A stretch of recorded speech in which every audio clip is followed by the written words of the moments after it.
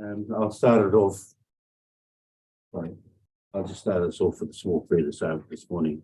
Let us pray. Kei moko ia mātou I wa e tōtou ia mātou mahi katoa. Ko koe no e whakakahi ia mātou. Ke whai kore ai ko ia mātou mahi katoa. He me tīmata, he me mahi. He me whakaoti roto I a koe. Ke whiwhi ai koe tō roto ni te mea te whai tēne e koe. Ui koe tēne tō mātou ariki. Amen. And welcome to another week.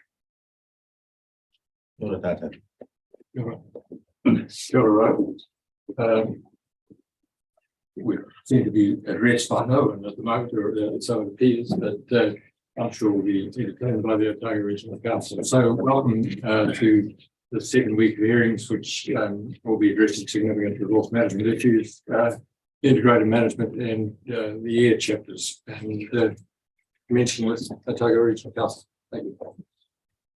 Yes, good morning. We will call our 42A report author, Jackie Todd. Yeah, press that. Tēnā koutou, ko Jackie toku inua. So I'm just going to read through a short opening statement. Do you have a copy of that? Or I can hand that out now.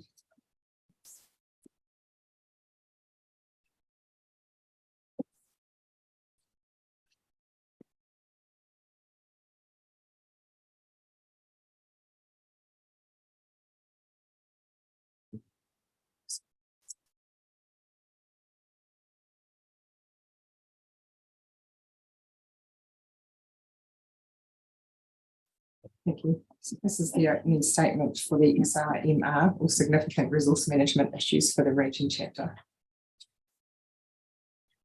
This statement provides an update of my understanding of the key issues in contention for the SRMR chapter of the proposed Otago Regional Policy Statement 2021. So that's over here, my section 42A report and supplementary evidence on this topic. I've not discussed an issue considered in my, sorry, shall I wait?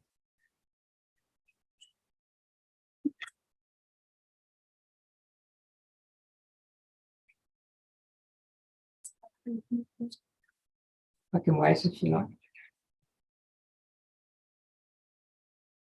We've got a couple of commissioners who are reliant on Wi-Fi. Like crowing about the fact that I use a pen and paper and I'm outdated.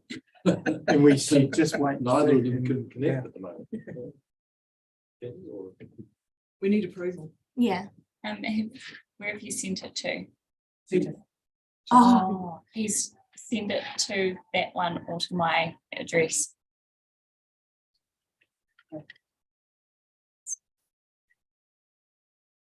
You need a few minutes.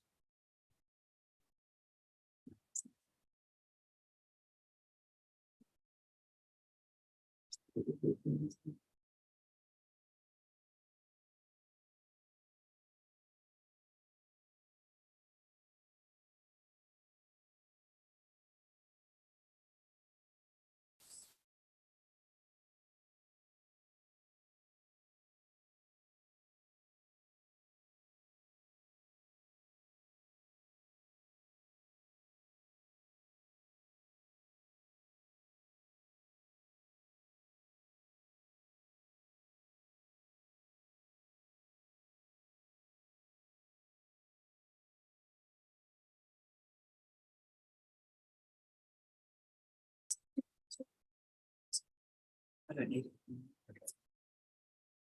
Carry on. Okay, thank you. If I have not discussed an issue considered in my section 42A, I consider that either the issues have been resolved or the remaining issues are not significant. So on to the outstanding issues. The outstanding issues with the SRMR chapter are closely linked to submissions on the wider policy framework and other chapters of the proposed Otago Regional Policy Statement. In my view, there are some key themes in relation to the outstanding issues for the SRMR chapter. Firstly, submitters seek recognition of the need to recognise and provide for key regional industries and sector groups in Otago and the benefits they provide to the health and wellbeing of the community. Secondly, recognition that providing for the health and well-being of the community relies on the ability to use and develop natural and physical resources of the region. And concern that the proposed policy statement has overlooked the use, development, and protection of physical resources in favour of protection of natural resources. Thirdly, they seek recognition of the role that some industries and sector groups would have in emissions reduction as a response to climate change. To address these issues, submitters seek amendments to the 11 significant resource management issues proposed in the SRMR chapter, as well as the addition of new issue statements. In my section 42A report and supplementary evidence, I recommended amendments to the 11 significant resource management issues proposed. I did not recommend any new issue statements. While many of the recommended amendments are supported, the issues raised in original submissions still stand in relation to the key themes summarised above, particularly in relation to the new issue statements to address these matters. So on to the amendments to existing issues that are being sought. Fonterra seeks changes to the wider policy approach of the proposed Otago Regional Policy Statement to provide for regionally significant industry. It is seeking a suite of changes to the Regional Policy Statement, including amendments to SRMR I4 to address reverse sensitivity effects on rural industry, and amendments to SRMR I10 to address the impact of restricted resource use on activities and sectors that rely on natural resources. OceanaGold also seeks changes to SRMR I10 to recognise and provide for uses of existing natural and physical resources, such as the Macraes mining operation. Horticulture New Zealand is no longer seeking a new issue statement in relation to food production. Instead, it is seeking amendments to SRMR I2 and I11 to better recognise the role of food production in promoting human health and well-being and its role in transitioning to a low emissions economy.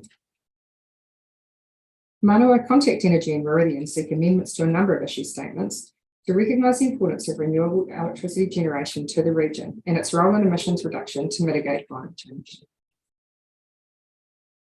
Similarly, Transpower seek amendments to the introduction to the SRMR chapter to recognise and provide for the national grid.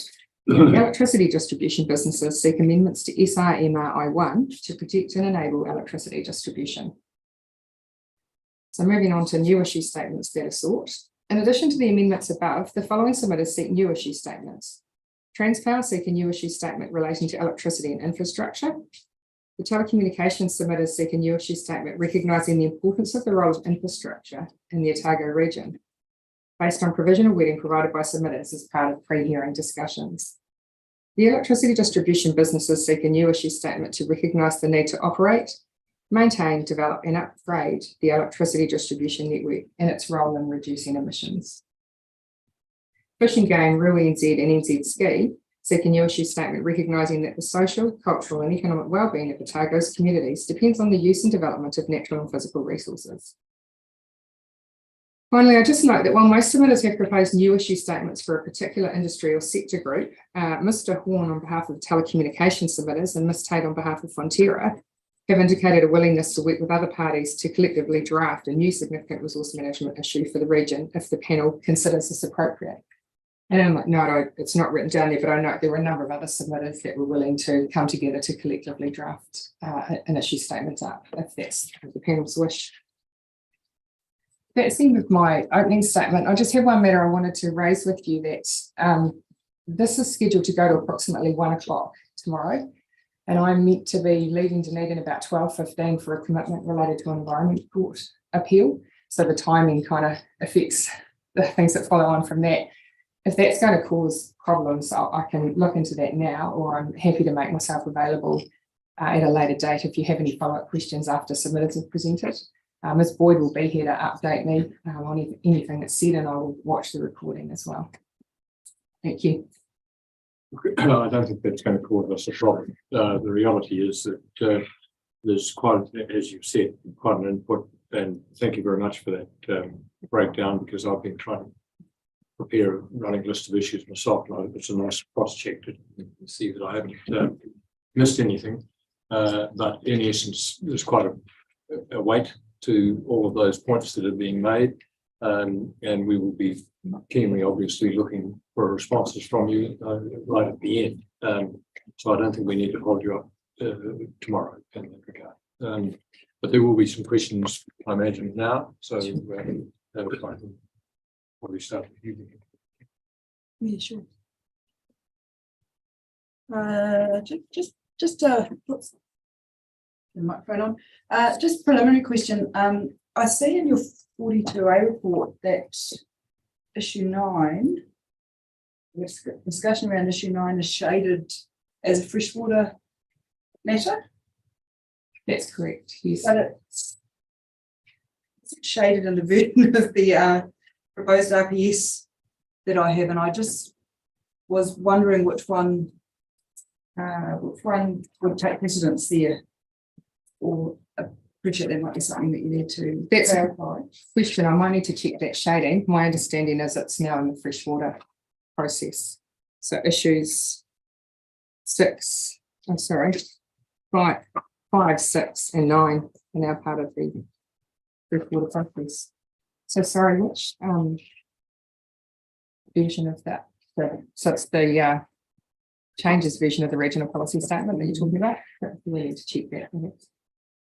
Yes, I would keep that on the break. I'd say it's just an omission or error on the author's touch.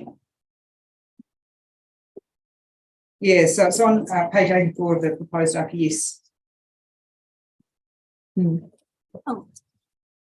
Sorry, can you? Sorry, your section 42 articles. Sorry. Yeah, and 103 of the RPS.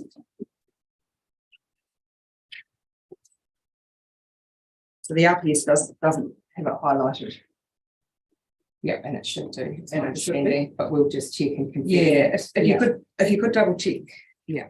That would be great. So we are aware. Yeah, I'm certain it is part of the freshwater process, but we'll check it and confirm.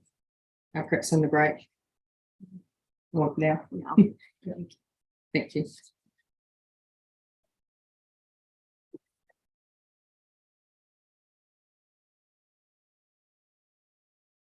Now,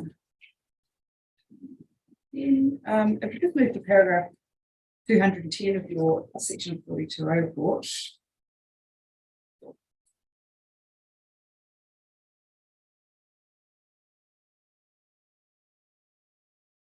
And this is just around your proposed wording here. I see in relation to Federated Farmers submission, you've suggested adding in water. I was wondering how that related in with the reference to Otago's landscape. I mean, my understanding of landscape is that it involves both the terrestrial and the water elements. If we're including water in there, should be other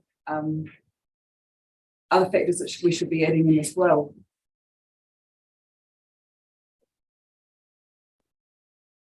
You're right, water is part of the landscape, but I think submitters felt it didn't necessarily capture, I guess, the importance of water and the things it supports sort of on its own and not necessarily as part of the landscape, which is why I've recommended that be added in.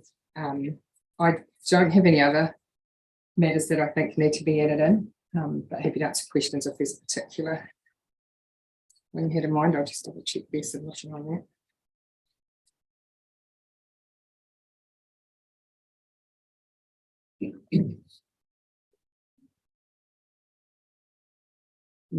Okay.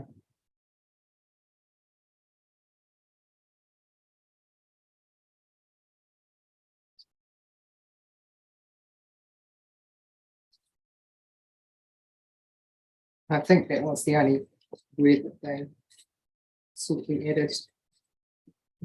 Yeah. That's all good. Yeah, sorry, I found it. It was. Now, just moving to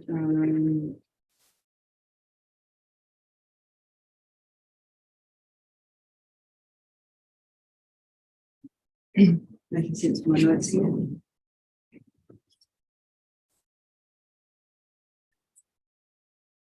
If we move to page 91 of the RPS, under the economic. I'm sorry, which issue are you in?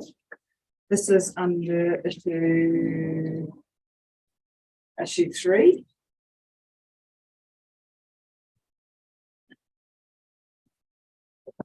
And there's a reference there in the economic section that's been added in response to Federated Farmers again around human health problems caused by pests can have a related economic cost. And I suppose I'm wondering if you can sort of explain what's meant by that, whether that would need any further clarification. Because I suppose when I suppose in this age of COVID, we think human health problems caused by pests, and we think more sort of human diseases and the like. But I assume that this is referring to more mental health issues and the sort of secondary issues that are caused by pest impacts on farming operations. I was just unclear of what was being meant by that. Yes. I took it to mean, and I'd have to check, I can see it in my section 42A report, which is paragraph 204, where I discussed that. I took it to mean the overall cost of all impacts on human health, so mental as well as other health impacts. That was my intention when I recommended that it be added in.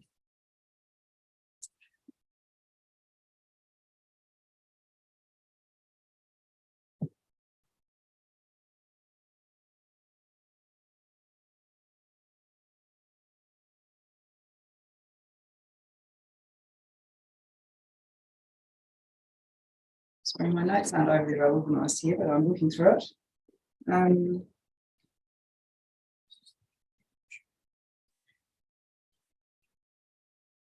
Issue 11. Looking through issue 9, assuming it might be freshwater. I think we might have an update on that. Yes, Felicity must have zoomed in. She's already emailed and confirmed that yes, that's an error. It's been corrected and that website updated. Fantastic. Sorry about Thank that. you. That's okay.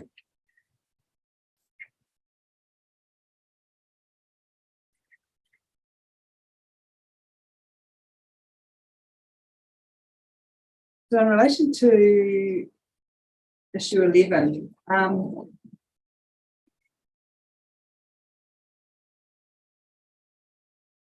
just wanted to explore what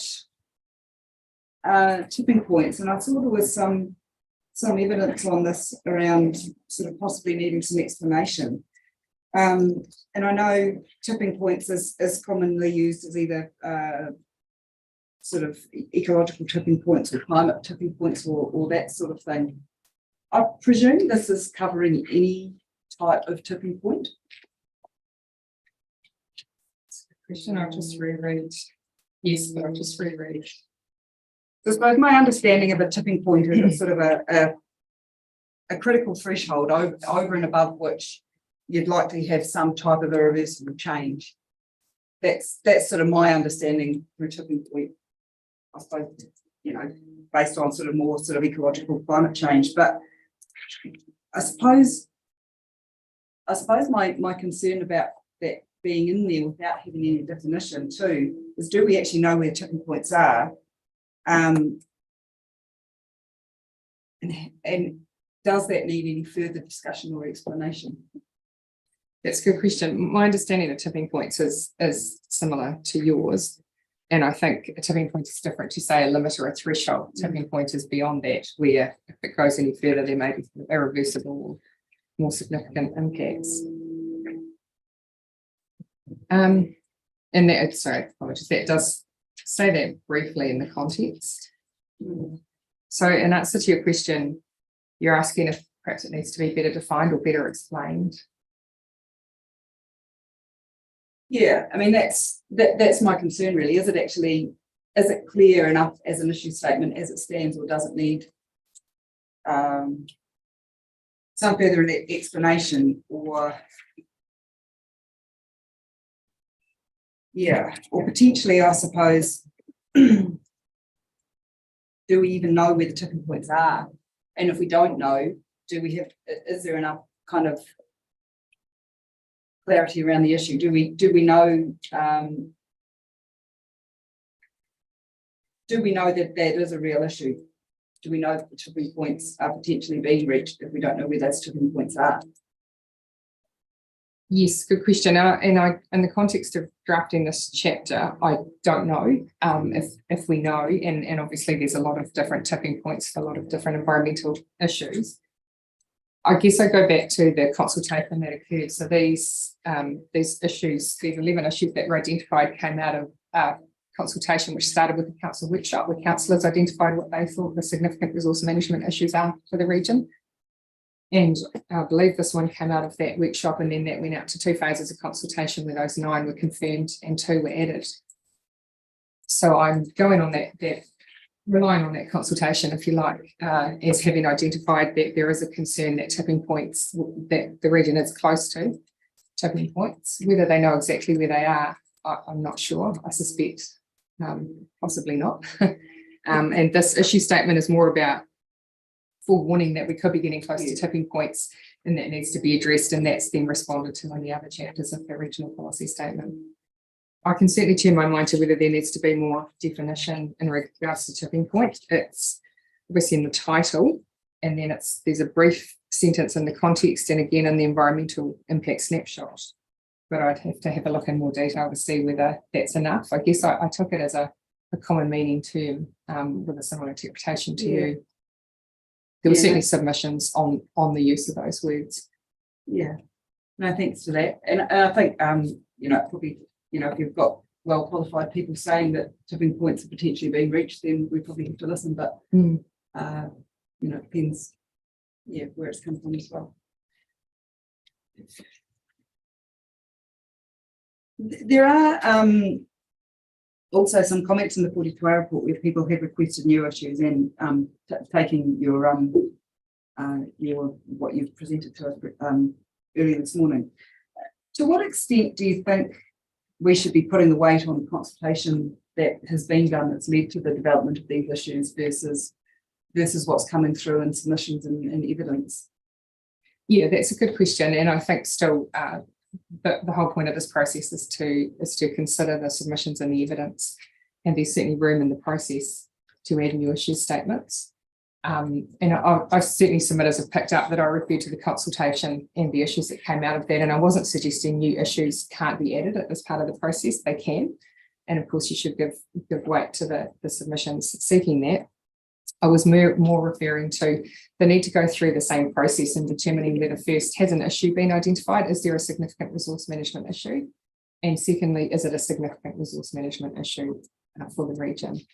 So sure if that answers your question to weighting, but it's not that more weight should be put on the consultation process. It's just understanding the history and how the 11 came about, and making sure that it's the same thought process, if you like, for adding any further significant resource management issues to this chapter.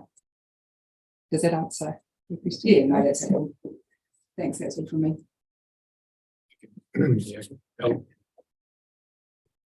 Thank you. Bianca's largely touched on the issues that I was going to raise with you as well, especially around the tipping point in the consultation process.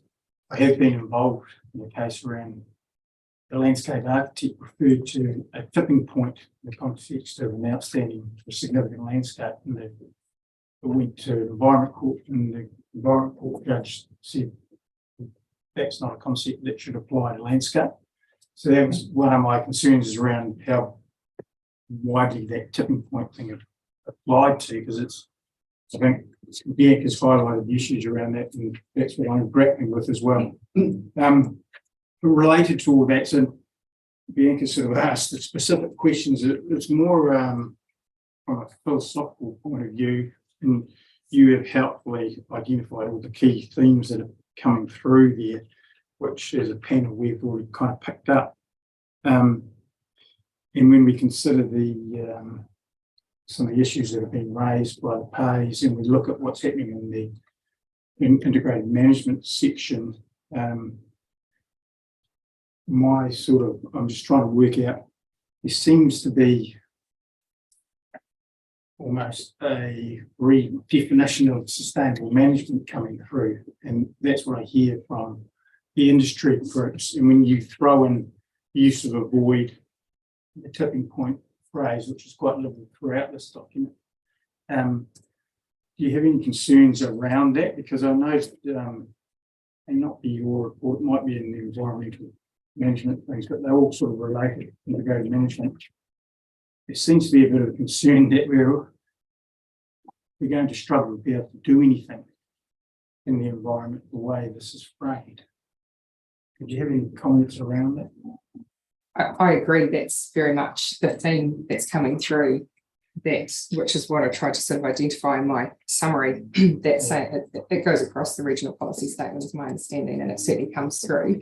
And I think that probably the biggest outstanding issue with this chapter is, should a new issue statement be added, which I think pretty much is the issue that you've just raised, that issue of being able to use and rely on natural and physical resources whilst still protecting natural resources. In the context yeah. of section 5 is Correct. which is no hierarchy there. It's about, it's an enabling document, and provided you deal with these three things. I think there has been some comment in the submissions, and I think actually maybe Ms. Hunter raised it. Seems to be an eye to what may be coming from the government in terms of changes to the RMA, but we're really not at that point. We have to focus on what the definition of sustainable management is. So it's really not a question. It's just trying to get my head around the philosophy of the document, because all these things are connected. I think how we deal with these will probably drop out further on in the process when we consider the specific chapters, but that's just one thing that I'm grappling with. And I just wondered if you had any. You have made some recommendations around that. But. Yeah, yes, and it's the thing I've grappled with the most, and I have looked at the purpose of the Act, and I agree. The sustainable management of natural and physical resources, I think, is there, and I think, like you say, they're all interconnected, which is why I'm very keen to hear submissions on other chapters as well as my chapter in this hearing for that very reason. And I think it comes down to perhaps more an overall philosophy with this regional policy statement and what you decide to do across the whole regional policy statement. It's a difficult decision as to whether another issue or issues need to be added, but I think that the crux of it is it would be about that issue of and certainly the submitters on this chapter have raised that same concern. Yes, it's an issue around balance, really, isn't it? Yes, very much so. Yeah. The specific questions I have, probably Bianca has stressed, but will come up more in relation to the actual main chapters, I think. So we'll just leave it at that. I think probably the bigger picture issues have been identified in the exchanges that have been occurring, because the message really that I've received from reading the evidence has been that there's a real concern about the ability to even reconsent, or certainly reconsent existing major activities of significance to this region. And when you have that body of evidence, that in itself seems to me to give rise to an issue. That reconsenting, or the ability to reconsent and carry on major activities of major significance to the economy, has plainly led to a major amount of evidence coming to this panel. Would you accept that in a general proposition might be indicative of a need for a new issue? Yes, I would. And I think the evidence has been very helpful in articulating what the issue is. In my mind, I think that's been reasonably well clarified by a number of submitters. And now it's, I think the question in my mind is it a significant resource management issue? And it's a difficult one, and I'm very much on the fence. I wouldn't say definitely no, and I wouldn't say definitely yes, but I think it's certainly there. And as you say, there's a large body of evidence in here on that, which in itself suggests that it's certainly an issue for a wide range of parties, including things that are clearly very significant for the region, such as electricity generation and distribution, telecommunications, as well as some industries. Yeah, look, I think the other discussions that have occurred really also have covered the points that I wanted to cover with you at a preliminary stage, with just one exception, and it's a recommended amendment that you made at paragraph 8, page 8 of your report. And so this is a recommendation starting at paragraph 419, which I assume I'd inserted to SRMR 17 and or I7, sorry, I'm not quite sure. It'll be I7, I think. It is, yes. Yeah, and it's little Roman 3. So you come up and little Roman 4. You've come up with suggested amendments that include inland Otago degraded native fish communities due to anthropogenic alteration of waterways such as damming, abstraction, bed manipulation, draining wetlands, the discharge of contaminants, and all of those to me just sound warnings that and I'm not being critical of you for a moment. It's this frustration and the difficulty of how on earth you integrate these responses, and you've endeavoured to do so, but I'm just raising probably as much for yourself as for the legal advisors for the council. Does that recommendation stray into the freshwater aspect? And similarly, further down on Little Roman 4, the introduction of invasive species and fishing. Again, that's less clear, but again, does that stray into the freshwater area? So I'm not expecting an answer from you right on the spot, but could yourself and your council consider that and come back to whether we can properly look at those as suggested amendments or whether they're something that needs to be deferred to the freshwater process. Certainly, thank you. We will consider that. Right, and thank you very much for your, as I said, for your opening statement and the way you've analysed that. That's very helpful for me in terms of the issues we need to identify. Thank you.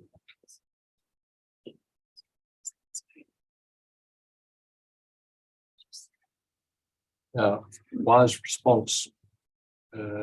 Anybody like to finish in here? Thank you. Come forward.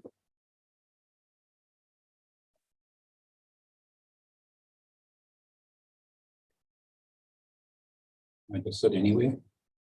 Wherever you like.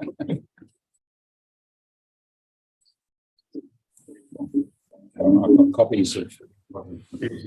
Thank you.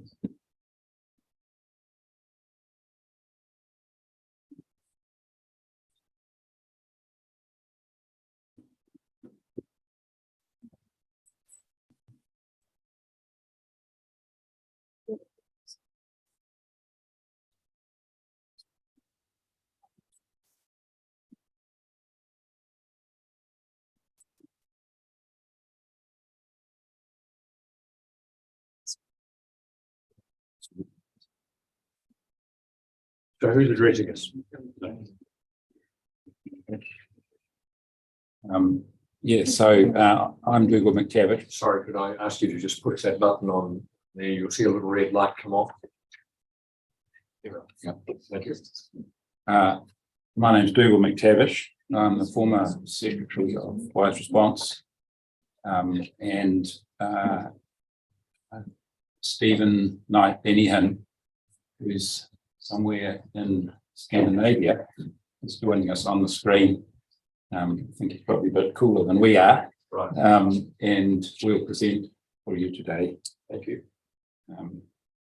So first, Wise Response Society.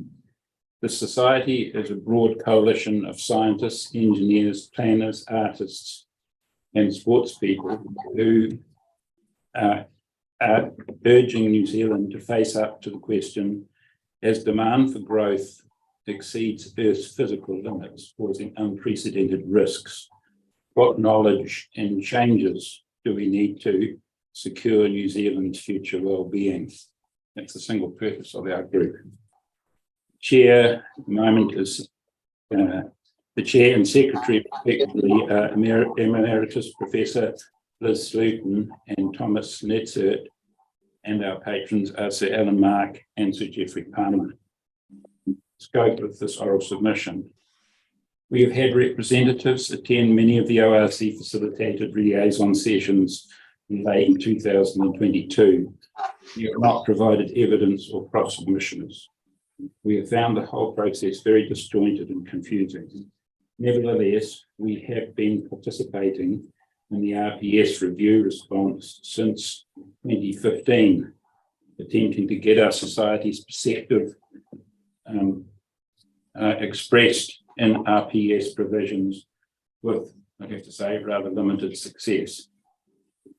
In our submission, we have asked for some rather fundamental changes to the RPS that have not been picked up sufficiently in the revised version. Therefore, we feel the most useful contribution we can make today is to reinforce two main themes in our original submission, and which are core concerns for our society. They are one, a biophysical limits perspective, and two, a nature positive perspective. Those themes are inherent throughout our submission, and so will be relevant to any further appearances. I will cover the first and Stephen will cover the second. And in case there's assistance to the panel, we have updated our position on specific provisions in Appendix B. Those are in line with the perspective requested in our options. So first, a physical limits perspective, which is the basis for our society concerns. Example charts in Appendix A illustrate clearly global trends which indicate both the need for deep change at all scales and their urgency. Because they act at global scale, they demand our attention at every level, including regional New Zealand. And I'd ask you just to have a quick look at those graphs. So the first example, looking in Appendix A, is the original limits to growth study revisited. It forecasts the impact of encountering limits on growth, which subsequent readers and researchers agree with. You can see we're roughly at the timing where things are predicted or forecast to change. Example 2 shows our current state of global overshoot. It began, you can see from scale, it began in about 1970, and with business as usual, expected to reach 2 planets equivalent worth by around 2030. So we're in massive overshoot. Example 3 shows we are out of time and out of emissions budget to achieve the 1.75 degree recommendation from the IPCC. So based on IPCC information, that chart. Example 4 is a global map of potential tipping cascades. Once crossed, positive climate feedback start to take effect. Example 5 shows that most climate mitigation must come from reducing fossil fuel dependence, not enhance natural carbon sinks, although valuable as they are. You can see as time goes on, the proportion of fossil fuel reduction increases. Example 6 shows we are approaching fossil fuel supply constraints at a global level. And again, that kind of corresponds with the first graph. So those are just some examples of what our society concerns itself about. So going back to paragraph 7, because these trends act at a global scale and are constantly evolving, local level planning risks are inappropriate. Local level planning risks being inappropriate, out of step, and even counterproductive. In other words, policy is only sustainable if it is so at all scales. The obvious example of this is climate change. Because of the direct relationship between fossil fuel use and emissions, responding effectively to climate change can contribute to mitigation of many of these other material and pollution risks. According to the Intergovernmental Panel on Climate Change, there is a need to halve global emissions by 2030 and more or less achieving zero emissions by the same date for energy intensive countries like New Zealand. Key to this is reducing energy dependence, particularly on fossil energy. and directing it to activities and forms of production that are going to be useful and relevant in a more resource-constrained world. We are heartened that the recent IPCC and Intergovernmental Science Policy Platform on Biodiversity and Ecosystem Services supports this strategy. Sufficient and timely action. As Johan Rockström, Director of the Potsdam Institute for Climate Impact Research, puts it, the moment that the Earth system flips over from being self-cooling, which it still is, to self-warming, that is the moment we lose control. Given these points, an RPS must be framed within these energy and atmospheric limits. The needed step change in how we live is subject to considerable inertia. We feel the right place to overcome this inertia, explain the cost of inaction, and establish the right levels of aspiration and direction for Otago through the RPS. And that is what our submission intends to facilitate. And I'll hand over to Stephen now, please. Thanks very much, Dougal. Hello from Sweden. I'm just going to talk now about the nature positive perspective. For this part of the submission, we're focusing on the concept of net ecological gain and biophysical capacity, which is referenced in our original submission. To have a healthy and flourishing environment, as alluded to in the vision of the proposed RPS, it's necessary to identify ways to live both within the biophysical limits, as well as increasing those limits, or the better way to put it, increasing the biophysical capacity of the region. This includes compensating for cumulative losses, terrestrial and aquatic habitat. To clarify the original submission, to realise net ecological gain and increasing biophysical capacity, all policies and plans must provide mechanisms to ensure development links to overall or net improvements in ecological functioning across priority environmental domains. While environmental limits and targets can contribute to this process, these only establish what is required at minimum. There's a need to clearly link all development with the need to enhance and restore ecosystems. Therefore, while the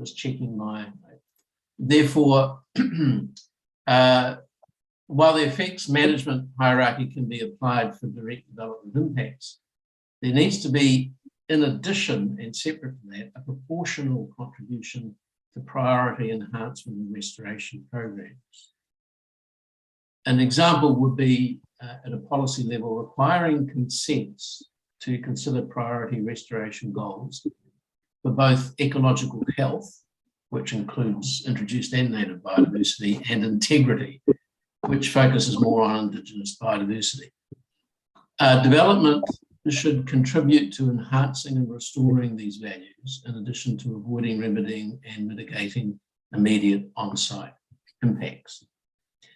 We note since our submission the tabling of the Natural and Built Environment Bill and Spatial Planning Bill in Parliament. The Natural Built Environment Bill refers to management units, which are effectively bioregions. Bioregions contain several nested ecosystems. They have characterized by landform, vegetation cover, human culture and history, communities, governments, and scientific analysis. And we recommend using this concept in the context of operating within biophysical limits, increasing biophysical capacity. Finally, we also note that since our submission, the Kunming-Montreal Global Biodiversity Framework has been agreed to. This incorporates elements of the nature positive movements and commits signatories to the UN Convention on Biological Diversity to halting and reducing continuing net global biodiversity loss. The nature positive movement calls for biodiversity loss not just to be halted but reversed, and biodiversity to be increased from essentially from now or from 2030 at the latest. Realising these goals requires enhancement and restoration at a regional level. Thanks. I'll hand back to Doodle now. Thank you. Thank you. So we just have listed there, we look for common themes in our submissions, and we've listed there. Would you like me to read those? Yes, you We feel they're important, and I guess we asked ourselves, does the RPS do the following? Does it clearly signal current risk levels and that incremental change is no longer sufficient, especially given growing probability of exceeding tipping points? Have policy wordings, or are there policy wordings that is unequivocal to facilitate measurement and reinforcement? Measurement, reinforcement, e.g. emissions budgets, it's one of the strong recommendations we made. Does it enable all activities to remain in step with evolving national goals and international emissions agreements? Does it allow for non-compliance to be prohibited and highly unlikely? Does it ensure all biophysical limits, including those imposed by climate change, shape development? Does it deliver progressive environmental and ecosystem gain across all domains and activities? Does it ensure adjudicating authorities as well as developers can be held accountable for outcome delivery? And does it adopt a precautionary timeframe and milestones that are set for key outcomes and will be monitored and reinforced and actions plans required? So those are just the essential points we came through. As I say, in Appendix B, we have summarised our current position, but we're planning to go through those in detail, but they're there for you if you wish. Thank you, Mr. Garrich and Dr. Knight. Thank you. Yeah, no, thank you very much. I suppose at a reasonably high level, given there's a lot happening at a national level, international level, how important do you think this document is, this RPS is in reducing emissions? And I suppose on the back of that, how far do you think we can go with this document? You want to have a go at that, Stephen, or will I have a go? Well, either way. Okay. Well, I can make a general observation. From my understanding, or from my experience, is that a lot of the grunt work has to happen at a regional level. And while there's a lot going on nationally and globally, the clear message coming through is that land use coupled with identifying emissions has to be done at a local level. Regional planning and the idea of working within the local capacity of a system isn't as directly relevant to emissions because of the obvious issue that emissions are a global problem. But the way that they are tackled has to be done locally. And there's only so much you can do at a national or global level. So I'd say that a regional plan is critical in terms of ensuring that, for example, development makes it very clear. Any development at scale has to clearly identify what the emission implications are, and that includes land use, infrastructure development. For example, the Australians at the moment are considering a legislative update, which would require large-scale development to do exactly that, and that has to be done at a local level through regional planning. I could just add to that we feel that the plan needs to make sure that it's in line with the goals for the future of with respect to climate change, and that it can be adjusted as that goal is adjusted, because there's already a strong body of information that suggests 2050 is too late. So there needs to be that flexibility, but there needs to be that capping, make sure all policies drive us within that remaining wedge. We have also, as a group, spent a lot of time trying to change things at a national level and input to national policy. And that's really difficult. The higher up the system, the harder it gets, as you probably know, especially with these fundamental types of questions, which have this inertia because of existing investments.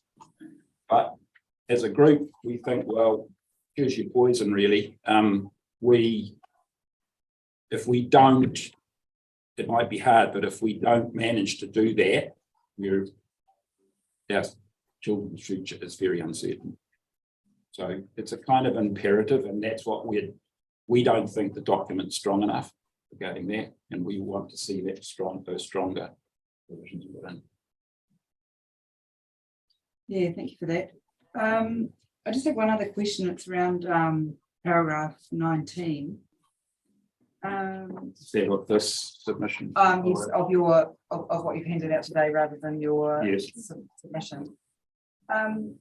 You state here that requiring consents at a policy level to consider priority restoration goals for both ecological health and integrity.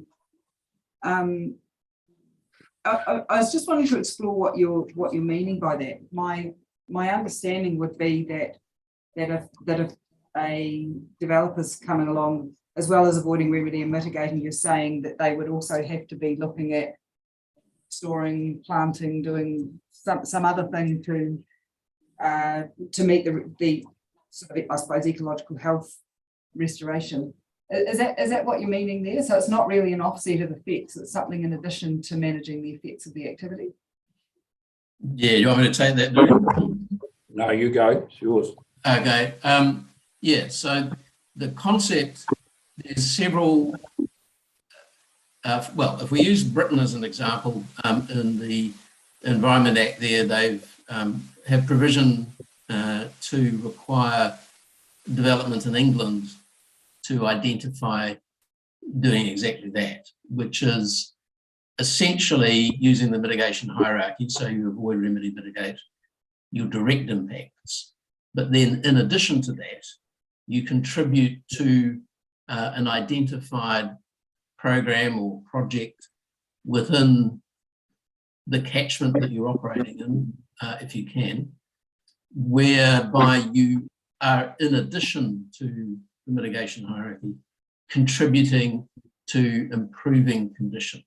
That can be things like pest management, planting, controlling waterways, that sort of thing. And the idea, or well, the requirement in the legislation is that you demonstrate a measurable improvement, in this case to biodiversity values, but you can widen that to include a broader idea of ecological integrity. So I'm using the terms health and integrity in a specific way, in that ecological health really relates to any system that is demonstrating that the ecosystem services essentially are being provided, and not only that, are getting better. So you're getting improvement in water quality, soil, and so on. And so it can include quite specifically agriculture, peri-urban, urban, and so on. And then the integrity side relates more to contributing to identified improvements in Indigenous biodiversity. So yeah, so to come back to your original question, that's exactly what it is. It would set up essentially a developer contribution that is specific to improving ecological outcomes in a given area, which is why I use the term bioregion, because that also has a history, a lineage, which can be applied in a fairly measurable way at a regional level. Does that answer your question? Yeah, no, that does. No, thank you very much for that. I'll just add to that, linking it back to the limit perspective, that in a limitless world, no more than minor kind of works. But as soon as you have a bounded system, the quality, and that's what Stephen's talking about, of our environment becomes increasingly important. Yeah, just to follow up on that, just to emphasize it, is that because we are in an area at the moment, or a world at the moment where there's a net decline in ecological and biodiversity values, if you simply do no harm, which is essentially the avoid, remedy, mitigate approach, then you're not going to halt or reverse the current trend. You'll still get a decline, you just might get it more slowly. So what's clearly identified, for example, from the Montreal framework, biodiversity framework, is that that's no longer acceptable. And that's why we've emphasised that needs to be done at a regional level. And you're obviously reasonably comfortable that we have the, I suppose, the mandate to do that we're not limited by the. Yeah, that's put it this way, there's nothing, well, if you take, say, the National Policy Statement for Freshwater Management, you have the ability to go well beyond what is the minimum. Okay, so you've got essentially bottom lines, but you can go beyond that. Regional councils do have that mandate, and it applies. And if you look at something like the NPS, essentially that's a land management tool, because in order to achieve a lot of your water quality guidelines, you've got to change land use. Now, that's where it becomes a debate. That's where the debate starts. So you've got a mandate. The question is, how do you realise that mandate? And of course, you need to do that in the democratic process and bring people along with you. But I don't have any, certainly my analysis of the RMA and the NPS and the upcoming, admittedly, it's going to take a decade for it to come in, but the replacement of the RMA certainly provides quite explicitly to go beyond any kind of bottom line and to improve the quality of the local environment. That's definitely in there. The question is, to me, the main issue is going to be resourcing. In other words, it's all very well saying you need to contribute to improving biodiversity values, but you've got to measure the values, you've got to monitor them, and it can take 30 years for these things to be realised. So the big challenge is resourcing and essentially allowing development now for the promise of improvement in the future. That's probably the biggest challenge. Thank you very much for that.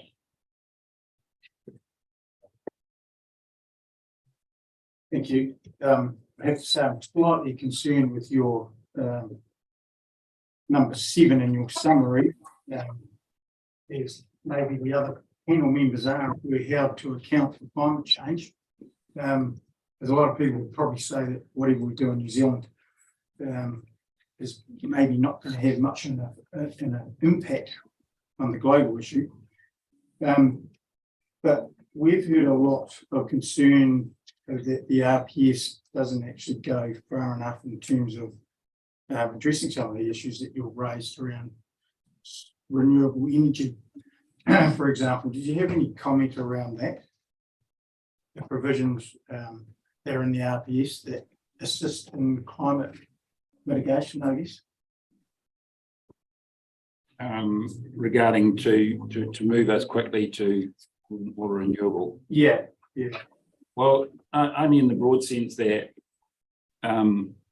clearly doing that from that, what is it, graph? The one that shows the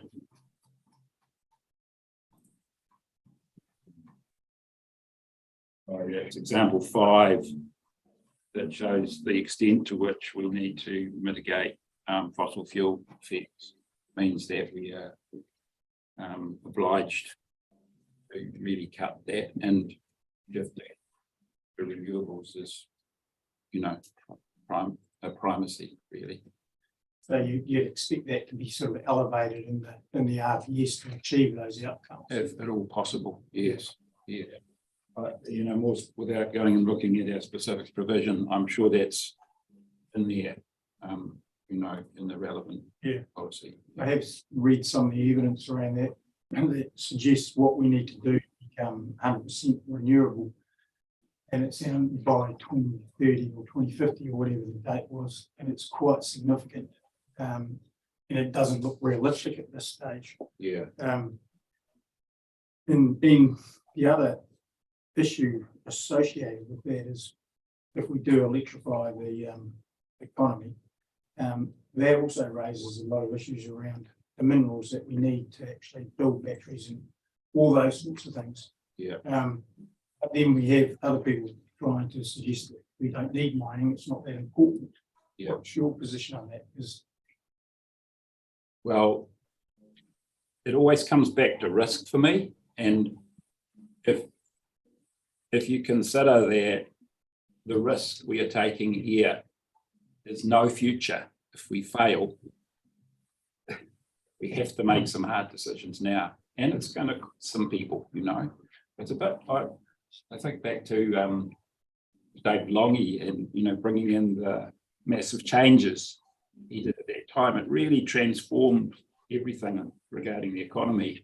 And stronger, I mean, we can do it, but that's the kind of level of change that we need, a restructuring, you know, and bringing in those sorts of things and cutting back that we have to, because, you know, we're basically, well, humanity's fighting for survival. But the other point is that, as you said, you know, you've had different perspectives on this, that locally you can say, well, we could do a wonderful job here and no one else follows, and we're kind of the suckers, you know.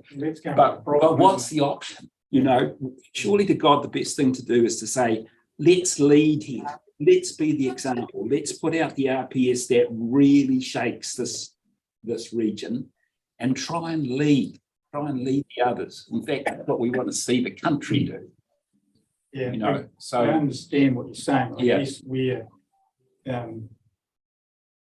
what I'm grappling with is doing these things don't come with no effects. oh, absolutely. We need further hydro, we need mines to build electric cars, etc. They all have an impact. Yeah. So how we address that, because you get the sense there's a lot of, some people would say that the RPS is going down the track that you would recommend. We have other people saying it's gone too far in that respect. Yeah. So it is a balance, isn't it? No, I don't think it's a balance. It's a matter of the goal and making sure that you plan to meet the goal and make sure your goal stays relevant. So Stephen might have something to add. Yeah, I guess so. That's where Stephen was talking about in terms of that, in relation to Bianca's question, that getting down the track of pretty much a net gain when someone does something. They may avoid remedy, but then they have to actually improve. Is that sort of? Yeah, it does relate to the idea of emissions. So, and the difficulty here is that unlike managing local biophysical impacts and increasing the capacity of the local system, you are both dealing with the impacts of emissions globally, but also you are engaging in a global economy, and that does create a lot of challenges, which is why, of course, countries tend to do emissions management at a national level. So on the one hand, when I said that the way to achieve gains has to be done regionally, the actual setting up of the framework that allows that to happen, it has to be done nationally and globally. So the question of, for example, the unwanted impact of mining in order to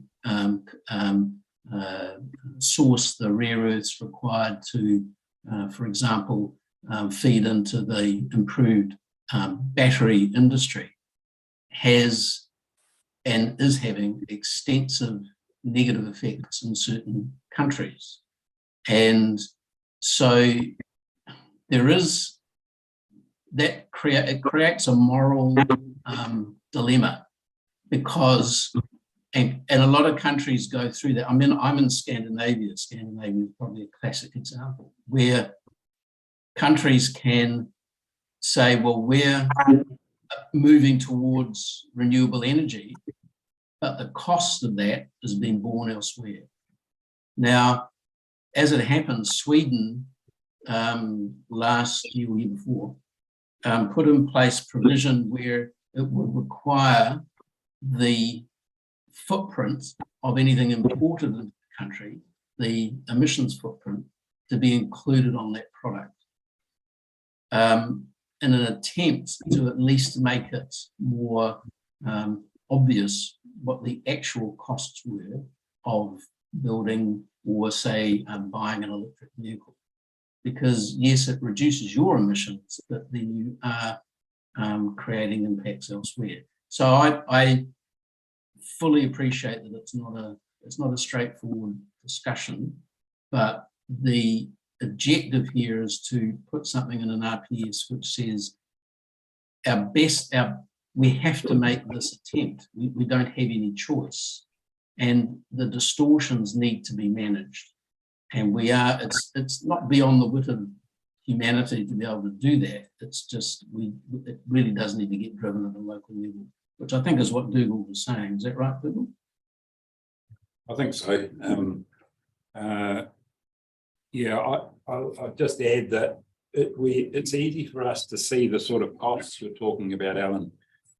But is it possible that we can, if we get on the front foot fast enough here, we can actually have an economy that's in transition and find investment in that transition? So we become experts, our farmers become fantastic at it, and they can gain from that, you know what I mean? If we're always behind the curve, we're never going to pick up any advantage. And so I'd like to see us become experts in transition as a region. Seeing your original submission, one of your recommendations to achieve that was in relation to, that was the integrated management method 4, where you recommended that businesses and households that actually had to register what their footprint is. Yes. I'm not so sure that we can do that in an RPS, but I have noticed in some of the evidence coming through, particularly I think it was beef and sheep,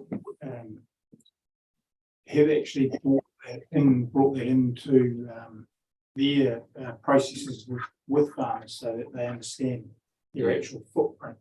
So are you recommending that should be wider? Yes, absolutely.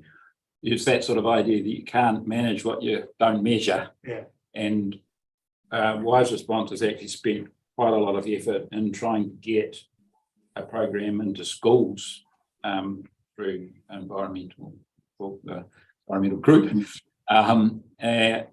with using a model that enables households to calculate their footprint, businesses.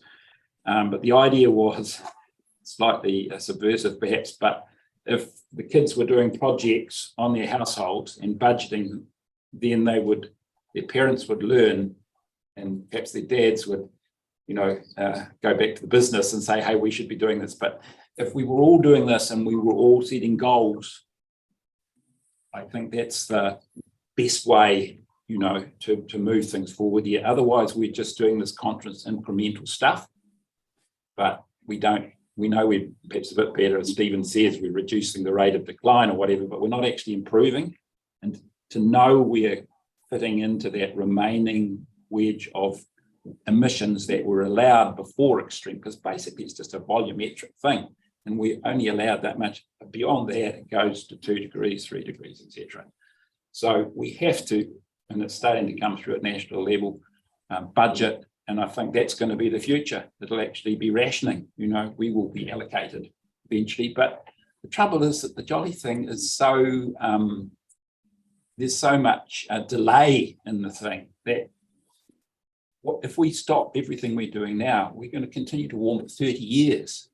you know, that's how much inertia there is, or, you know, delay there is. So we might wake up and suddenly think, oh, we've got to change, but it's too late. You can't do anything. The positive things have started going, and, you know, we're up 2 degrees and we've got Auckland's happening every other week, and, you know, it's a bit horrifying, really. And so that's the plea from our group. Please take this on board, you know, that we're really serious here. We're really fighting. Got some hard decisions. We can get those provisions in the plan. It would be fantastic. In the statement, and we'll drive the plans. Drive the plans. Okay, thank you. Yeah, can I take you to appendix B? Was in today's submission. Yeah, today's, yeah. And under objective 1, you referred to it not being aspirational or challenging enough. Okay, so let's just keep that in the back of your mind. I really want to go to objective 2, but it needs to be in the context of the first. Because you say here where you support the objective 2, Kiuta ki tai. And it's the only objective here where there isn't any other commentary made throughout the whole table. This is in the original submission. No, in your today's one you just given now. Yeah, Appendix B. Okay. So it's IM1, is it? We're looking at IMO1 or Yeah.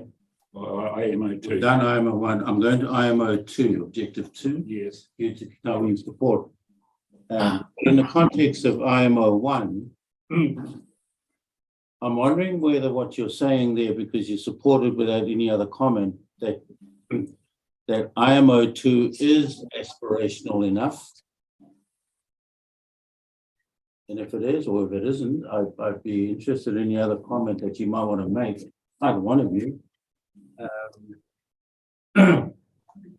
Because Kiuta ki tai has some fairly special attributes or connotations to it, apart from the words that are actually in the objective there.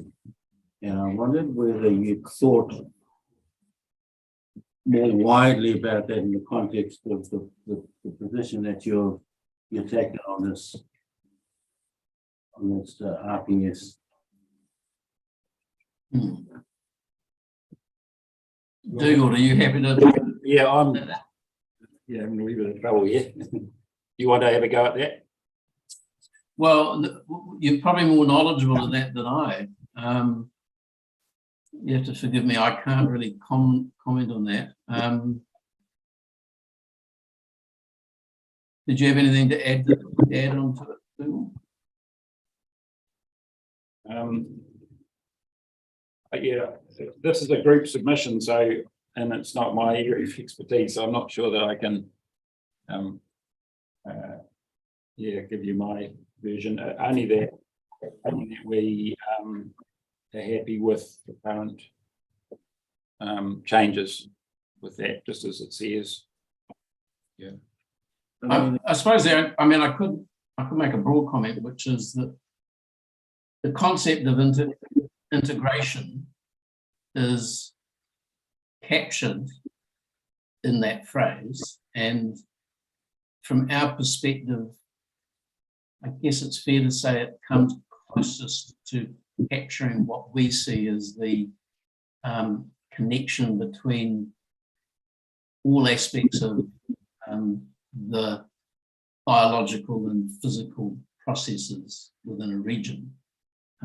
It probably captures it better than what terminology we tend to find in regional plans and in legislation, which I find it struggles to marry the idea that there are no boundaries, essentially, that everything is connected to everything else, and that when you look at energy and matter cycles, the idea of having a distinction between land and water and air becomes a little meaningless. So I guess from that perspective, you could say that it is the thing that we would support, and that we don't feel that there's a need to make further comment on it. does that help answer it? I'm not sure. Yes, it does, because it does pick up on what I thought I understood you to be saying earlier on about the interconnectedness between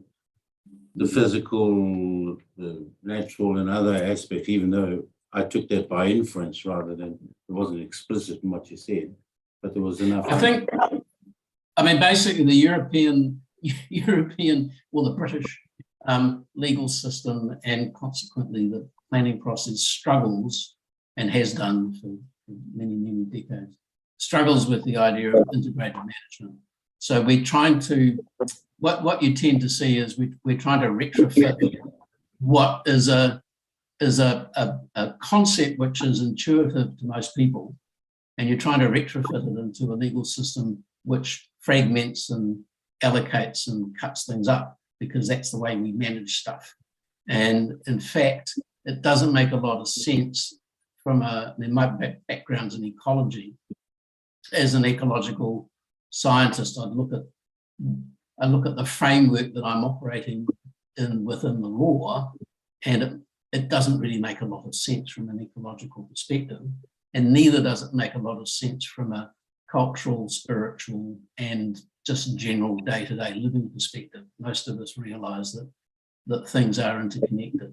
And I think that's probably why the term, from the mountains to the sea, as a little example, we still struggle with this idea. I'm currently in Sweden, but I have lived in Auckland. We struggle with the idea that the Hauraki Gulf is part of, 70% of Auckland is underwater.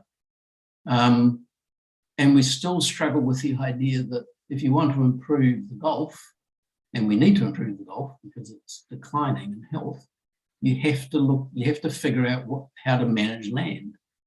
And we still can't do that because we don't have that fundamental concept in the way that we manage things. So I guess that's the shorthand, it's a long-winded way of saying yes, it fits entirely with the idea of integrated management.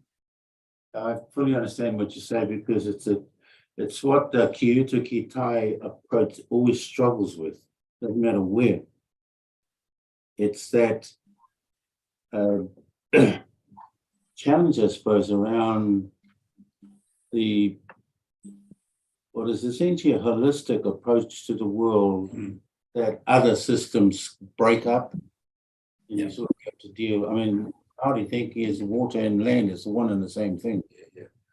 But when you have to deal with water separately from land, it becomes more challenging. And I really like the PPR, if I got the word right, the way you introduce, where you talk about, as Stephen says, mountains to the sea. And it's like, I am part of, and this is how I identify myself. And you reroute yourself every time you meet someone, and I think that's a sort of idea that would be really nice to, for us all to adopt. I think the real challenging thing, though, is making it a reality. Yeah. It's one thing to acknowledge it and to talk about it, but to make it a part of something like the RPS that we deal with here in a really truthful, meaningful way is a big challenge. Yeah. Because it's a huge challenge, as you were saying earlier on. It's a mindset change that people will struggle with. You already are. I hear it here already. In a sense, the fossil fuel has created that disconnection because we've lost the solar basis to our living. We've just become fossil fuel things, that are floating around, can do anything. But when that graph takes effect, we're going to have to look back to the solar system, which is your philosophy. Yes. Good. Thank you both very much. You're very conscious that we've probably run far too far. I'm sorry. And I'm hoping we can pick that up later in the day if other people can just bear that in mind, that we probably do need to pick up a bit of time as the day goes by. But having said that, it's an interesting and obviously very important international as well as national issue, as well as region. One of the hard practical realities that we face is that we have, in essence, the network operators and the generators saying, look, Wise Response and numerous others are coming to you and saying that we need to reduce emissions, and that's our major way of doing it in New Zealand, try and reduce emissions, and that requires renewable electrification, basically. And the network operators and generators are saying it's all very well, but we've got to actually try and put in place a system of generation, because geothermal's not going to do it. Hydro seems to have the door shut on it at the moment. You look at wind and solar, you've got massive impacts in areas like Otago in terms of landscape effects.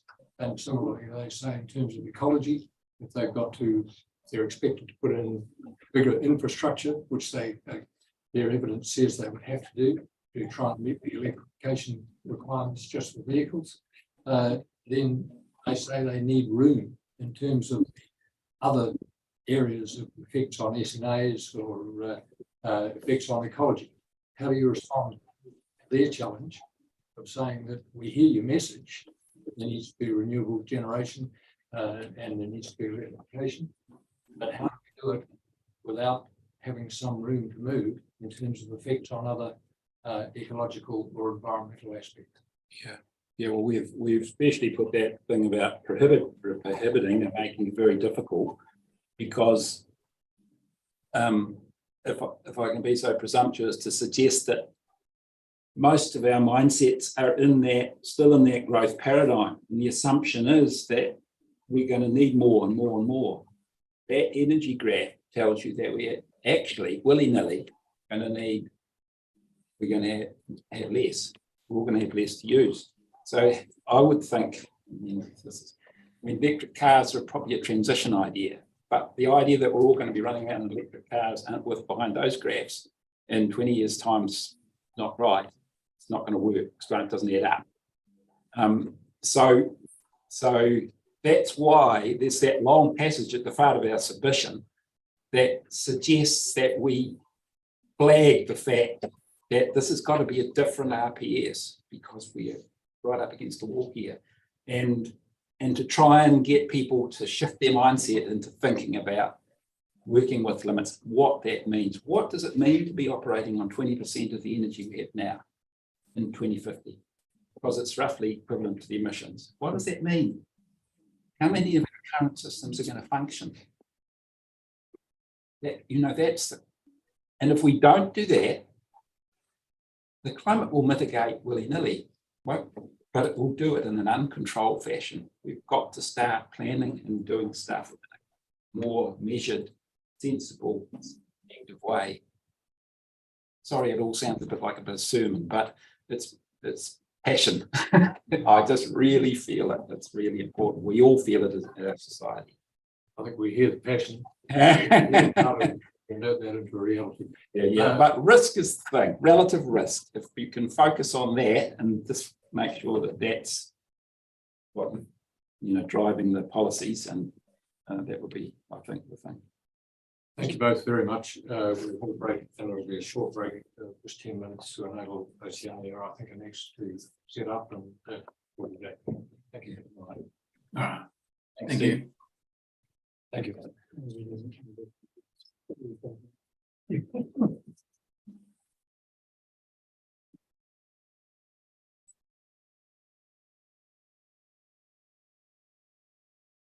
Oh, you got it.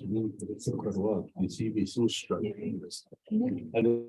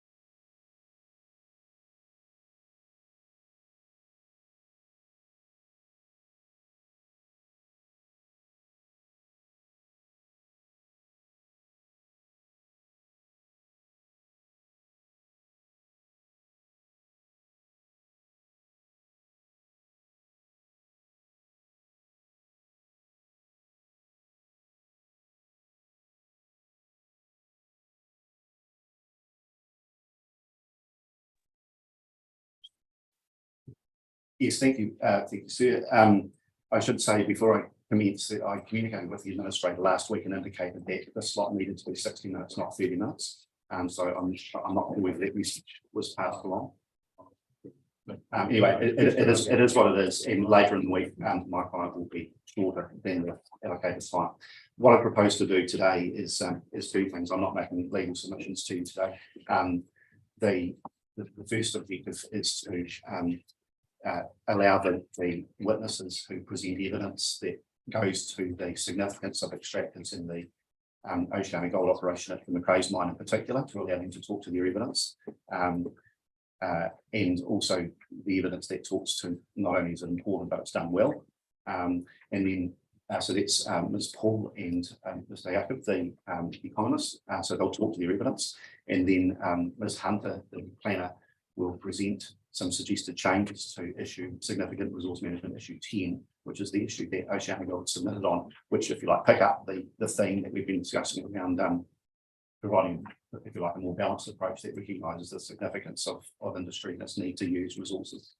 So if you're comfortable with that approach, what I propose to do is simply let the witnesses each take their turn to present to you. And I assume, sir, I don't need to formally introduce each witness for the record. No. Thank you. Thank you. I'm Alison Paul. So my role in the company OceanaGold is as its general manager for corporate and legal affairs. I'm a lawyer by trade, and I've been doing that for 30 years now.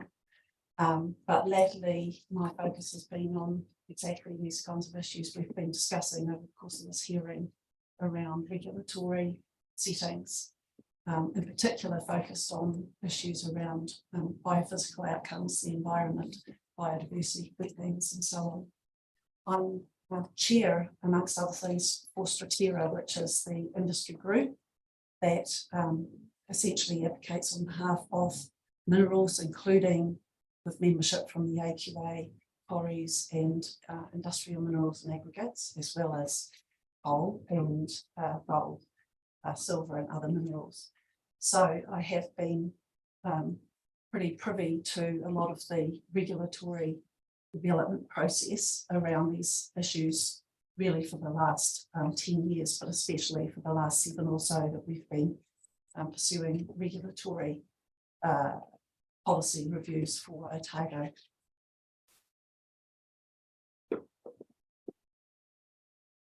We'll hear later, I think, some more from Shemabel about the economic importance of Macraes. I have worked for the company for 18 years. I've lived all of that time in Waikawaiti, downstream of the mine. I take water from a bore that is downstream of the mine. I live in Waikawaiti, a community that is heavily influenced by the mine up the road. And I can certainly say that it feels, from my perspective, like a large employer and like a large contributor to the local economy and a large contributor to well-being in the community, cultural, social and economic well-being. One of the things that I've become keenly aware about, and I'm going to talk a little bit about the journey we've had consenting our mines shortly, is that we're locationally constrained.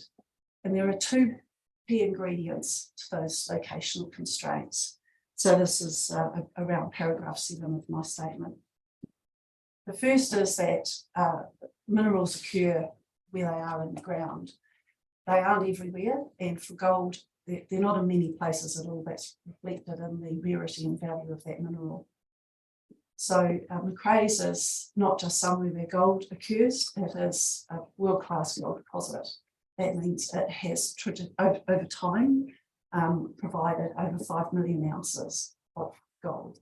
It also is a deposit of silver to a lesser degree and tungsten. The other ingredient to locational constraint, firstly, that you need to mine where the minerals are, but the second ingredient is the sheer scale of the land forms associated with mining. and in particular with open cast mining. So at Macrae's, it is about 75% open pit mining, about 25% underground. The underground itself is a very large development. It's operated since 2006 when it began development. It started producing gold in 2008. It is just finishing this year, and we will have 80 kilometres of roadway at that mine. So that is about the same length of roadway as you would find in Oamaru. And that has all been built underground, employing people who are trained at the mine. We have about 20% of our workforce who have a graduate degree, and the rest are really trained by us and are able to gain extremely good livelihoods. Our average wage is 110,000, but they're able to do that through a fairly non-conventional route, not through university degrees and such like. And I'm very proud of that. And I see that in my community and the opportunities that are there for people who want to come up to the mine and take those opportunities. So returning, those are the two ingredients of the locational constraint. We do big things, and at Macrae's, while we have this huge underground mine, we will never be just an underground mine at that site. It's set up in terms of the processing plant and all the configuration of the mine to be essentially a mix of open cut and underground. And the open cut over the years has been every bit as impressive as those 80 kilometres of underground roadway. And it is a big site, reflective of its importance for 30 years in the community. So when you are mining, where you have to be, and you are making big landforms, where you have to be, then your ability to avoid relatively small features in the landscape becomes limited. So you will see up there that there are big landforms that have unusual shapes, because they do, wherever possible, seek to avoid features in the landscape. In our latest mine, you will see a waste rock stack in a pit that deviate to avoid a historic area and to avoid a wetland, amongst other things. But there is a limit. And at some point, you need to recognise that within one of these footprints of these landforms, you will come across Indigenous biodiversity in the form of an SMA or a wetland, or potentially a historic artefact or site that simply cannot be avoided. So that's what we mean when we say we are locationally constrained. Moving on from that, I wanted to talk about in the first instance, about the evolution that we've gone through and the way that we deal with that issue. And in broad terms, you could say it is an approach that embodies an offsetting approach. So we've heard this morning about the need to start focusing on not doing anything further destructive to the environment, but starting to build the environment back. And that is reflected as well in things like the UN Convention on Biological Diversity, where it has been said that mining, which has a specific focus within that convention framework, needs to start focusing on applying the mitigation hierarchy. So avoid when you can avoid. You have to have those strangely shaped landforms, mitigate, remedy, but there's also offsetting in there. And that is the expectation internationally for mining. And that is certainly the expectation that we've sought to apply over the years. But the journey that I talk about starting in paragraph 8 is a journey that has been ongoing for over 10 years now. And what we were doing 10 years ago is not reflective of what we do today. And we wouldn't point to what we did 10 years ago and say it was best practice today. So when we see comments, Dr. Lloyd, amongst others, expressed disappointment about some of the work that's been done looking back. Yes, what we did in the past was not what you would recognise as being a well structured offset today. So starting at paragraph 8, Submission.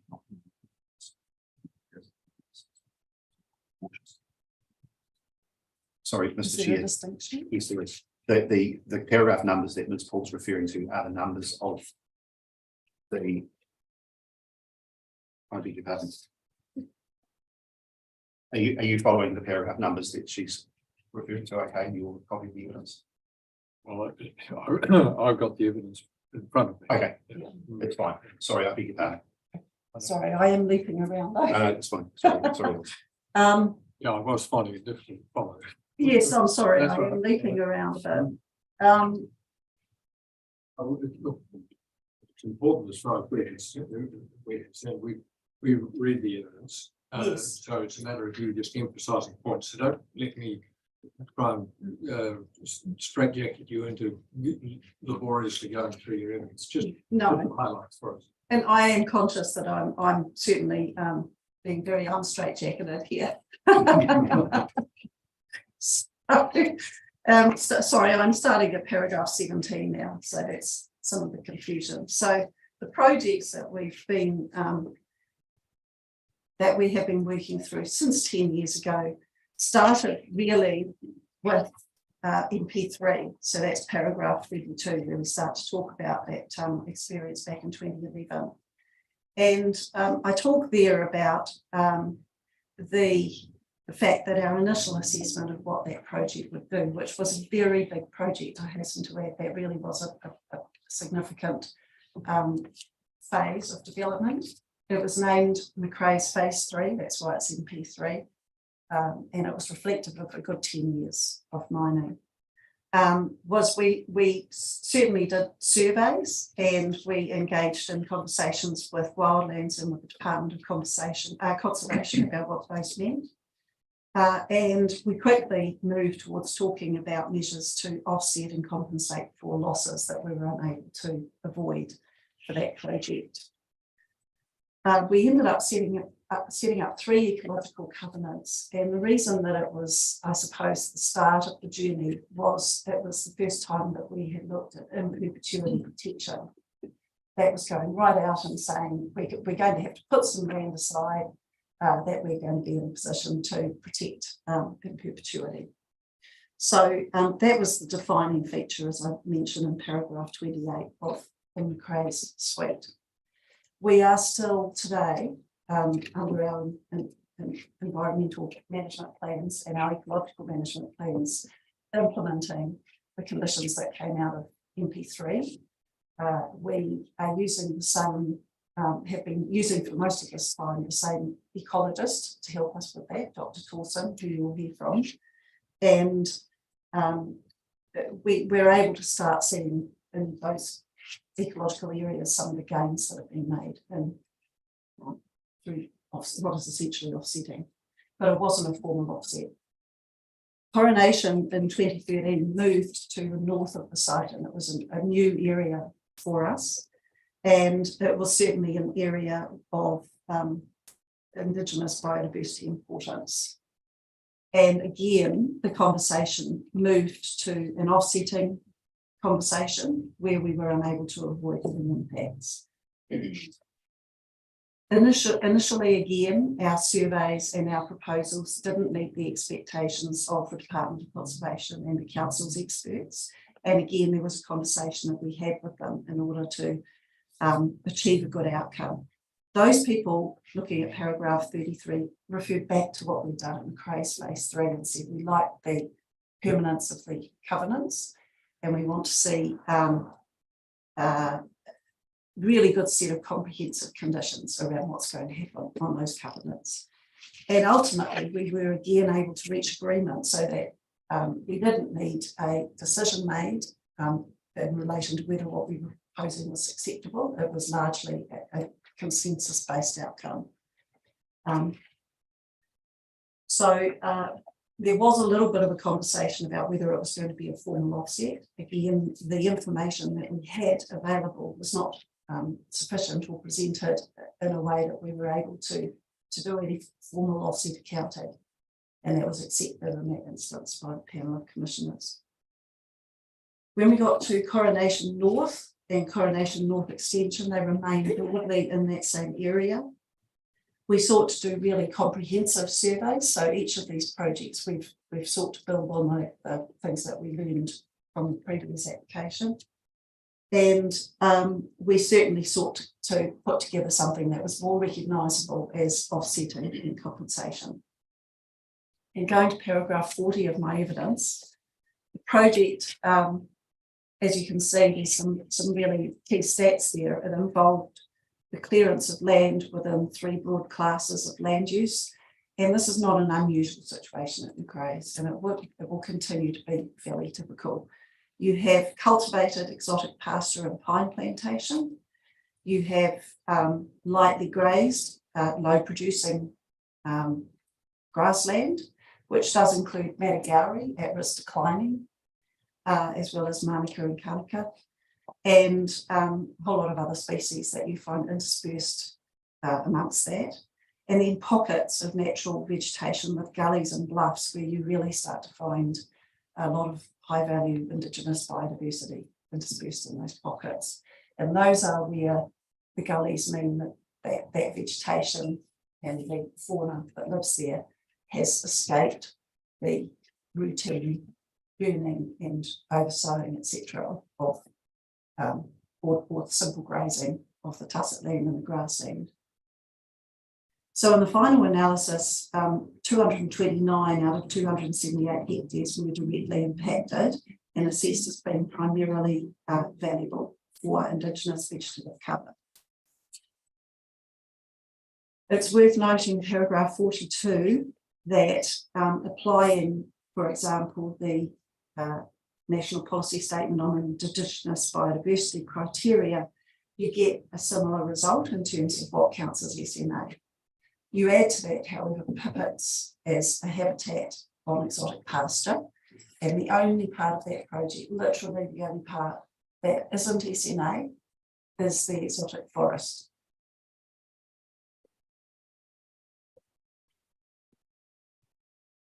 So you can see at paragraph 43 and 44 the things that were part of the suite of offsetting and compensation commitments. So some permanent fencing, 3 ecological covenants of almost 400 hectares. And that brings us at that point to 700 hectares of covenanted land at Macraes. That's relative to a disturbance footprint over the years of about twice that, a little bit more than twice that. And revegetation into tussock rather than into pastoral farming. 400 to 100 hectares of the disturbance footprint. You can see at 44 some of the Indigenous biodiversity mitigation package, some of the details there around the taxa in threatened or non-common classes.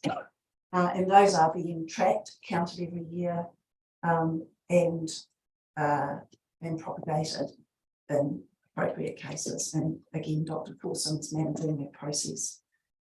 What we're finding, and Dr. Coulson comments on this, is that he typically finds another 4 threatened or classified species every year that he does his surveys. So these are things that you don't know unless you're looking for them.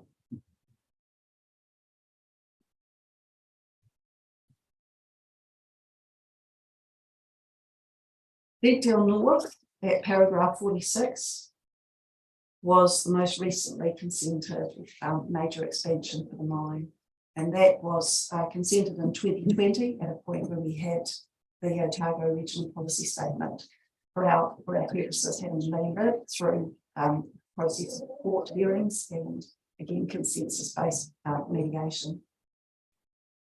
And that hearing was notable for seeking to apply what is now current around offsetting and compensation in the current version of the RPS. I would say in relation to that there were attempts, and there have been attempts in the document to become quite prescriptive about what is an acceptable offset or what is an acceptable compensation. There was real difficulty applying some of those very, very detailed parts of even the current pORPS.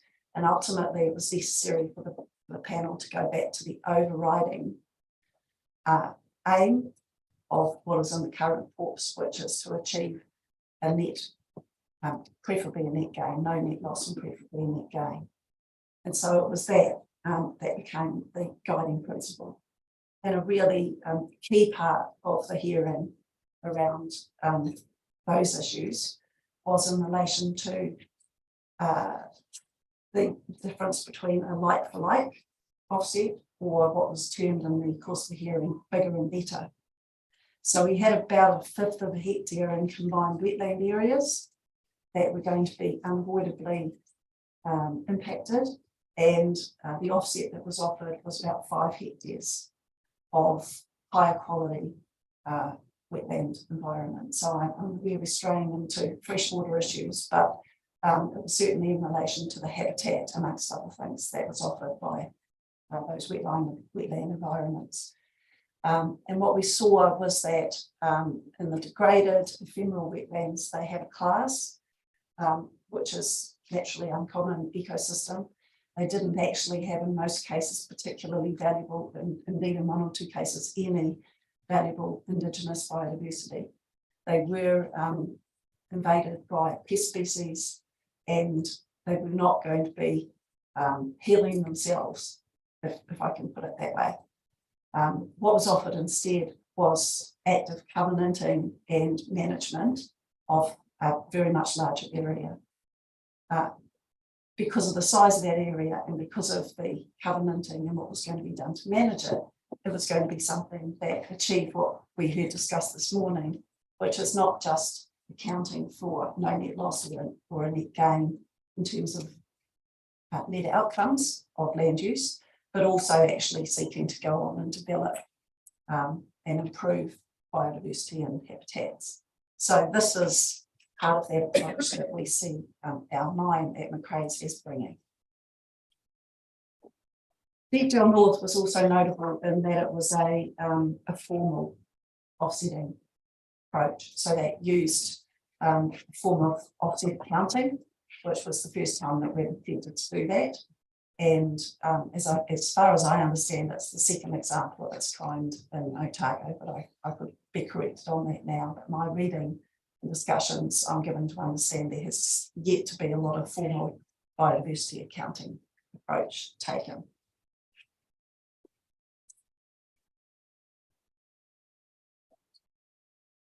So moving to paragraph 55 and the efficacy of mitigation and offsetting measures, and whether this panel can have confidence if offsetting becomes part of a continuing pathway for extractors.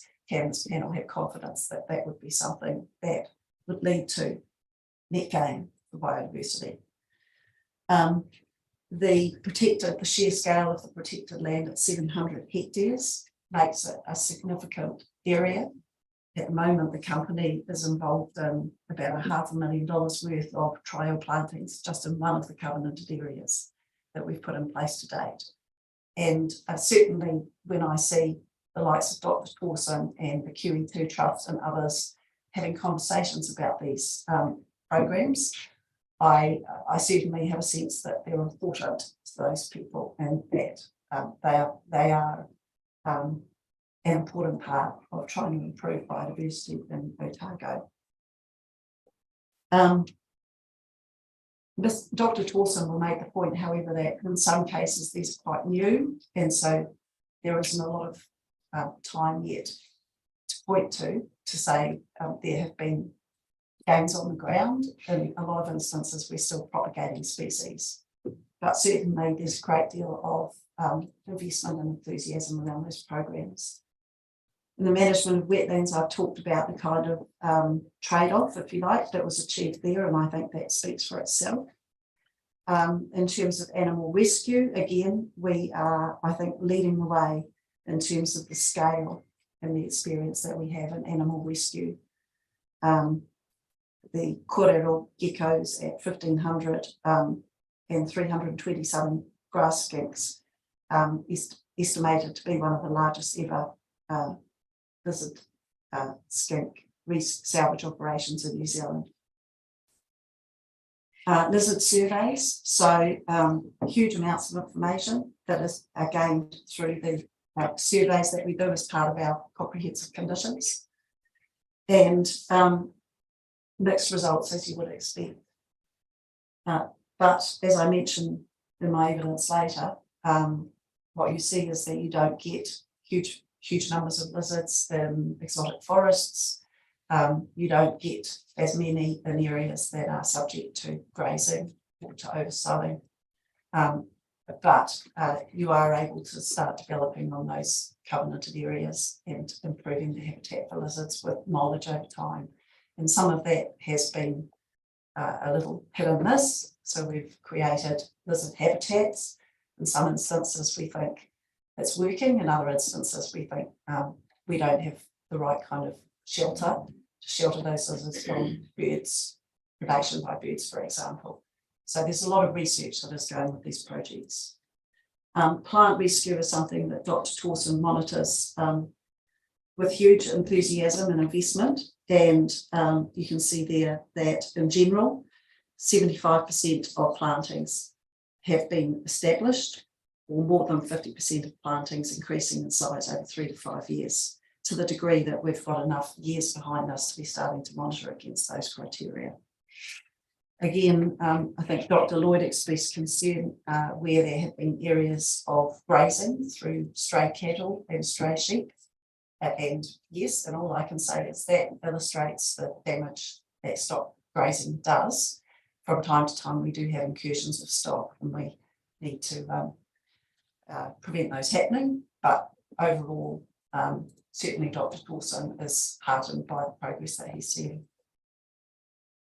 We've also, over the years, provided funding, and that is often the case where one reason or another a strict offset accounting approach isn't accessible, often where data about a particular species is too lacking, precisely the issue that we need more research, and that is where the best investment can be focused. So that's at paragraph F on page 23. So that's subject to any questions from the panel on that part of my evidence. That is just trying to give a sense of the journey we've been on and seeking to achieve a net gain, and certainly no net loss for biodiversity where we can't avoid having impacts in the first place. Starting at 56 on economic benefits of mine. It's a significant employer, and I can, as I say, certainly attest to that in the town that I live in Waikawaiti. We employ over 600 people, and that's been consistently the case for many years now. We pay into the Otago region about 60 million in wages, and then about 60 million in payments to suppliers. So a little over 120 million in spend effects of wages and suppliers combined. So a lot of that is concentrated in the Waitaki district at paragraph 58 of my evidence. And a lot of those jobs, 333 jobs supported by spending. And a good multiplier effect at subparagraph C. One of the issues, and I feel it keenly, is that we train people to do a very highly skilled job ultimately, but it's also a specialised job. And it is not a job that's easily replicated, both in terms of the income it generates for a person and in terms of, I think, the skill set they bring to it and their well-being from the sense of pride they take in that. So we have a lot of people, we have some people who've worked for us for 30 years and they take huge pride in the job that they do. That is part of well-being. And those jobs, I feel, if we prematurely need to finish mining at Macrae's, will not be easily replicated. And you will see absolute impacts on the well-being and the cultural and social well-being of our communities with the closure of that mine, particularly if it happens prematurely because of a quarter of a hectare of degraded wetland.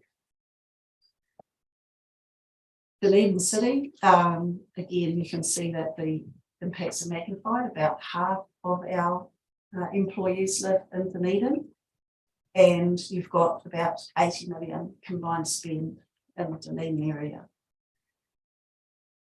And then moving down to Otago, directly and indirectly, we're supporting 1,132 workers. If you move up to the New Zealand scale, that pretty much doubles to over 2,000. directly or indirectly supported by the mine. And there's the 123 million or so of spend effects. So to give a little bit of a sense of comparison, that would be 14% of tourism spending in Queenstown Lakes in the last year. So they're not small numbers, and I would encourage the council and the panel to consider accepting that there is a limit to how much balance we're looking for here. We need to achieve the right outcomes for the environment.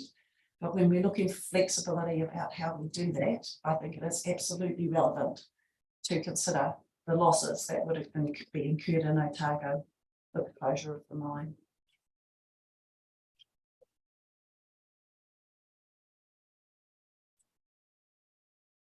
Moving to the next stage of development and what this means, we are at the moment consenting the 4th phase of Macrae's MP4. So we're nothing if not consistent with our labelling of projects.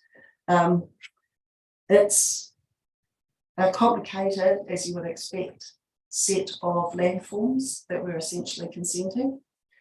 There are 2, one being additional tailings capacity in our existing tailings dam, and the other being a place to put the overburden rock that results from taking the top layers of rock away. You have to put them somewhere so that you can reach the ore. Both of those are impacted by the kind of issues we're talking about in this hearing. Again, I'm afraid I'm talking about wetlands, but they are relevant. As we've noted, it's difficult to know where to draw the line between water and other aspects of the environment. But the increase in the height of our current tailings dam requires a small step out in the footprint of the tailings dam. You can imagine when you build a wall up the tailings dam, you want to make it bigger on the outside, and so it ends up becoming a greater footprint as it goes higher. And so we've gone through a process of applying wetland principles to an area of potential wetland close to that footprint, and that at the moment has been analysed as not being a wetland. But had it been, we would have been confronted with having to apply the regulation as it stands at the moment under the NES freshwater. That has now been changed to reflect access to the full mitigation hierarchy. Wouldn't necessarily be the case though under the RPS in its current form. So that would be the end of tailings processing pretty much after the end of this year. And that's a small area, a very small area of wetland, thoroughly degraded and in fact not wetland. That's now the verdict on that one. The other example I would give was the waste rock stack. So that is where we're dealing with impacts on lizards and skinks. And under this policy, again, that would not be something that we were able to consent or reconsent. We're going to need that again after somewhere around the end of this year. Our current life of mine plan, we would look to take out to about 2028, potentially 2031. But again, without a shadow of a doubt, the issues we're talking about around SNAs and wetlands and potentially historic areas are going to impact that. And I can absolutely promise that we will need access to offsetting and compensation as part of our suite of environmental measures, or we will simply be unable to avoid those things. So at 65, I talk about the SNA significance criteria in Appendix 2 and the work that we have done. And I think I've given you a flavour that at Macrae's, there are simply huge numbers of both habitat factors and flora and fauna that impact and are likely to make this an area of SNA surrounding the mine. So what we're looking to do is to go back in towards the centre of the mine and mainly dig where we have dug before, but we simply cannot maintain absolutely confined within the outline of what we've already done. And when you do the analysis on Appendix 2 SNAs, what you see is that everything that isn't already dark is one way or another high potential to be an SNA, and that is the issue. So at 68, I talk about the failure to provide a consenting pathway. We don't want an exemption. We so don't want an exemption. We do not want to be that company that fails to carry its weight on these issues. But we want flexibility, and we cannot avoid everything. That is the issue. So because of the nature of our business, an avoidance-based policy has a particular impact on us that it wouldn't have on other forms of economic land use. And if you think about that 0.5 of a hectare or less, tenth of a hectare of wetland or of SNA, it can be fenced and it might lose half stock unit for a farmer. For us, it's the end of their mine life. I've talked about the at 68 the national the notion of a consenting pathway and what has happened elsewhere in relation to these issues that I'm talking about, so locational constraints. The exposure draft of the MPSIB acknowledges these issues, and in my view it represents government policy. And with all the work that I do with Stratera and elsewhere, I'm confident of that fact. So it is an exposure draft stage only, but there has been a bit of a learning for the government, certainly from the initial effects of the freshwater changes, freshwater package, which was released in September 2020.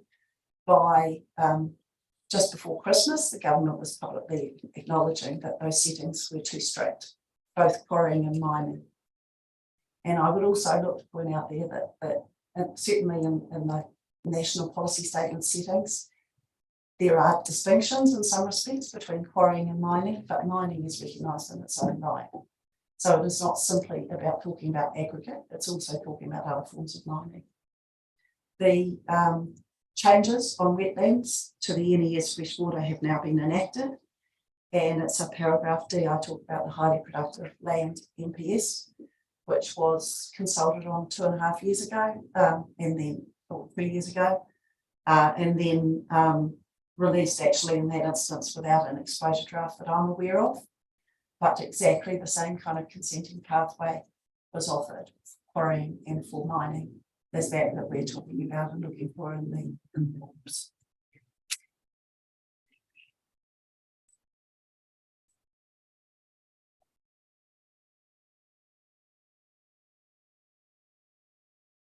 So finally, moving to the conclusion at 73, I've talked about how highly prescriptive rules prevent us from achieving what we think are the same or we think actually better outcomes. Listening this morning, we need to be achieving a net gain, and I think Mark Christensen will talk about his expectation that really we should be talking about a net gain, as does Dr. Corson. That is what we in fact are looking to achieve at the mine when we set out to achieve a biodiversity offset. But what we can't do is be highly prescribed in the way that's achieved, and that was illustrated in the Deepdale North hearing, where a like-for-like rule, for example, would have prevented a bigger and better approach in that instance. So looking at the eco chapter and the enhancement, the promotion of collaboration, support and the recognition of what people and communities, and I would include businesses in that phrase, can achieve for biodiversity. Absolutely, we need those things, but I think it's unrealistic to expect those to go hand in hand with effectively closing businesses down. A business is going to be there to do that stuff if it's still trading. So I question where the funding for these things is going to come from, and I have just pulled a few numbers out around wilding pines at paragraph 75. I refer to the New Zealand Biodiversity Strategy, a little like the UN Convention on Biological Diversity. These things have a really big emphasis on things that are already degrading our environment before talking about avoiding further impacts. And predators and browsers are a huge part of that. So it's not clear to me that strict avoidance is going to achieve the outcome that we're looking for. I don't think it's clear to anyone else who's been giving evidence before this panel. But the question is how you go about incentivising what you need to start turning around the degradation in our environment, or even just stopping it. Then my final paragraph at 79 simply closes on the fact that we are the 28th biggest landowner. It looks as though, from what I can see in New Zealand, we have a large amount of land that's been purchased as a byproduct of small areas at the end of the day that need to be mined where the ore is present. But we tend to buy a whole farm. Farmers don't necessarily want to sell us just a small piece, sometimes they do. And over the years, we've ended up therefore acquiring a large amount of land. We have disturbed, as I say, about 1,500 hectares. We've covenanted about 700 hectares. We've rehabilitated about 660 hectares. So there is a lot of land that is still farmed. Some of that farming will and should continue. Some of that farming can coexist with future biodiversity projects, I'm convinced. And those will help, I think, Macrae's mine deliver a net gain biodiversity. Thank you very much, Mr. Paul. Just before I open it for other commissioners, right at the end, the quick little summary, and I was noting it down between too fast for me. Right. Yeah. In terms of the land area disturbed, 1,500 hectares. Yeah, it's probably a bit more than that, 1,500 to 1,700 it would be now. And then you mentioned covenant area was 700. 700, right, and 658 rehabilitated. 660 rehabilitated. Right. Yeah. Okay.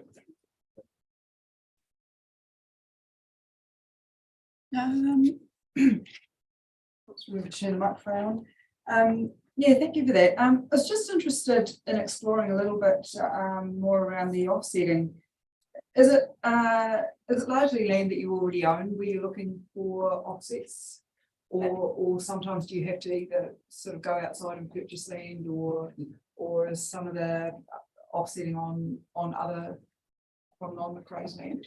Largely land that we own. In fact, up until Deepdale North, it had been exclusively land that we own. But in some instances, we then sell land back to local farmers and they receive it with covenants in place.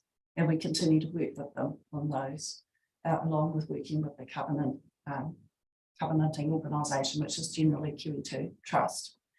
But with Deepdale North, we actually reached an agreement with a local farmer who wanted to do biodiversity offsetting themselves and become involved in these things. And that large Middlemarch, 5 hectare Middlemarch wetland area was on a farmer's land. Great, thank you for that. Just one other question. I see you say you've got consents in place at the moment. What sort of durations you get, and how much security do you generally get through the consents for continued operation? We get a range, so we can get 35-year consents, and we can get consents that are far more limited. Some of the Macrae's phase 3 consents are coming up to time now, and we're reconsenting them. The problem doesn't lie so much in the length of the consents as in the fact that when you seek to resource consent mining, you can't do that until you know exactly what your landforms are going to be. And you don't know what your landforms will be until you know where the gold is and you have invested in the exploration drilling that tells you how much gold and how concentrated it is and what the spatial characteristics of the gold are. And that tells you whether you're going to underground it or do an open pit, what that pit will look like, and you start designing the features that go with it. And that tells you your mass balance. It tells you how much rock you'll be processing. That tells you where waste rock needs to go and where tailings, which are the ground up rock after you've taken the gold out of them, where they need to go. And so you can only do so much crystal ball gazing most of the time. I'm sorry to say, because it makes for an interesting life. You're consenting almost on a just-in-time basis. And so it does mean that it's a pretty uncertain existence if you don't have a framework that allows you to do, I would say, the right thing, but the reasonable thing. And that has been the approach we've taken. So we seek to understand policy development and then make sure that we are meeting reasonable expectations what a mine should be achieving. But we can't know that 10 years from now, we will want a certain open pit or a certain tailings dam, or 20 years from now, we will want those things. Where we'll want them. And certainly when you do your offsetting, you need a really thorough set of surveys. And you can't do a really thorough set of surveys across the whole Macraes ecological district, or even just the area of the mine. This is this issue where Dr. Thorson finds new species all the time. You simply you can't survey everything down to the level that's needed to know what impact you're going to have. Yeah, no, thank you. That's helpful. That's it for me. Thank you. I found your discussion around pests issue really interesting. I do a bit of tramping around Otago, and what I've noticed is actually you have more bird life, and for example, the Mount Cargill walk here in Dunedin than you do in national parks, and that comes down to management. And as I understand what you're saying in terms of this, you're offsetting in your net gain. That's what it's about. It's actually about managing that resource that you set aside as opposed to just, and that will achieve what the previous submitted was talking about. That's right. The Deep Dell North, as I say, it's been an evolution. The Deep Dell North offsetting proposals have been costed because we provide 100% of what it will cost to meet our commitments under our resource consents for closing the mine and for doing everything we've promised in our resource consents. And we do essentially a quality surveyor's takeoff and reprice what that will cost every year. So the current bonding for Macraes includes over $8 million for the biodiversity offsetting program associated with Deep Dell North. And that is a large, very large amount of money to be sourcing from taxes and rates. Yeah, I was interested in the your discussion in paragraphs 40 to 42 around plantation forestry being the only non-SNA area. I think I've read some other evidence that we're considering later on in the week that I think it's from Beacon Farm saying that New Zealand farm properties probably contain 20% of New Zealand's biodiversity. They may have to revisit that in light of what you've put there. So I think just on that, 20% under Appendix 2, 20% is probably enough. At Macraes, and it might not be the same everywhere, but at Macraes, so much of the biodiversity is lizards and skinks, and they just can't exist under a canopy of pine needles. So I don't want to, I'm sure my friends in forestry would say that certainly bird life and other things, you see significant species coexisting with plantation forestry. But that Macraes, you really, under the Appendix 2 criteria, you don't need a whole lot of Indigenous biodiversity to trip the significance criteria. And we actually don't necessarily argue with that because we've reached a point where we're trying to manage these issues. We understand that what is left is valuable. I think the issue is how you manage your SNAs, accepting on Dr. Torson's analysis, at the very lowest end, it's 10% of freehold land in Otago is going to be SNA. At the highest, it could be 50% or more of freehold land. We know up in Northland, it was 40% of landowners who ended up having land assessed as SNA. 2,000 of them, every piece of land they owned was SNA. That is a big impact to have on people. And I think it's about how you manage that. You can manage that as being significant, but you need to have flexibility in the way that's then achieved. Yeah, I understand that as your sort of key point. And did I also hear, and it may be something Ms. Hunter's going to address, is the current RPS actually allows you to do that a lot better than Yes. proposed. What's the key difference there? Is it just a lack of consenting pathway through that biodiversity? That's the key difference. Yes, when we ask for a consenting pathway, we don't ask for a blank check. Both Mr. Christensen and Dr. Torson will talk about how for offsetting, there will be some impacts that are unoffsettable because what you're offsetting is so valuable or so vulnerable, or the impact is so great. So this is about where you're not in that territory.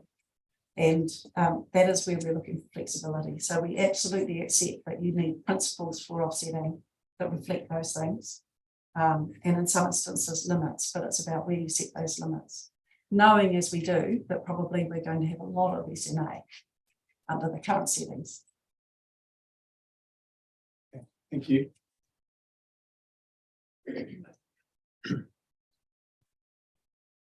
Thank you for your evidence.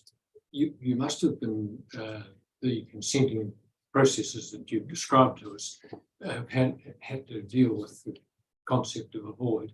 Have you ever encountered in any of the district plans that you've had to deal with, or regional plan, and a void as a first priority approach?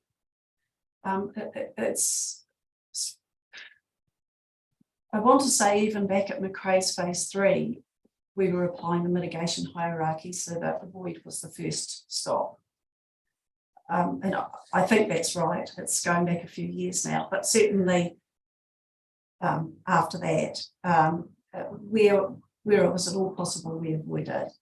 When we got to Deepdale North, that had reached the point where we spent about 2 years working on where we were going to put the waste rock stack that became the most contentious landform for that application. And we worked with the Department of Conservation and others. And the problem always is that you might be able to avoid impacts on rivers, or avoid impacts on lizards, or avoid impacts on pipits, but you can't avoid impacts on all of those things. Something has to give. And in the Deepdale case, our first choice, and indeed we went through 5 different possible locations for the waste rock stack, and the location we ended up choosing was the 5th. It was a kind of a late runner, and it was talking with the Department of Conservation, and they really did say, look, these wetlands are the least of our worries. What we don't want is what we put in these other 4 locations. So the only version of a void after that would have been just don't do the project. So in essence, are you saying that you can work with an avoid remedy or mitigate, or an avoid as a first priority phraseology, so long as there is an opportunity for offsetting? That's right, because it gets complicated. There is always something. There is going to be always something that you can't avoid. Thank you. Thank you for a very clear and informative brief. So Jim will be next in line. Thank you. Good morning, Commissioners. Alison's already talked a little bit about my evidence, some of the numbers, but I might just give you a little bit of context. So I've been working with Oceania for nearly 10 years now. quite a lot of it with the mine in Waihi, and I've done quite a lot of trips up there to meet not just the people in the mine, but also people in the community and all of those kinds of things. And that's given me kind of an appreciation for a few different things about the mine. One is, I think it's really critical to think about the counterfactual. If the mine doesn't happen, what is the alternative reality? And I think that's really hard to imagine, including in the conversation we're having this morning, that we shouldn't do these things in New Zealand, but it will happen elsewhere because the demand doesn't go away. We don't stop consumption. If we can't change those the demand for those products, then it's not like there is a counterfactual where this mining does not happen at all. And we don't have the ability to control the quality and the application of that. I think the other thing that's comes through very clearly is just how place-based these extractive industries are. Like Alison said, there's only so many places we can do these kinds of things.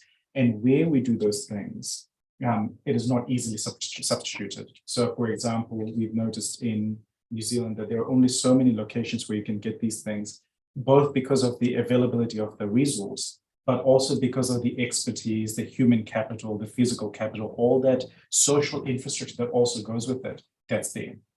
So these things are really important in terms of that substitutability is not easily done. And so when we are thinking about these places, there is a strong dependence, a mutual dependence of the mine to exist. And the investments that are required to realize these benefits are quite extraordinary. I hadn't seen those kinds of numbers in a lot of the projects that I do with businesses until you deal with mines, just the sheer scale of investment that goes on, not just in the time that it takes, but the amount of investment that goes into the local population to be able to realize those things. The upskilling in local communities is pretty extraordinary. And Alison spoke about that, but I think it's easy to miss that because in a lot of regional centers, it's not that those opportunities exist in a vacuum. There has to be somebody who offers them in quite a big way. Compared to other businesses, what's also clear is that gold mining in particular has a really large local footprint.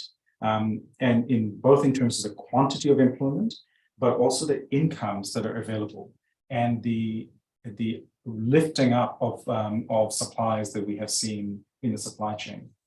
So the businesses that work with the gold mine, they're lifting up to that national and international standard of doing things.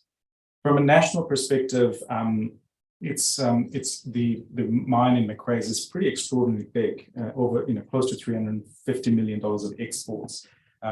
It's comparable to our wool exports. So we're talking about this one single mine that is quite big and is present here in our region in a particular location in the rural hinterland. There are no easy alternatives for these kinds of exports from a nationally significant entity that is based here. The over 600 jobs, FTE jobs that are based here. And like Alison said, it's not just the jobs at those very high incomes at $110,000 average versus the regional average of just under 60,000. So we're talking about really, really good jobs that come with not just incomes, but also the training and upskilling that goes in. It's that local expenditure in wages, the expenditure in terms of suppliers, half and half, roughly about $123 million a year. These are big dollars. If you can rank Macraes mine as an entity, it is a large economic entity in the scheme of New Zealand businesses. It's bigger than TVNZ. So this is a very large economic, nationally significant economic entity that's based here. And also we know that the benefits are shared quite widely across the region and across the country. There's of course that huge concentration of those employment and spending effects in the Waitaki district, but also Dunedin of course gets a whole lot of benefit, not just because of the support services here, but also because so many of the workers choose to live here. Those political boundaries of course don't mean anything to people, right? You live where the opportunities are and is right for your families.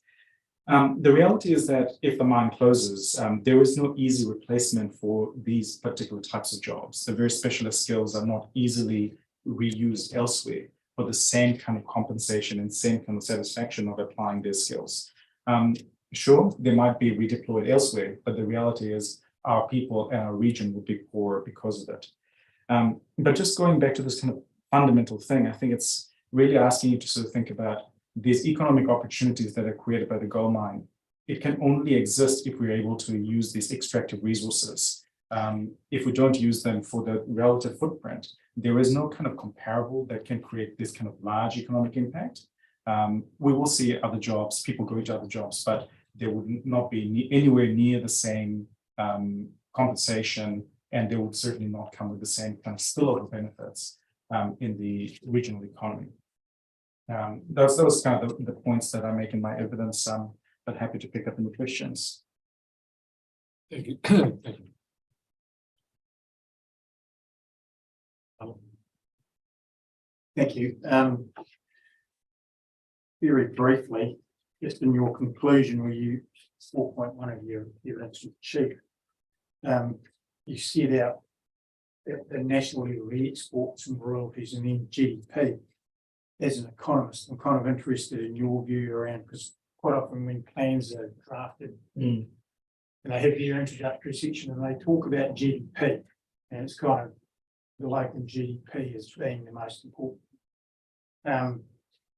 What is your view on that? Because, and I'll put it in context of, because you raise the exports aren't reflected in GDP, and then there's also a second element to that, maybe not so much for mining, but for aggregates, to everything that we do in a community.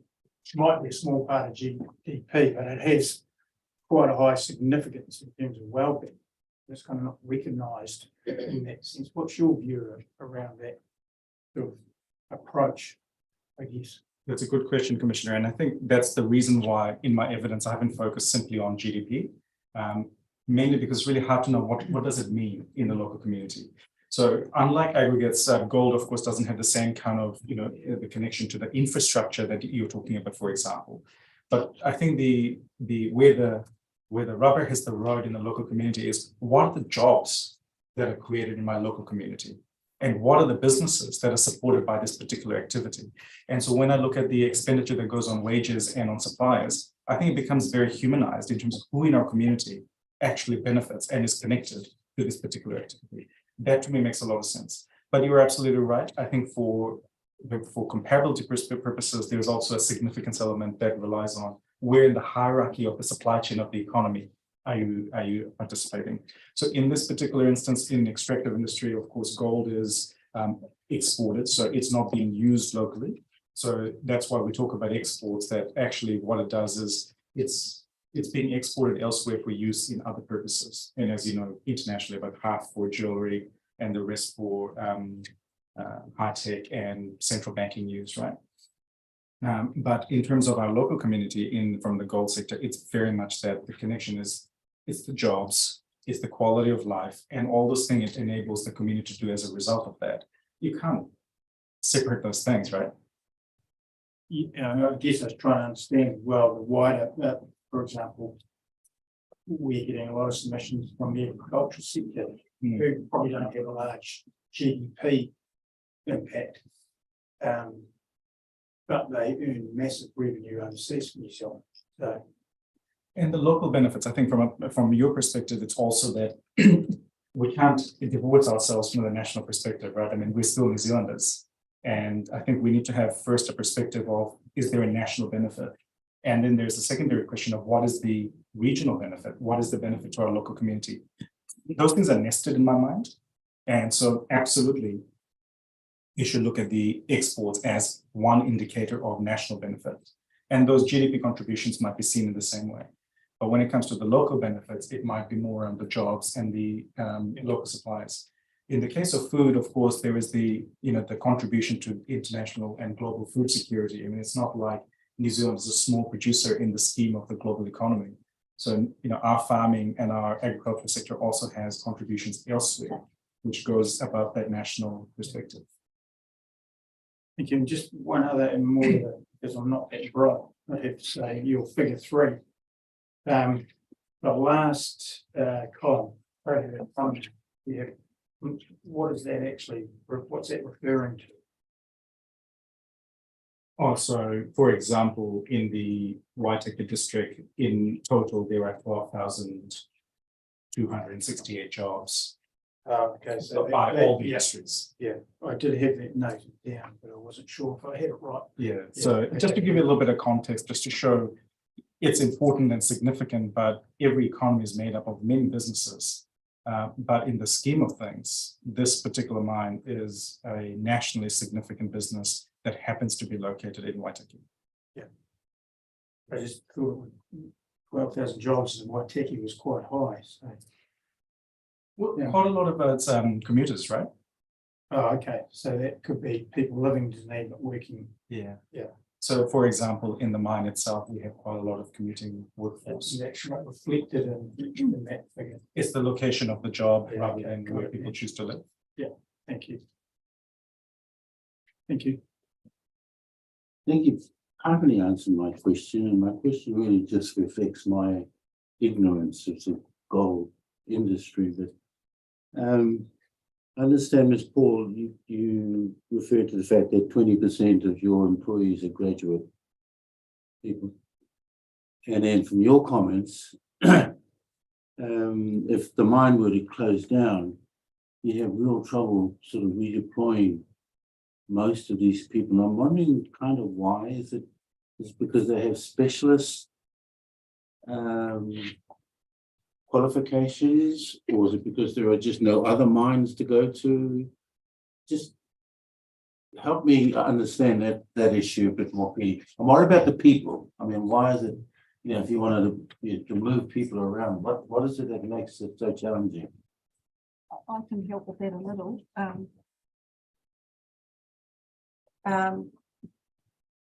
Gold mining, hard rock gold mining, which is what Oceania does, large scale, is not the same as, for example, alluvial mining. So it has elements of large earth moving in the mining part of it, and then elements of manufacturing in the processing plant part of it. So, for example, we've looked at whether with the closure of the paper mills up around the Waihi area and that wider area, whether there is an ability to redeploy people into the processing plant setting at the gold mine up there. And the answer is kind of, but you need the jobs available in the first instance. So you're not going to replicate 333 jobs in the Waitaki region. You would need to basically bring in another big industrial earth moving set of businesses. So and Shamabel, I'm sure, can talk about the ability of the surrounding economy to absorb people. Yeah. And the other part of it is that some of the jobs are very specialist, and people doing most specialist jobs in our underground mine are their income would exceed what most university graduates ever earn. And some of those people came in from school. So you're not going to find those types of jobs operating equipment with their high specialism anywhere else in New Zealand. And living in Waikouaiti, I can say that there are already quite a few of my friends who are living and working in Western Australia or in Townsville, Queensland. That's what happens in practice. Yeah, I can probably support with just a little bit of the experience from Waihi as well. When Waihi had a brief shutdown, what we found was it's not that people can't get jobs; they just don't get jobs with those very high incomes. They still have skills that are transferable. In fact, the people found it very easy to find jobs, but they would have been at half the wage. So their family incomes halved overnight because they changed the jobs from working at the mine to working elsewhere. Because the other industries that use similar kinds of skills just don't have the wages that are as high. So that's the really big impact on that local community. And what we found was many people had to move away or travel really long distances to be able to find jobs. Those very highly specialist jobs, by and large, had to exit. The really highly specialist engineers and folk like that, those are global jobs. So they would have to leave the region to find comparable opportunities. Locally, it was, for example, machine operating, for example, but instead of getting $100,000, you might get $60,000. Meaning also that you're accessing some of these specialist peoples internationally, not just locally. We do. We find though that we have a high degree down here at Macrae's, a high degree of training up from the local community. And we have some of the, for example, mining engineers, there's no degree in New Zealand in mining engineering. So we tend to have mining engineers who come in to New Zealand. What they then do is they settle down and their children go to the local school and they buy a house and they're still working for us 10 years later. So they become locals anyway. They become locals anyway, yeah. Good. Thank you very much. I've got no questions from Real, and other than to make an observation to the brief I've ever seen and the most informative ones by economists. I welcome the economy of words. Finally, though, can you just assist me, because you are coming back to us, I think, later. How on earth do we pronounce your surname properly? Thank you. Yaku. Okay. Yeah. And look, the purpose of keeping it really short was because I think the facts of the matter are pretty clear. And it's as long as we really understand what we're playing with, what the boundaries are, and that there are real human consequences to the decisions that we make. And we have quite a strong influence in the regulatory settings in what happens. And if we don't keep that human perspective, it becomes really hard to kind of go, why are we doing all of this? Thank you. Thank you, Sue. So the last witness is Hunter. She's got some, she's got a handout, which is the issue 10 from significant resource management issues with some suggested changes, which she will take you through.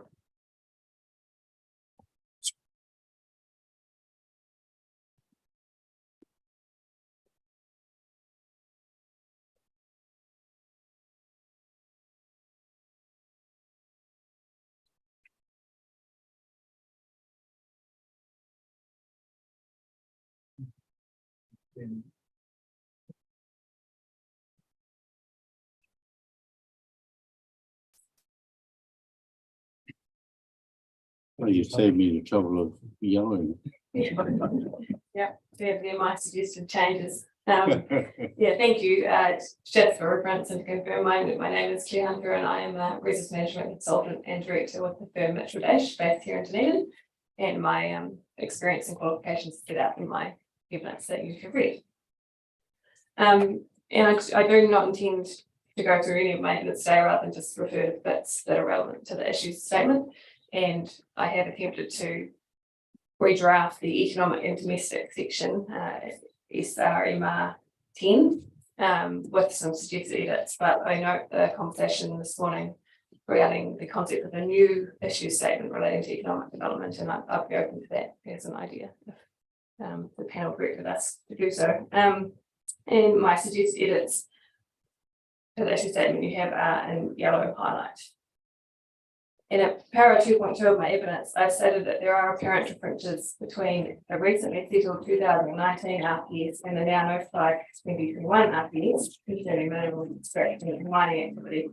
And based on these changes at a policy level, in my experience in consenting activities at Macrae's mine, I agree with Oceana Gold that the current version of the RPS would likely constrain and potentially prevent these activities from any further development.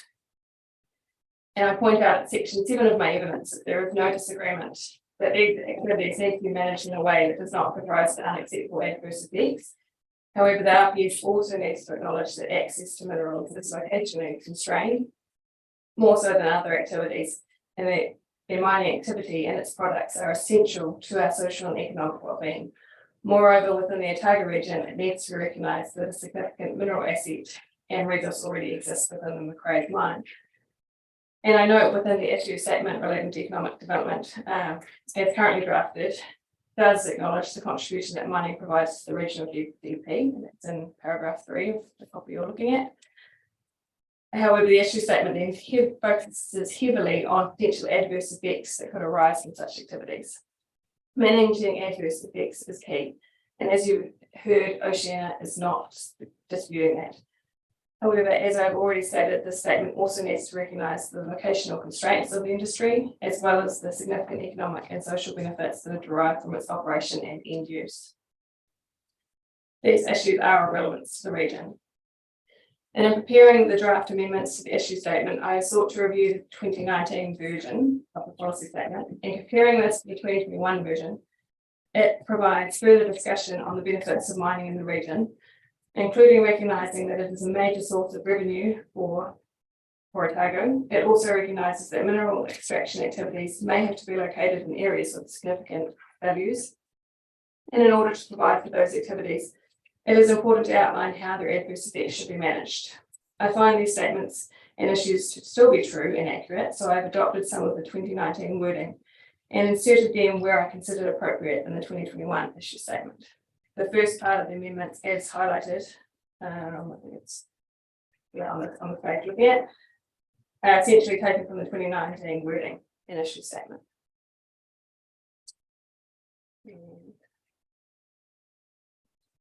I have also reviewed other.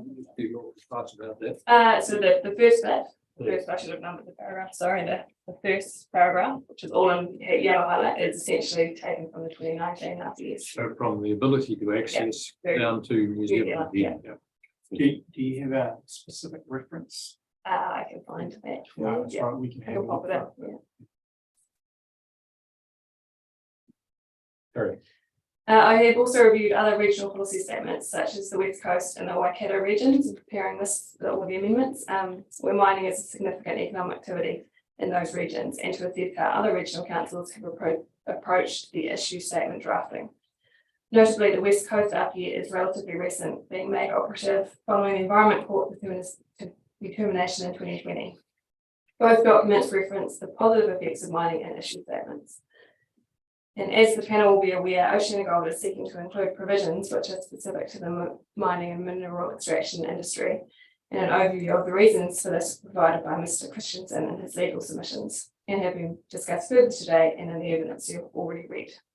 Therefore, this issue statement seeks to set the scene whereby it is acknowledged that this resource and industry is important in Otago and should not be ignored at a strategic regional policy level. The additions and amendments that I've proposed to the issue statement in front of you on page 2, all the yellow highlight there, cross out, seek to enable this by acknowledging that economic development is important to the region's success across all spectrums, economic, social, and environmental. In my experience, financial investment arising from development can also lead to better environmental outcomes, such as through riparian planting, pest control, research, and other means that may not be otherwise available should the investment not proceed. Balancing economic development with environmental protection does not necessarily mean preventing it or producing less. Instead, the focus should be on ensuring such investment and development are managed sustainably and providing pathways to achieve both positive economic and environmental outcomes. And acknowledging mining and mineral extraction in the issue statement, and then further in the objectives and policies, which we'll get to later in this process, does not also intend to mean that it will get a free pass, as Ms. Paul referred to. Instead, it will acknowledge its current and potential benefits to the region and seek to properly manage its locational constraints and potential conflicts appropriately. And that's the basis of the drafting. As I say, I'm open to any sort of amendments the council might wish to make and discussions that we might be able to have. Can I just reply, were you reading from? I was reading from talk notes about the changes, yeah, why I made them. Have you got those prepared? I can give them to you. I'll email them. Yeah. Thank you. Thanks. Yeah, just a couple of questions from me.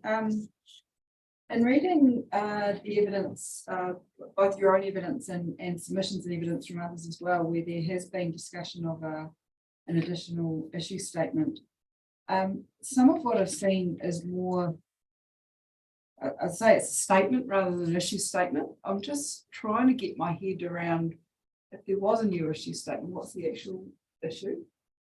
Yeah, I mean, I'm quite comfortable having it within the existing issues. I'm not sure that it needs to be a separate one, but if that was what the council and the panel preferred, would be happy to, participate in that.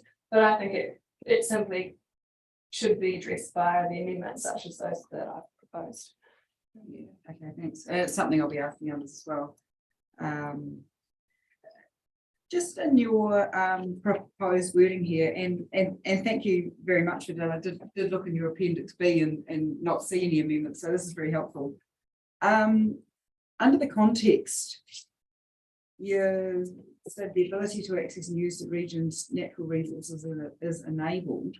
Just focusing on that word enabled, how are you envisaging that would carry through? And I mean, I suppose to some extent, I'm thinking, you know, some of these things picked up in the issue statements, they flow through into the policies, into the regional district plans, into the rules. Enabled seems to be quite a kind of permissive term to be using there.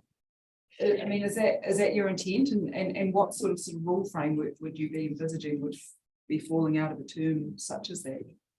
Well, I think looking at Macrae's in particular, there is for the Waitaki district plan a specific mineral zoning effectively, and whilst it's not, you know, new open, that wouldn't be permitted. A lot of the activities that take place on the site are permitted under that zoning, so that would, you know, be enabling in that sense. So that is appropriate. Yeah. Okay, thanks. No, that's what I was trying to clarify. Thank you. Thank you. I didn't have much or totally understand your position. Just on that last point around enabling,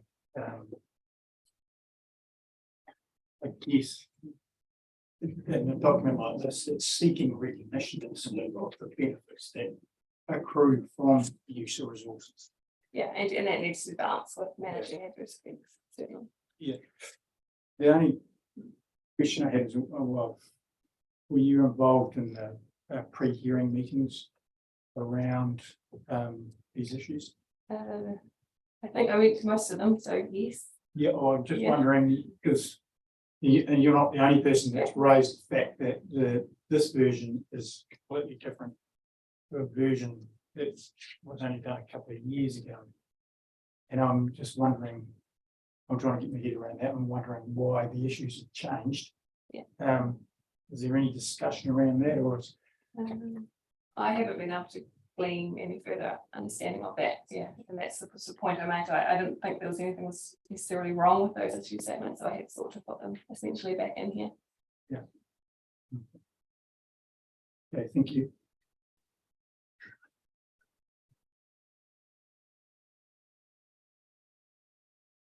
Just listening to the evidence of Ms. Paul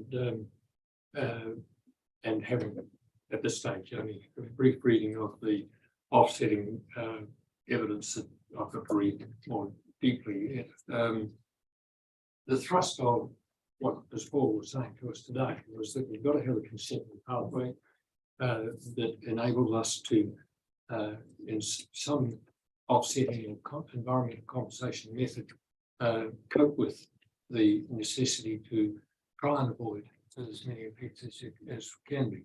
When I look at your amendments, there's no specific reference to offsetting or environmental compensation. There is a reference on page 2 to economic activities can create opportunities to achieve positive impacts on the environment, and then you give a couple of examples, right? Very plant and pest control activities.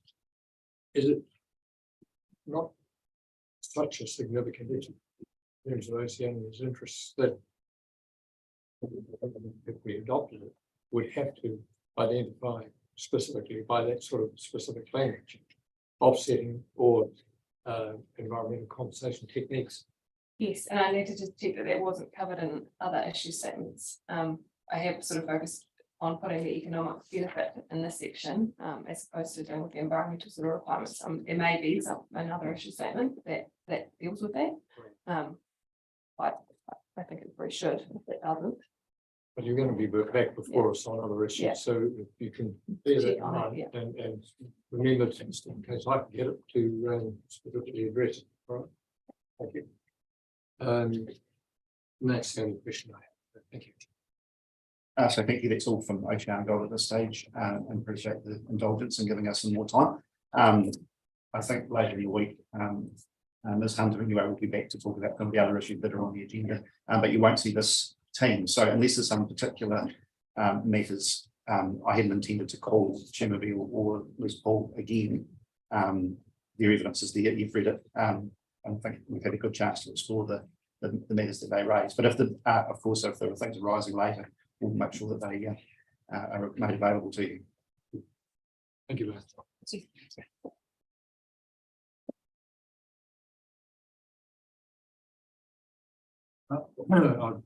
I've been informed that anything terms not coming for transplant today, is that right? Yeah.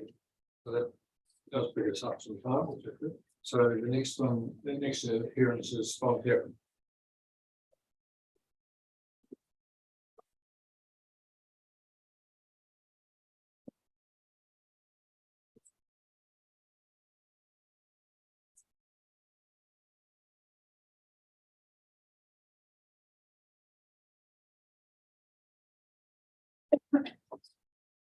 Slightly larger cast today, yeah. We got the revised timetable this morning and came down slightly panicked that we're going to be hitting way ahead of time, but yeah, we're not. So,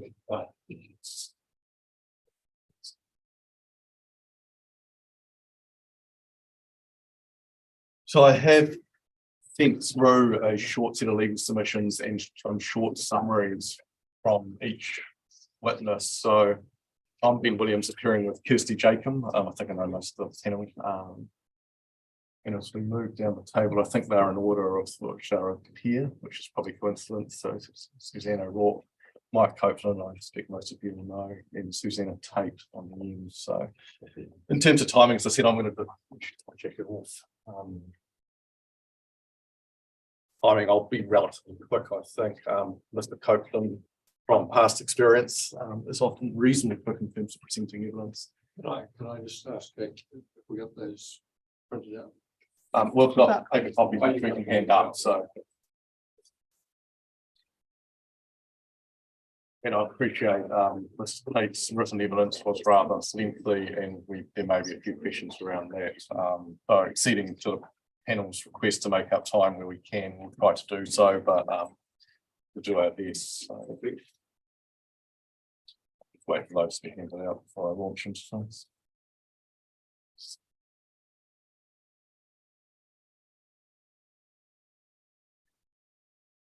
I won't read these submissions word for word.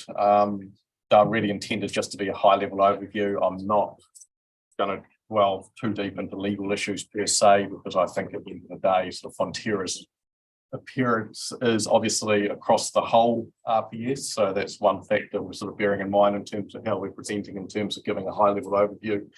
But equally, its topics of real interest are relatively confined. So we've sort of taken that approach in terms of presenting today, but by all means interrupt me on the way through if you want to ask me questions, and we'll no doubt keep an eye on the hearing as it progresses from our side anyway, to see if any issues arise. So as I said, I've got some legal submissions which should now have paragraphs 1, 2, and 3. I've just really covered off what I was saying, that we've chosen to present everything together. Sort of one of the concerns I always have with hearings such as this is appearing multiple times and talking about the same thing again and again. So we've hopefully assisted the panel by appearing once. And then my paragraph 4, I just made the point again. We will keep an eye on things at our end, and if things arise, we'll throw in a memorandum or approach the hearings officer as we see fit.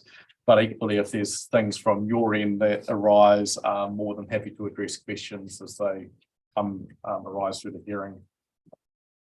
Paragraph 5, pleasingly, I'm not going to address every submission point. I'm conscious I've got reasonably detailed evidence that does that. The purpose of these submissions is instead to briefly summarise. Do I need to turn that on? The background to Fonterra's interest in the. Yes, I think you are. It needs to be read. I can hear an echo from myself. So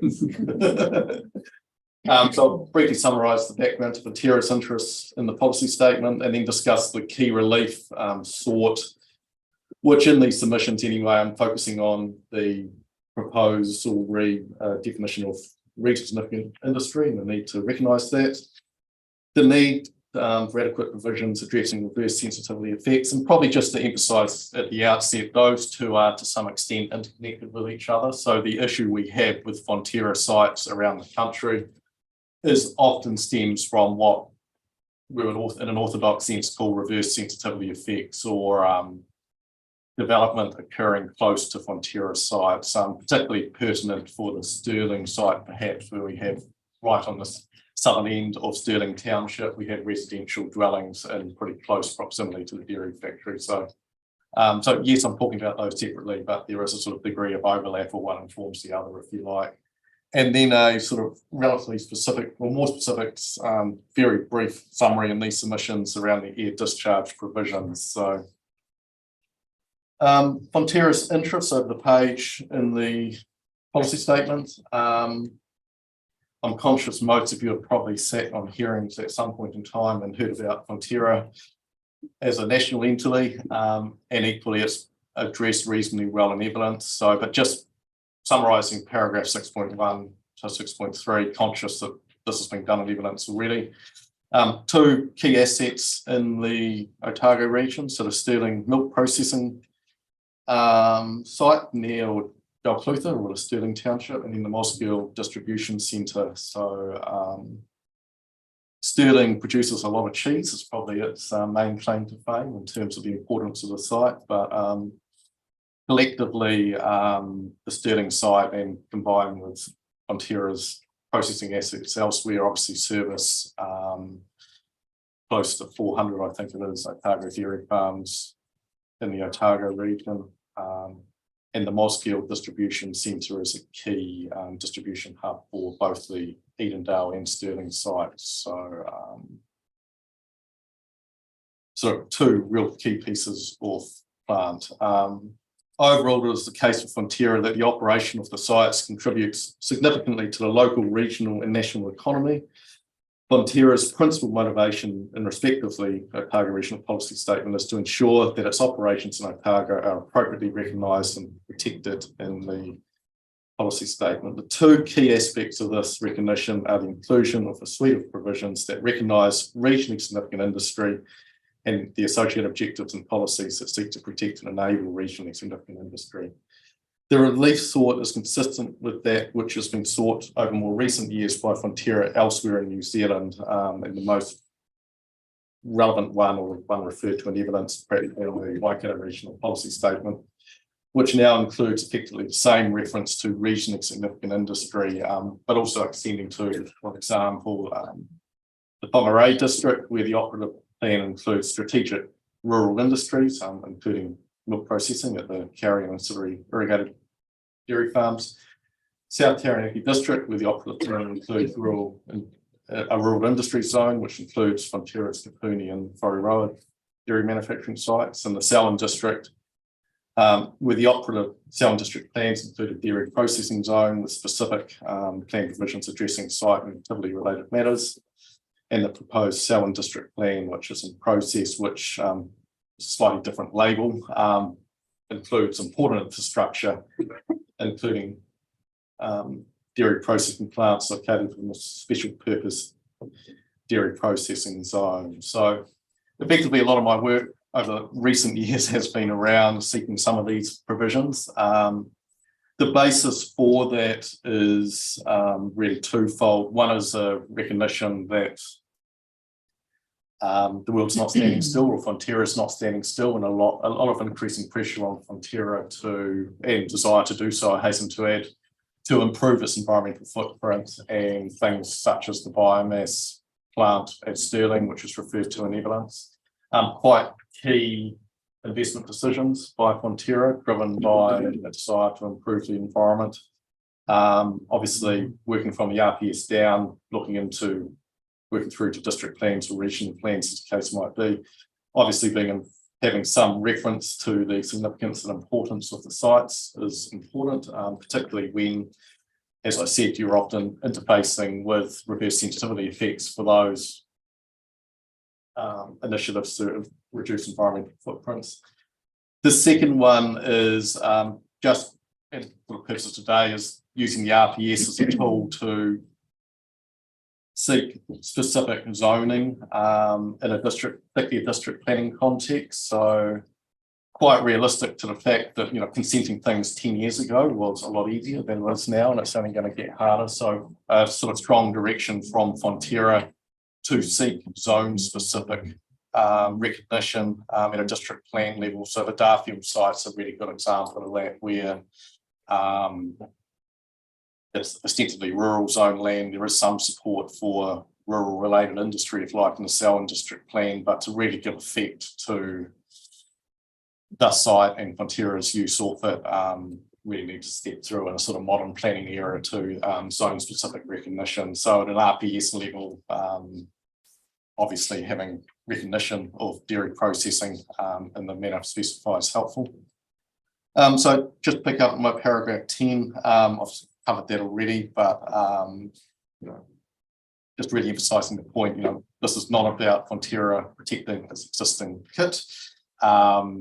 As much as anything, it's initiatives around improved wastewater treatment and discharge, noise attenuation issues, biomass and plant conversions, and more careful water management. So, you know, Fonterra sites are not standing still, and having recognition of Fonterra's importance or dairy processing's importance is sort of one of the things that we can leverage off in terms of giving effect to some of those things. Paragraph 11, just making that point, sort of the intention is to sort of have a RPS regime and a planning regime ultimately that enables change, at least within parameters, rather than just bolstering the status quo. And then paragraph 12, I've just set out the examples from evidence. So Stirling, I've touched on already, the wood biomass plant. So quite a significant investment, and obviously a initiative by Fonterra to reduce its environmental footprint. And then over the page at 12.2, more generally what Fonterra is doing, which is sort of a heavy investment in ensuring that its sites are appropriately provided for in the resource management planning framework, protected from reverse sensitivity effects. And that includes a recent 7-year appeal process in relation to a proposed noise control area over the Mosgiel site to protect it from reverse sensitivity effects, and achieving continual improvement in its operation, and particularly discharges to the land, air and water. These issues are not unique to Fonterra and are significant issues that materially affect the social and economic wellbeing of the Otago region. Accordingly, Fonterra seeks amendments to the policy statement that will not only recognise and protect, but more directly provide for or enable regional significant industry a framework for addressing in particular reverse sensitivity effects and various takes and discharges. Here, the most relevant being the discharges that are required, and importantly, continuous improvement of these. So again, you know, historically, Fonterra largely just leveraged off underlying rural zoning and the relevant district planning framework. As district plans get more and more sophisticated and issues get more and more pertinent, you know, a complete recognition by Fonterra, and as I set out by the examples, a number of councils around the country, that relying on underlying rural zonings is not optimal. So sort of working from an RPS level down, seeking recognition of the importance of dairy processing and some of the issues, the pertinent one in an RPS context being reverse sensitivity, that dairy processing and similar industries create. So, so just picking up from the relief sought. The policy statement currently contains no provisions relating to regional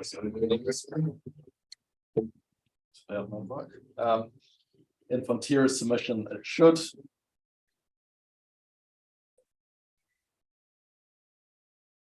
In omitting to deal with regionally significant industry, the policy statement neglects an important element of sustainable management of Otago's natural and physical resources, i.e. that regional significant industry is a key driver for the social and economic well-being of the people and communities of Otago. And also in Fonterra's submission does not properly align with the various statutory considerations ultimately culminating in part 2, which in simple terms provide a clear and appropriate way for a regional policy statement to enable the social and economic well-being of the region's people and communities. Similarly, provisions dealing appropriately with regionally significant industry assist the regional policy statement to best achieve its purpose, the promotion of sustainable management of Otago's natural and physical resources. Paragraph 18, I've just set out a summary of Mr. Copeland's evidence. No doubt he'll talk briefly, I expect, to that shortly. I'm not going to repeat it here, but just really pulling a few bullet points around the scale of the operations. They are significant, and certainly in the Mr. Copeland's view, a significant contributor, at least on an economic basis, to the Otago economy. Paragraph 19, protection of Fonterra's operations, therefore not only provides economic and social benefits to Fonterra and its shareholders, but also other business and residents within the Clutha district, Dunedin City and the wider Otago region. The reporting officer appears to be concerned that the suite of amendments Fonterra seeks in relation to regionally significant industry would elevate regionally significant industry to the same category as regionally significant infrastructure and rejects the policy package sought by Fonterra on that basis. While Fonterra's primary position is that reporting officer's concern is misguided, inner evidence for Fonterra Ms. Tate has proposed revisions that ensure the provisions sought by Fonterra are contained in the appropriate chapter, largely in the chapter on urban form and development. This is because the thrust of Fonterra's submissions on this matter are intended to protect it from urban intensification, urban expansion and rural lifestyle development. So again, that overlap with reverse sensitivity effects coming through. Just conscious that this is a bit of a change. I don't think it's a material one from our original submission, which was seeking relief in other chapters, but on reflection, locating the provisions in the urban form and development chapter also reflects the reporting officer's comment that the national planning standards are relatively ambivalent on where rural matters would reside, but OSC has determined such provisions are best located in a chapter alongside urban issues. To the extent any question of scope might be raised, it is simply submitted that the amendments proposed by Ms. Tate in response to the Section 42A report is a matter of form rather than substance. The important relief is that the relief sought, thrust of which is the recognition and protection of regionally significant industry, was fairly and reasonably raised in Fonterra's submission. And it's obviously throughout Fonterra's submission, but issues such as integrated management or chapters such as integrated management we did submit on. So again, the core relief has been clear from the outset, and interested parties are more than able to glean from the submission what Fonterra seeks. To this end, it is noted that other submitters have made further submissions on the suite of amendments Fonterra sought in relation to regionally significant industry. In summary, the policy statement has a critical role to play in providing the framework for regional and district plans that will heavily influence decision-making under the RMA. In its current form, the regional policy statement does not recognise regionally significant industries and their importance in terms of enabling the economic and social well-being of the Otago region. As a consequence, there are no express provisions that enable such activities, no provisions that seek to recognise and provide for the benefits that arise from the use of natural and physical resources, and no express provisions that seek to manage potential adverse effects arising from them. So turning to reverse sensitivity effects, I am bravely assuming the concept of reverse sensitivity will be well known to the panel, so I can perhaps skip over paragraphs 23 to 25. Other than perhaps note, which actually isn't actually written in the submissions, we talk about reverse sensitivity effects, but I think I always emphasise when I'm talking about reverse sensitivity, we're also talking about amenity effects on residents as well. So it's not just the impact on the existing industrial activity as we're talking about in this context, but equally it is talking about preventing adverse effects on people and communities in a broader sense as well. So that's sort of a point I always make in this context. So picking up at my paragraph 26, Fonterra internalises its effects wherever reasonably possible.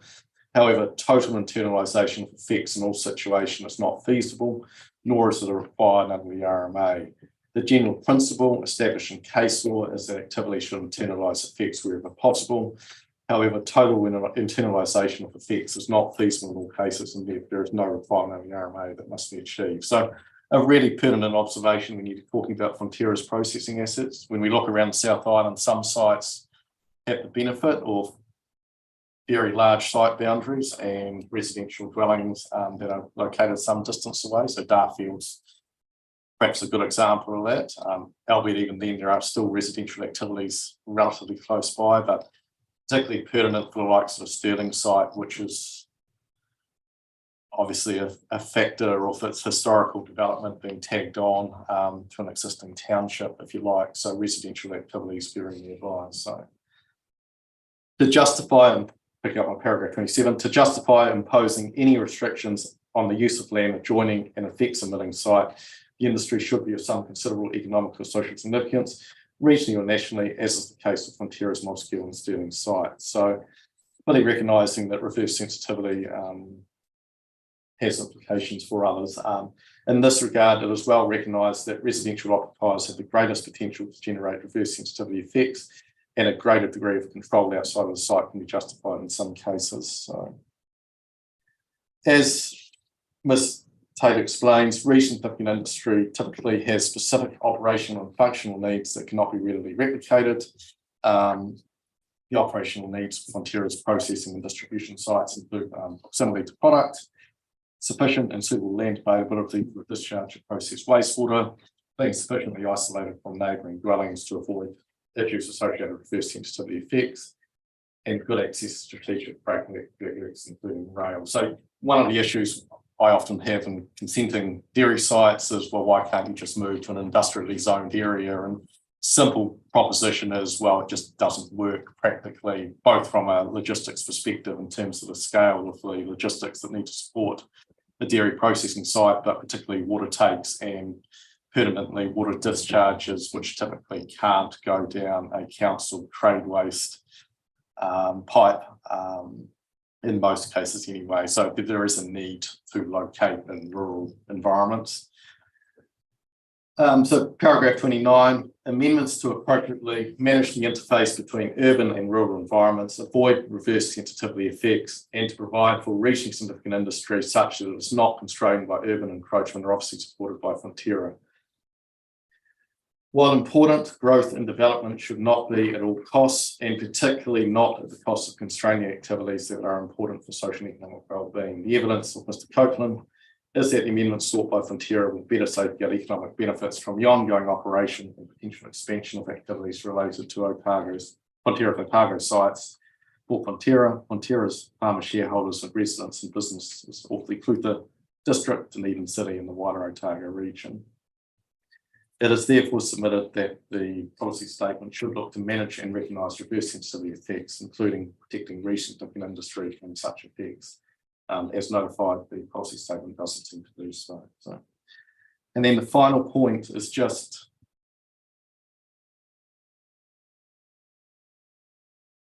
a brief comment on the discharge to air provisions. Fonterra is concerned that the discharge to air provisions are not justified on the evidence, nor do they achieve the ex-purpose of sustainable management. The air quality standards proposed by ORC are more stringent than the SAQ, National Environment Standards for Air Quality. Applying any standard involves opportunity costs and imposes a burden on those who are regulated. In this case, the burden of ORC's proposed air quality standards could be significant and, as discussed in the evidence of Ms. Tate, effectively prohibit discharges to air that have any adverse effect. And just on that, and acknowledging the latest officer version of the RPS does in some way, but not the whole way, address the concern, there is a general theme of avoid throughout the air chapter, which has us a bit concerned.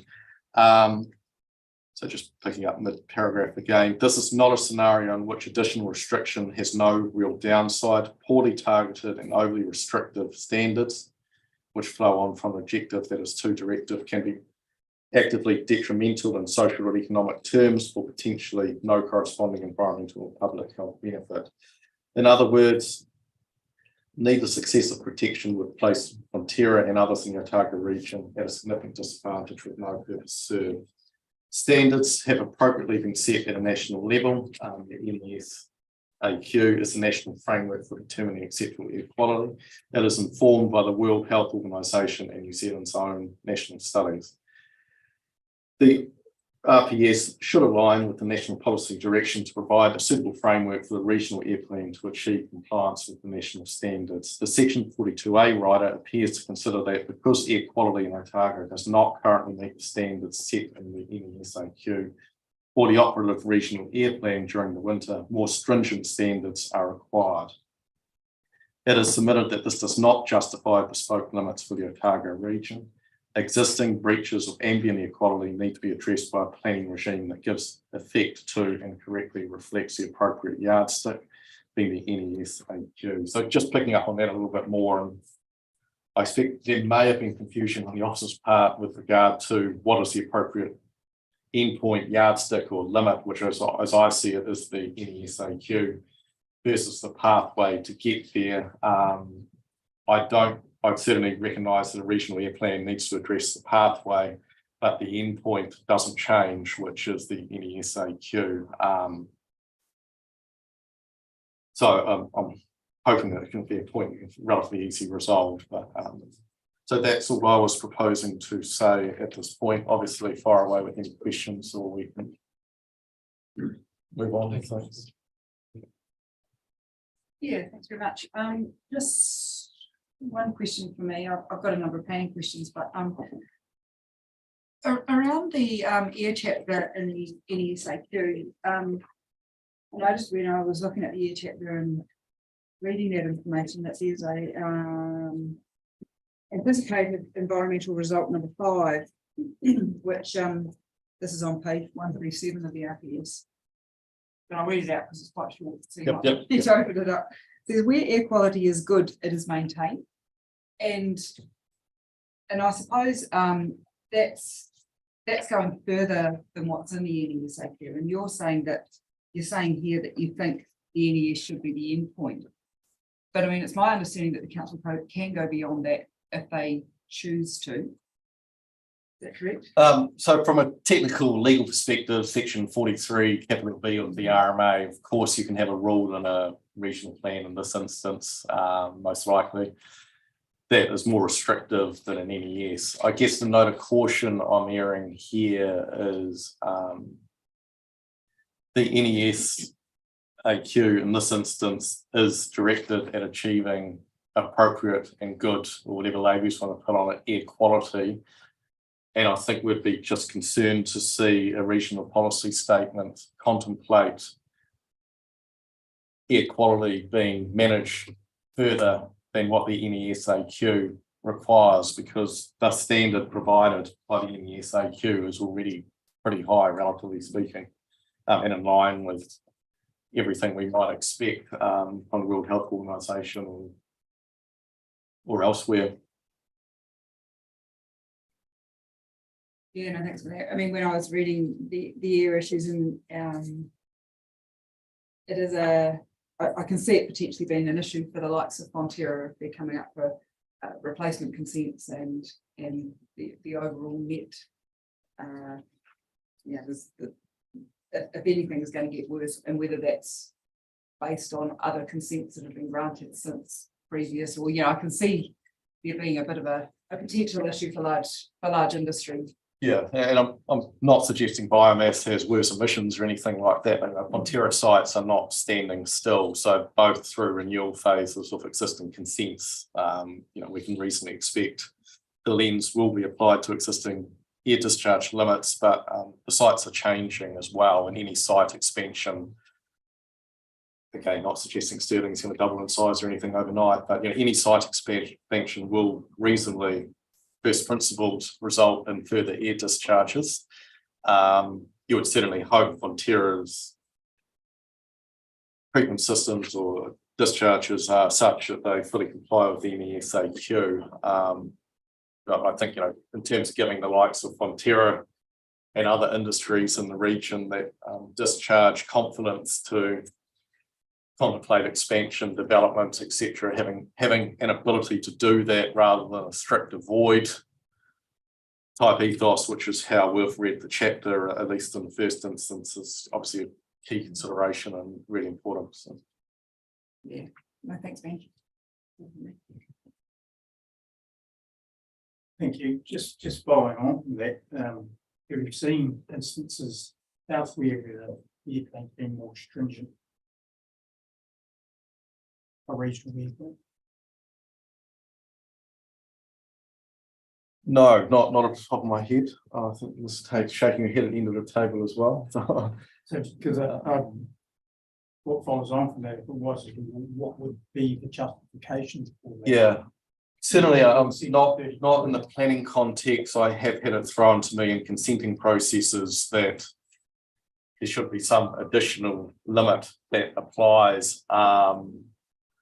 And every one of those, the decision maker has fortunately seen sense and gone, no, the NESAQ and or, but prior to that, the orthodox technical position in New Zealand has prevailed, fortunately. So it's,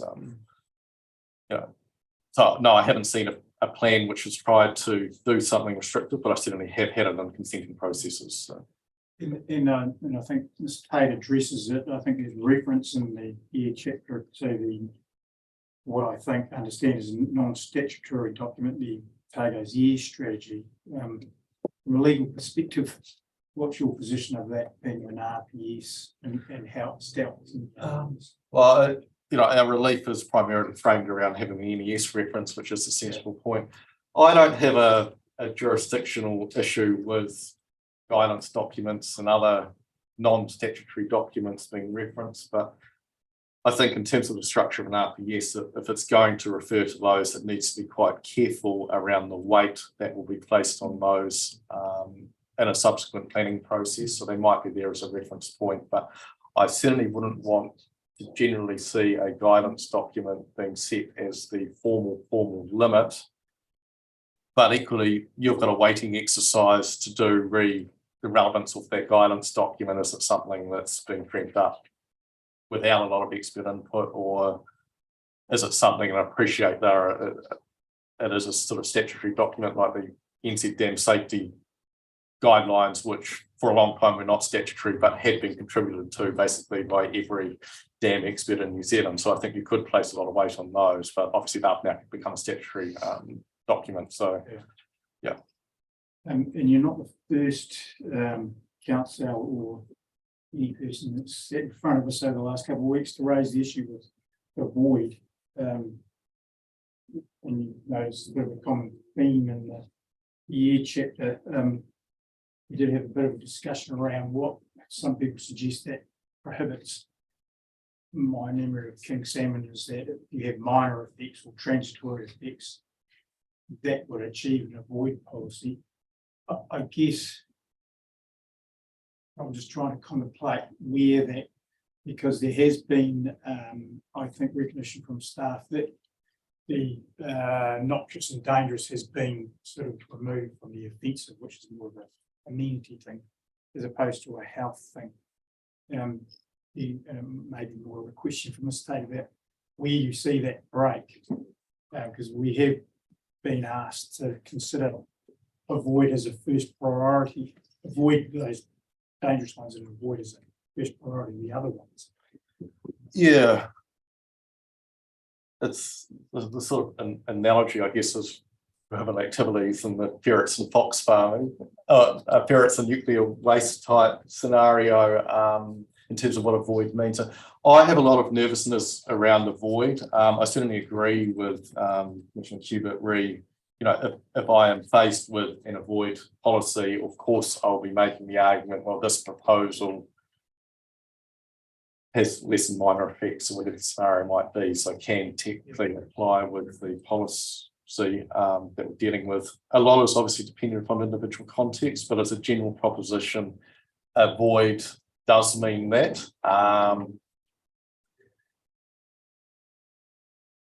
And it's really hard when you're dealing with, an industry, for example, that is wanting to expand its footprint and will have an increase in something such as the air context we're talking about. There will be an additional stack on top of a site, which will discharge stuff. It might be fully NESAQ compliant.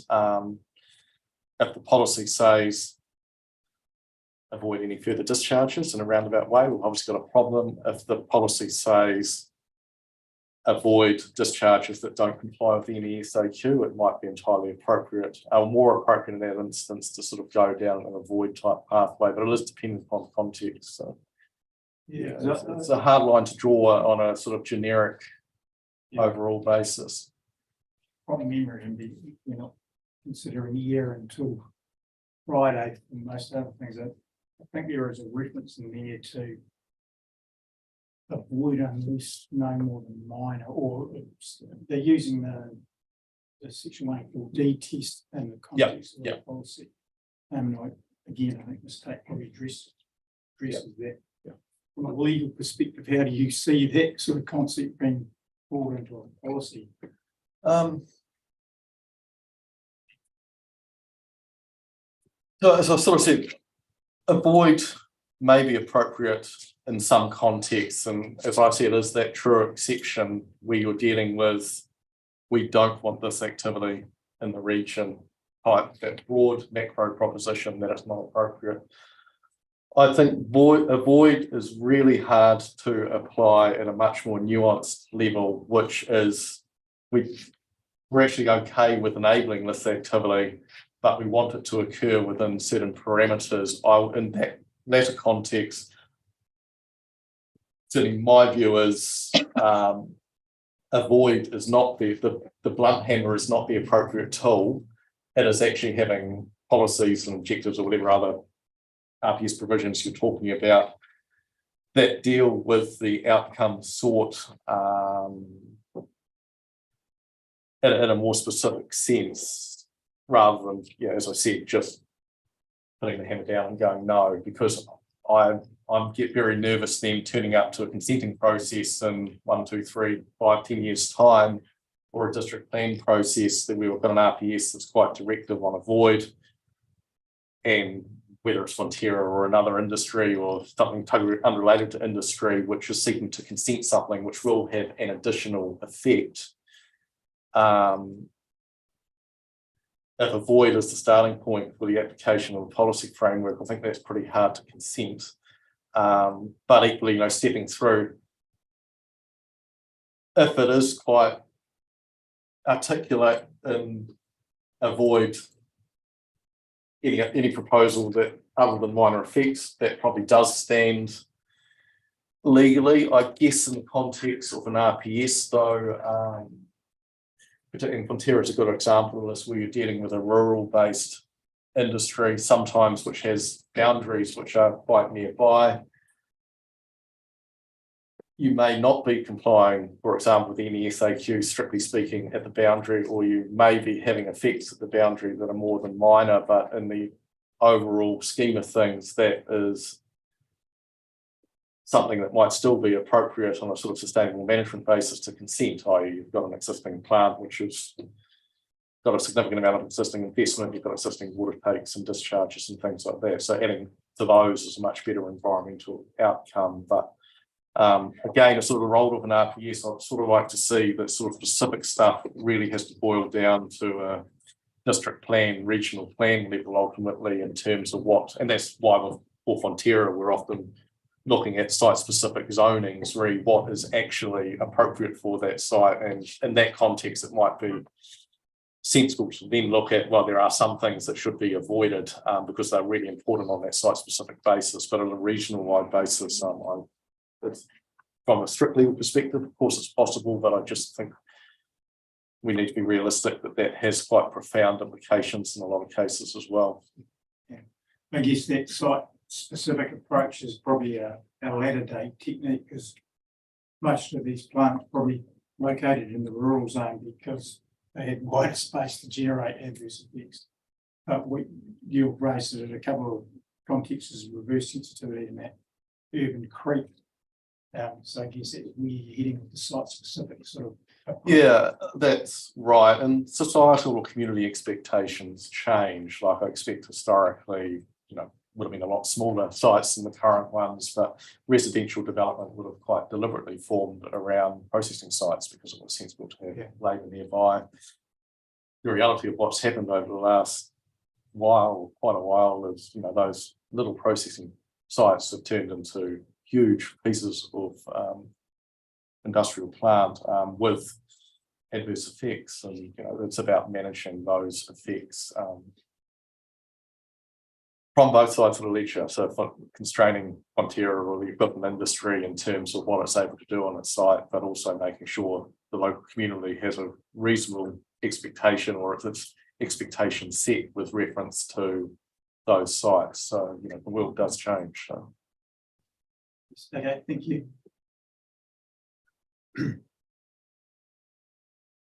Just a few questions if I can, Mr. Williams. The thrust of the submission is seeking recognition or provision for enabling a regionally significant industry. How do you, what are the criteria for what's regionally significant? Is it job numbers, revenue, GDP, export? This tape has a definition set out. It is size and scale ultimately with reference to primarily economic considerations, but that's not to say social considerations and I guess in some other instances, cultural considerations, where you probably wouldn't expect it as much around a recent industry context, would also be relevant matters. So, yeah.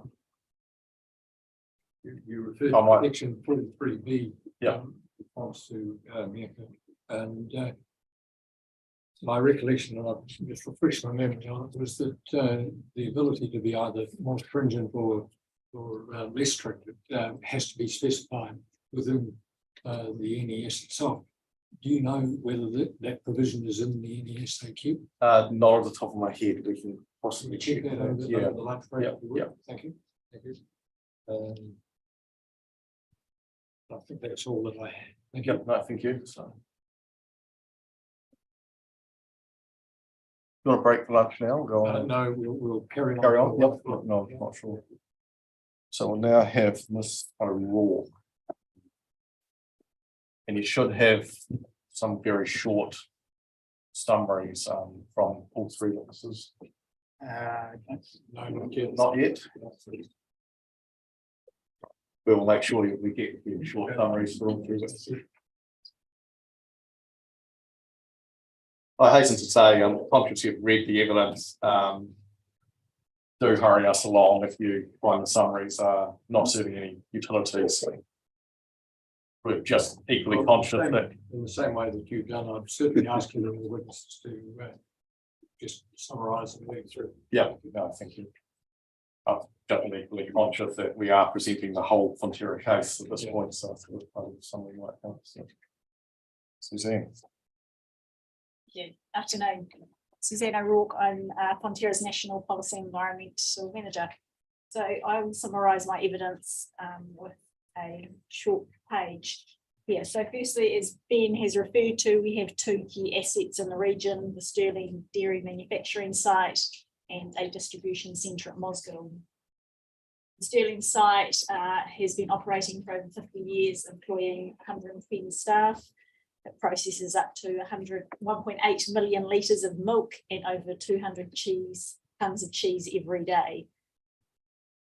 The Mosgiel site is Fonterra's key southern distribution hub, accommodating 45,000 tonne dry store and a 17,000 tonne pool store building.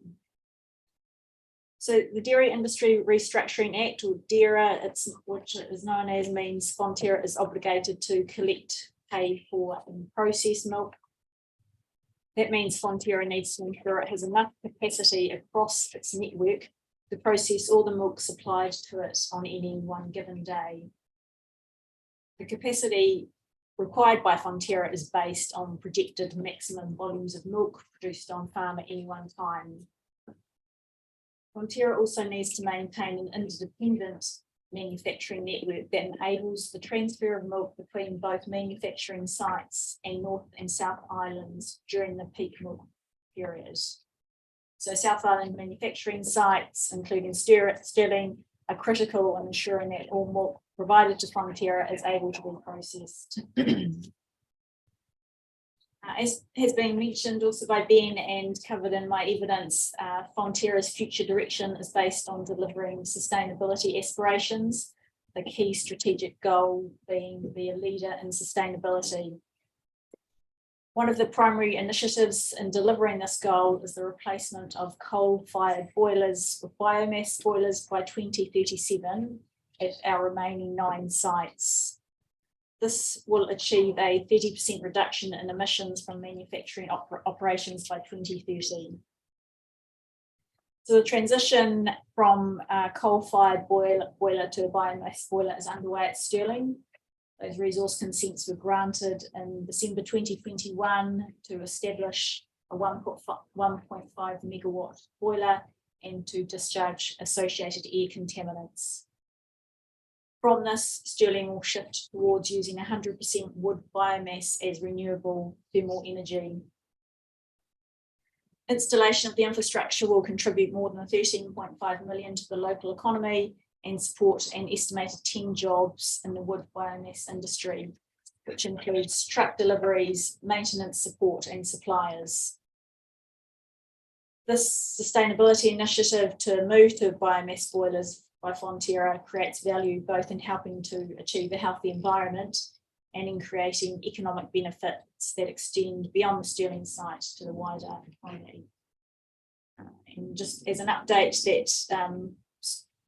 that wood biomass project is well underway with cold commissioning starting next week, and the project expecting to be up and operational by mid-April at a total cost of 35 million.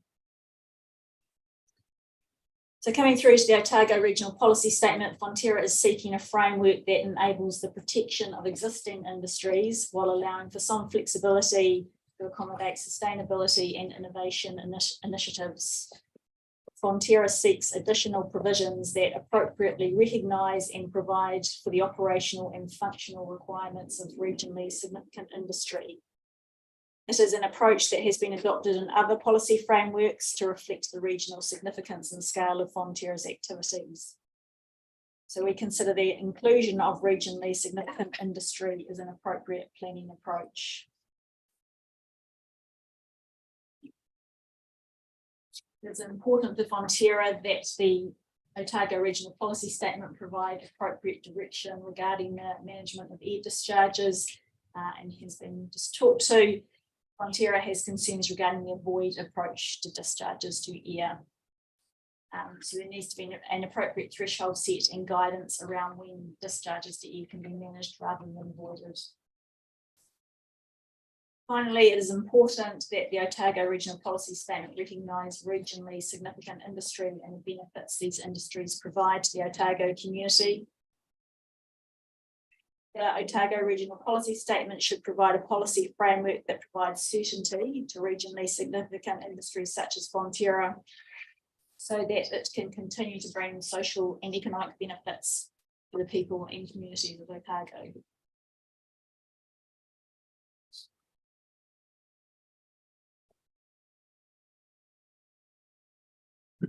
Thank you very much. Yeah, thank you. Just one question from me, and it actually relates to something that's in this takes evidence, but I thought it might be better directed to you, if that's okay. This takes says at paragraph 4.222 that the Mosgiel site is Fonterra's only distribution centre in the South Island, and hence it's strategically critical to regional South Island. I just wanted to clarify that. Is that the case, or do some of the other manufacturing plants also act as distribution centres?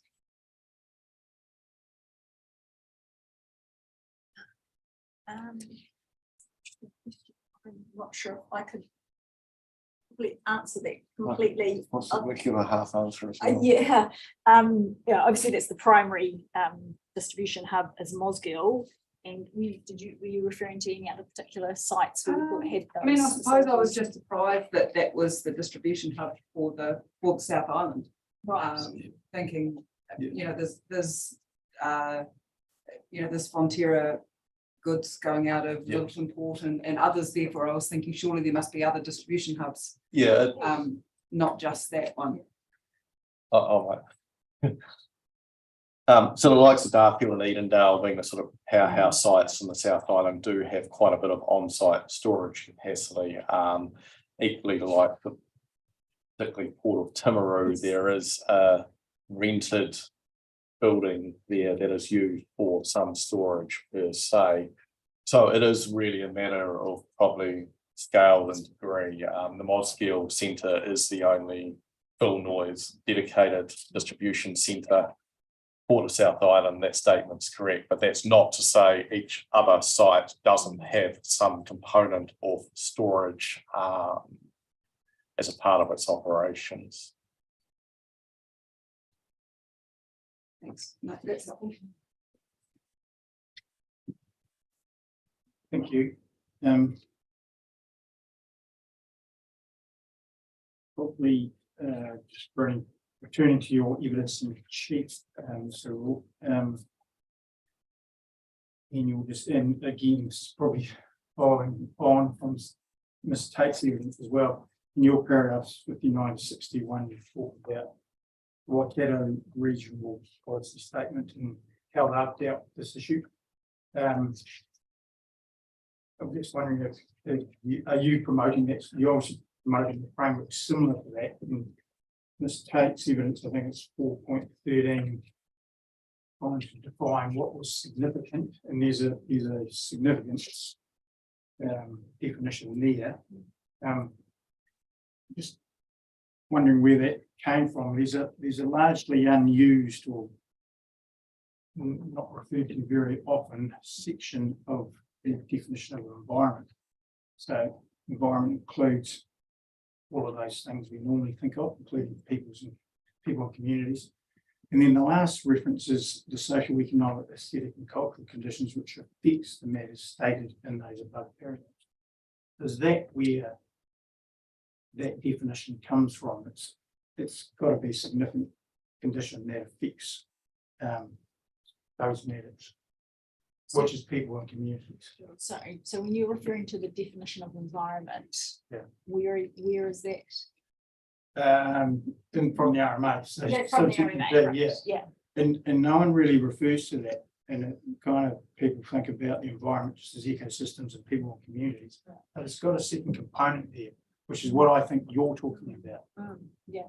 And it goes back to this well-being and use of resources that we've been talking about most of today, how that impacts on society, I guess. So is that where you're sort of aiming this? Yeah, that's interesting. I hadn't looked at that definition. No one looks at that. It sounds like we should. The Waikato regional policy statement I'm very familiar with. I was at the Waikato Regional Council before here. So I'm aware that was a phrase that was very much accepted and understood and gave recognition to significant industry within the Waikato, where there are about 9 frontier manufacturing sites. So I think it worked well and gave that further detail around what does regional significance actually mean for industry. So it's about, recognising its value, but also acknowledging things such as reverse sensitivity, its need to have access to infrastructure. And so as a planner, if you're looking at those sorts of things, you can start to work through, is this something that's regionally significant industry? And so then how do I start to consider it? Like processing.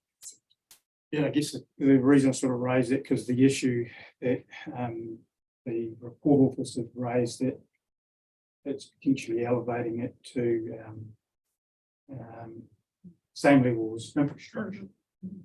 And my kind of thoughts around that is, well, so what? Just put it, and this is just me thinking out loud, because if you don't have industrial office, well, we don't have infrastructure, we don't have to worry about it really in a sense. Of course, they connect their networks, so I guess there's the difference. But what comes first, I guess it's kind of. Yeah. So absolutely, and that was a similar point to what I had there under 61, and in the Waikato, I can't recall a time where there was a conflict between regionally significant industry or regionally significant infrastructure. They were generally considered, you have consent applicants who are probably different entities who are seeking consent for different activities. And so you're not in a position of having to sort of elevate one above the other. They just could be assessed quite separately under those two phrases. There's no competition in that. No. It's just recognising different resources. Yeah. Each having their own importance and social and economic well. Yeah. Okay, sorry, that was just my rambling, just thinking out loud. Sorry. Oh, the other question I had was the DIRA Act. And that's referred to quite a lot throughout the evidence. And I guess that because of the position Fonterra has put in there in terms of having to accept whatever's thrown at you basically, I guess that goes to that certainty issue around being able to actually increase your capacity to deal with that. Is that one of the main concerns around your whole submissions? Yeah. Yes, absolutely. So, strategically, it's about having adequate capacity across at sites, but having capacity to be able to move, excess supply from one location to another. So it needs to be a flexible and an interdependent network. Needing to manage that volume and that change that comes when you have different people look at different locations. Thank you.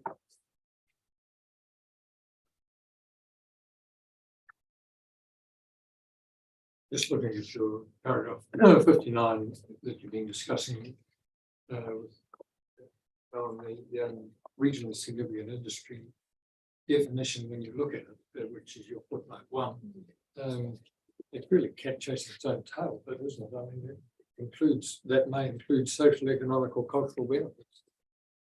It doesn't really give it much of a steer, does it?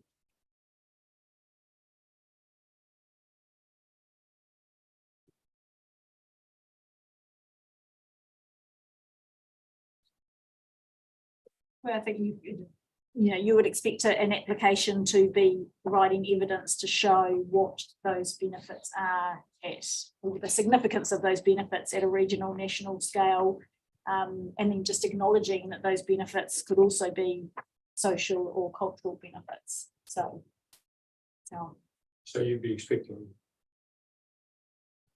an assessment based on really your footnote 2, the 7 items that are there. Yes. Yes. All right. Thank you for your evidence, and I was particularly interested in biomass. Can you just tell me the source of that again? Is it the wood biomass? Yeah, but specifically, what type of woods? What type of woods? Mm. I might not. Is it the slash? Or forestry? I think it's the offcuts that don't serve another purpose. I can recall that's perhaps been talked about, but I might not be using the correct term as such. Okay. Just it's intriguing to be in Otago and find that there's an industry in paragraph 28 providing support to local women's rugby teams. What about the men? You don't have to ask. I'm sure all those areas are covered. Yeah.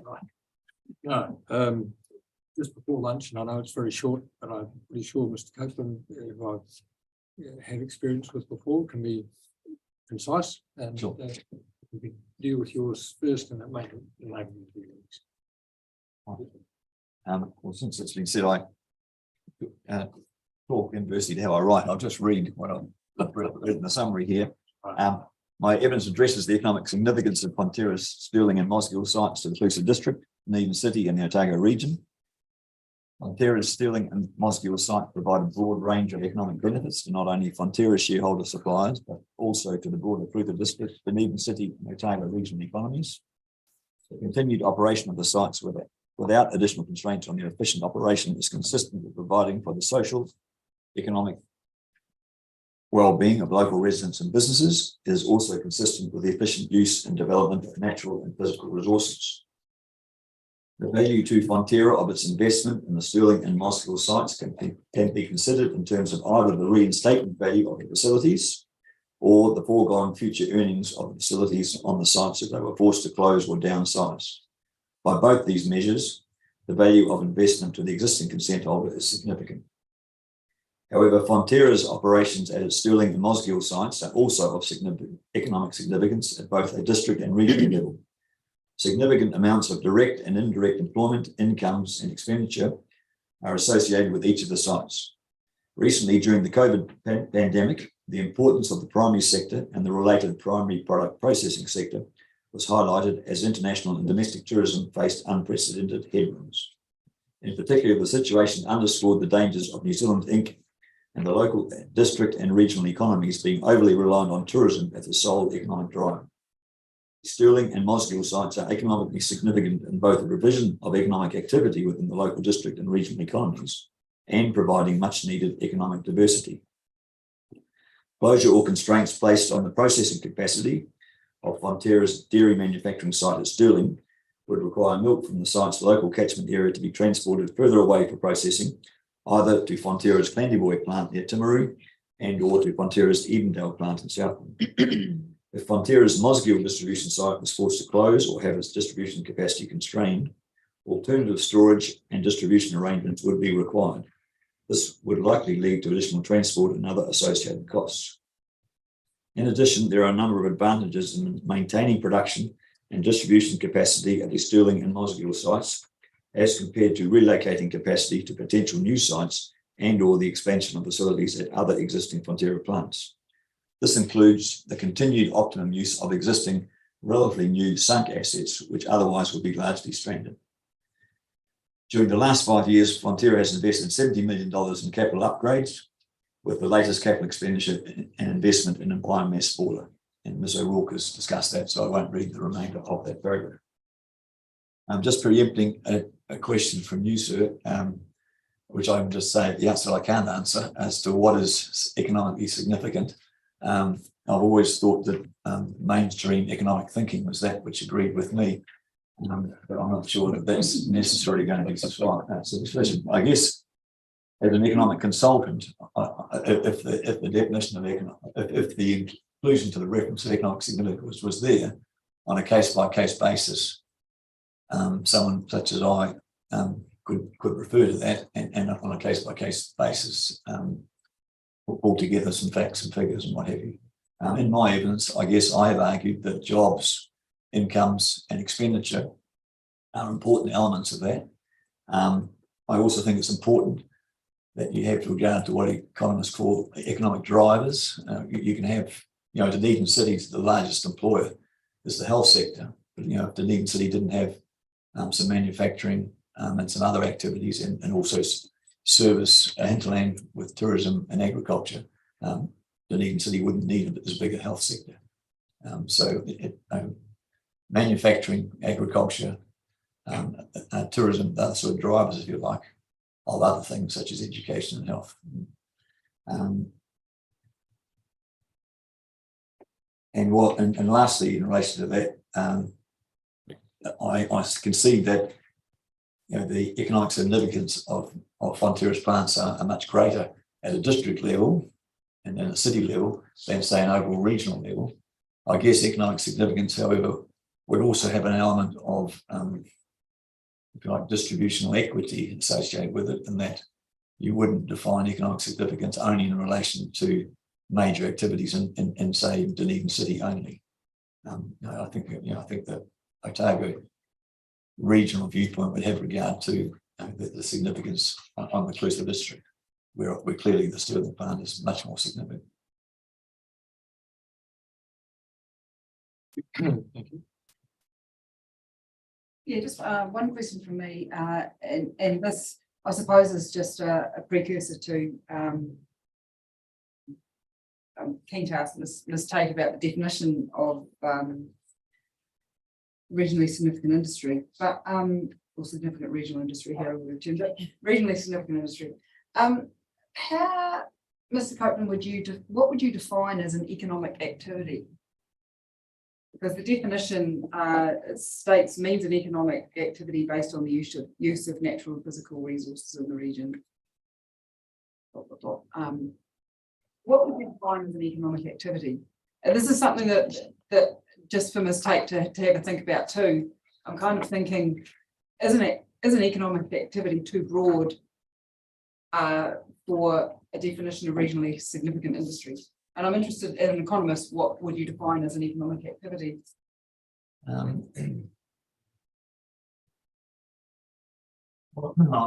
guess I've looked at the economic activities on the two sites in question. But if we were talking about a broad definition of regionally significant industry, what would you term as an economic activity, not in relation to Fonterra's sites, but at a broader level?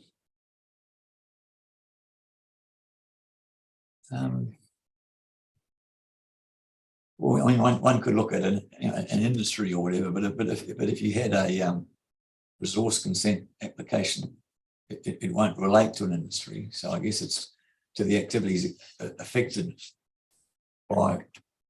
But I'm just thinking, putting myself as a consultant working to my client, what do you want at the end of the day? You want this consent and that consent renewed, or you want a new consent or whatever. And I would look at the activities which relate to those consents, and hence I looked at the activities at the sites, but obviously the activities at, for example, Stirling's site do relate to the supply of milk, although you'll see in my evidence by way of a footnote, I have said that were the Stirling site to be closed, I believe the milk production would still continue, albeit that would be the milk would be processed elsewhere, quite probably outside the district, quite probably outside the region. So in a sense, I'm in that instance, we're looking consents for the Stirling site, it wouldn't go to, as far back as the production of milk. On the other hand, it would go so far forward, if you like, with respect to suppliers of services and goods to the plant, and also the provision of employment and expenditure by those employees within the district. So it's not, its significance is not solely constrained to activities there, but I guess it's the activities which on the site and the upstream and downstream effects of those, which would add to their significance. Yeah, no, thanks, that's helpful. Yeah, Ms. Tate, I'll probably pick this up with you later, because I do struggle a little bit with that definition, and that it doesn't seem to make any reference to industry. And I did look up industry in the dictionary as well, and I kind of think that definition seems to be, it doesn't seem to be really focused around industry. So, and I know you're taking it from another region, but whether whether we can do a little bit better. But we'll pick that up. Yeah. Thanks. I think you kind of following on from what Bianca was talking about, because didn't obviously read that definition that well because I glanced over it, but the obviously that activity has to have that connection to probably manufacturing or on processing of the natural physical resources. And the question I was going to ask you was, you already answered, because we see a lot of stats thrown at us about GDP, how many jobs are generated. In your paragraphs 32, 36, you talk about employment. And for example, in 32 retail jobs, there's 12,000 retail, 10% of the regional workforce. You talked about primary drivers. Well, retail doesn't exist if we don't have those primary drivers, does it? So they're the key drivers. Yeah. Not, I mean, there's a little retail you throw on with tourism, which you could consider to be a primary driver. So a lot of that money goes overseas anyway, doesn't it? Well, I'm thinking of tourists coming to Queensland. Well, even domestic tourism. My wife goes to Queensland. Unfortunately, she spends some money as a tourist, and that so to that extent, the tourism is a driver, and so some of retail is a driver. Yeah. Okay. But similarly, and similarly, accommodation and hospitality is in part tourism, and it's in part there because people are just there, go out for coffees and meals. So I've never sort of understood economics, because to me, you have to actually produce something before anything else can happen. Is that a true view of it, or is that my wrong? And I guess landscapes are produced actually by protection and actual activities within the landscape. So,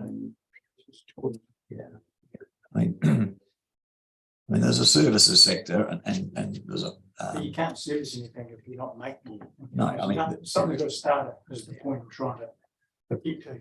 On top, I often used to ask colleagues, well, what happens when all the builders have built houses for themselves? But I mean, what is it besides tourism? What drives your Queenstown district, for example? And I mean, there are some people who sit at home and design houses in Auckland and Queenstown and do IT or whatever on IT challenge. But apparently, this is IT industry, which creates export dollars and a range of services for other New Zealanders from home office. You don't see lots of offices, but there are these people sitting at home doing these marvelous things apparently. So because you and I can't see them, they can be driving things.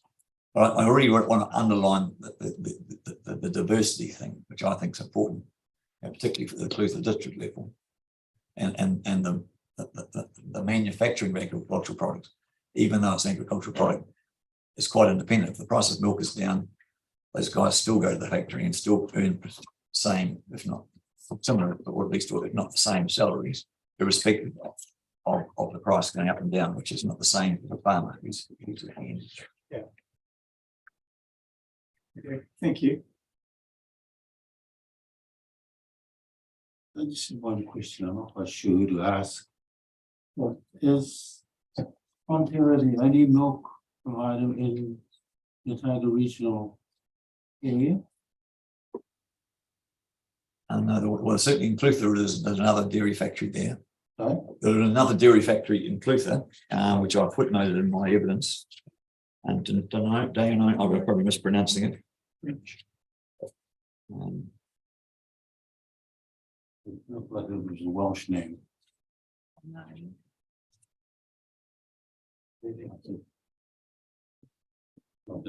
I didn't.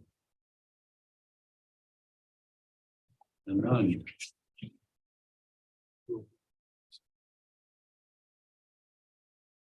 So yes, there is another place, not just Fonterra. And they're the only other one. Best of my knowledge, yeah. So some of the southern Otago farmers, I suspect, supply Edendale to some degree. So as I've said in my evidence, which is this information provided by Fonterra, it's predominantly Stirling gets its milk from Central Otago and Northern Otago supplies. And just as an aside, are there any identifiable Māori dairy farms that are attached to Fonterra in the Otago regional area? I'm unaware, but I'm not to say they're not. I asked because if there are Maori farms, Maori-owned farms, and they are producing milk, then they have to supply one of those too, unless they. That's why I use the word identifiable. Put up their hands and say, I'm Maori's provider, and whatever that means. Because some years ago, I was aware of an exercise that Fonterra did in the Bad Plenty around Edgecombe, and then they were looking to don't quote me when I say this, but they were looking to try to identify Māori specific, identifiable Māori dairy suppliers in the Bad Plenty area. For what reason, I'm not entirely clear, but I just wondered whether that. Well, I sat on the Wellington Rugby Board, and you know this gentleman and his associate company with a guy called Pingy Smiler. Yes, and well, he's Medaka, isn't he? Well, it starts with M. Yeah, Medaka. Yeah. And they've gone beyond just dairy farms, but they've also got their own processing plants, I understand. Yeah, that was part of my question. I was going to come around to the Medaka thing anyway. So I'm aware of that in the North Island, but I'm unaware of that down this path. Yeah, thank you. Thank you, Mr. Scott, and you did preempt my question, so I'm satisfied. So we'll have a break for lunch now and reconvene at 2:00. Thank you.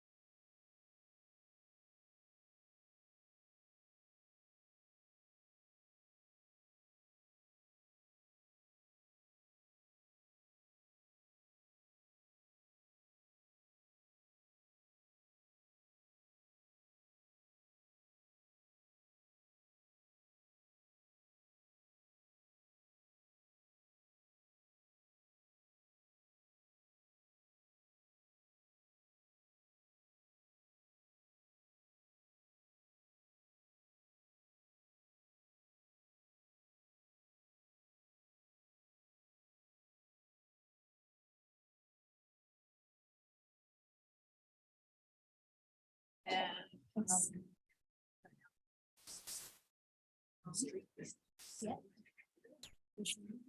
William. Thank you. We've now got Mrs. Kate. Hopefully. And I think she Good afternoon. did have a summary, but I don't know whether you can read. I have a page summary here, which has been handed to you, I think. It's fairly non-consequential in terms of my 70-page evidence. And I feel like there's going to be a number of questions probably that will add more value than what I have written here. So if you'd like to, we can just jump straight into questions. Look, I think you take us through your summary. Sure, no problem. My name is Susanna Tate and I am Fonterra's consultant planner. So my evidence addresses planning matters and covers a number of chapters within the pORPS. This summary addresses at a high level the key points within my evidence in chief. The first point there is to do with the regionally significant industry and why it should be recognised in the pORPS. I have proposed a definition for regionally significant industry, which I think we will be coming back to, and a suite of provisions throughout the pORPS to establish the appropriate framework for protection of regionally significant industry. The amendments sought focus on protecting regionally significant industry from inappropriate urban encroachment, intensification and expansion and rural lifestyle development. The idea of recognising or elevating the status of significant contributors to New Zealand's social, economic or cultural well-being is not new and includes physical resources, natural resources and metaphysical concepts. I consider it appropriate for industry that has social, economic or cultural benefits of regional significance to be recognised in a similar manner. In my view, the very specific operational and functional needs of regionally significant industry that cannot be readily replicated or relocated warrant safeguarding. Another concern I have is around the way that the pORPS addresses reverse sensitivity effects, and I've proposed a number of amendments. I think there's about 10 amendments in my, or 10 provisions that I've recommended amendments to in my evidence in chief. I disagree with the reporting officer's approach to the provisions in the air chapter, which I address more fully in section 9 of my evidence. I consider it critical that air objective 2 retains scope for a suitable policy response by providing for the management of adverse effects of discharge to air.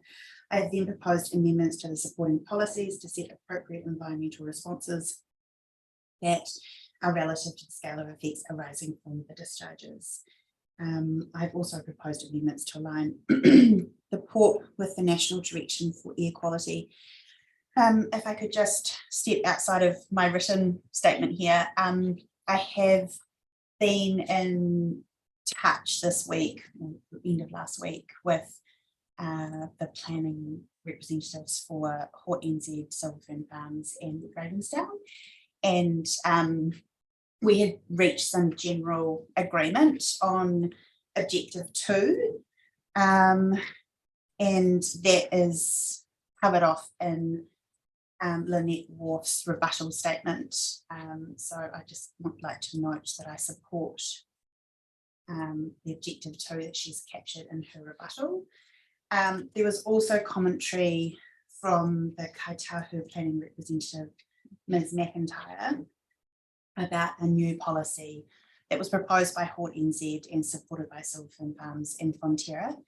And it was about avoiding sensitive activities in close proximity to activities that have consent to discharge. And I would be comfortable with a refinement to that policy that limits it to primary production and rural industry activities that have consent to discharge. And I can capture those 2 changes in a follow-up written statement if you'd like. Lastly, I have recommended a number of amendments to the UFD chapter to reflect that the chapter is intended to manage both urban and rural environments. And the key changes are avoiding reverse sensitivity effects and providing for regionally significant industry, such that it is not constrained by urban encroachment. The amendments I have recommended also ensure that rural lifestyle development is appropriately managed. And there is one other thing I just want to note. I caught the end of the Oceana Goals presentation, and I haven't had a chance to read it fully, but I too have recommended changes to issue 10. But I also note in my evidence that I would be happy to conference a new issue in relation to the impacts on economic, I guess the economic well-being of the region, if that is the panel's preference. And I certainly covered that off in my evidence, that a response to our changing policy environment to do with in relation to the natural environment may have consequences on, I guess, the economic and social well-being of the region. And that is an issue that warrants laying out. And I'm ready for questions. Thank you. Thank you very much. First question I've got is in relation to paragraph 4.7. And this is what we touched on just before the lunch break around the definition of regionally significant industry. And as I said earlier, just wondering if that definition needs to have some reference to industry. That industries are about sort of processing and manufacturing stuff, whereas this just talks about an economic activity rather than an industrial activity. And I was just interested in your thoughts as to whether it should be a little bit more specific. Yes, I've I've reflected on your comments prior to lunch, and industrial activities is defined in the plan. It's a national planning standards definition, and I do think that the definition here for regionally significant industry could be refined to effectively take out the first part of the sentence and just say industrial activities which have been shown to have benefits that are significant at a regional or national scale, etc. And I would be comfortable with that change and agree that it speaks to what it's trying to define much better. Yeah, I mean, I think I'm clear what you're trying to, from your evidence, what's trying to be achieved through the definition. It's just making sure that, if we as a panel consider that a definition is appropriate, that we've got something that works well. Also, you've suggested there adding a list and including Fonterra's 2 sites in there. And I suppose my thoughts on a list is that it would need to be a thorough list, not a selective list. Would you agree with that? I'm just thinking if we only represented a few submitters here who have submitted on this definition and wanting to include it, are we shooting ourselves in the foot where there hasn't actually been some more detailed consideration of what industries in the Otago region are regionally significant? The definition as written is not complete or exhaustive, obviously, but it's, I guess, to hit that threshold of significant or regionally significant requires a case to be presented to, whether it be through a resource consent process or a plan change process or whatever the regulatory process might be. So I guess the comment I make there in 4.9 is it's obviously incumbent on other businesses to form their arguments and pursue the status, which I think I touch on in my evidence. It is it's a leg up, it's recognition within the regulatory framework, and it shouldn't come lightly, and it is on businesses to present their own arguments. Yeah, I accept that. I suppose my concern is if they haven't got scope within their submissions to do so, it's quite late in the process for them to be able to come in and make a case to have themselves included in a list. That's my only sort of concern. I wouldn't imagine that would be resolved through this process. I imagine it would be resolved through other processes.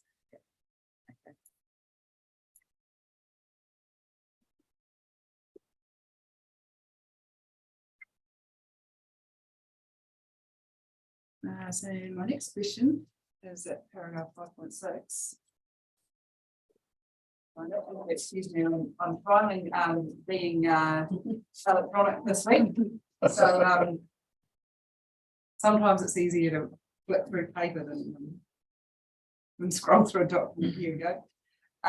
So paragraph 5.6.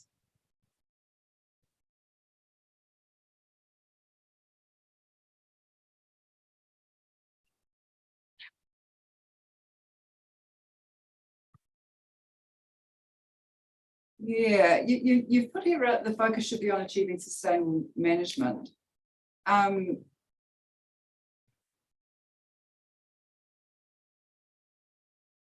I'm just trying to make sense of what I've put here.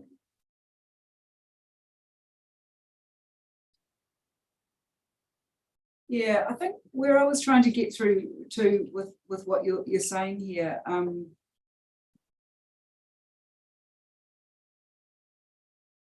so sort of in achieving integrated management, in some instances it might mean that some improvement or some resolving of issues is required.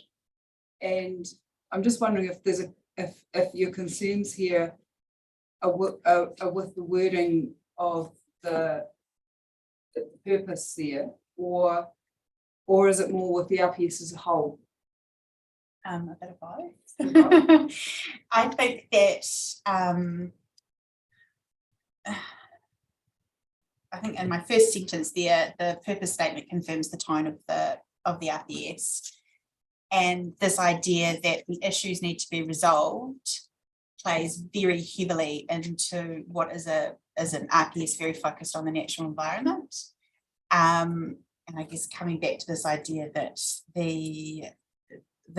the issue statements and what flows out of this is that issue statements are incomplete, that there's multiple issues at play here, and maybe resolution of some is possible, but resolution as a whole, to say it feels too aspirational is probably a bit unfair. I don't think that's the purpose of the RPS.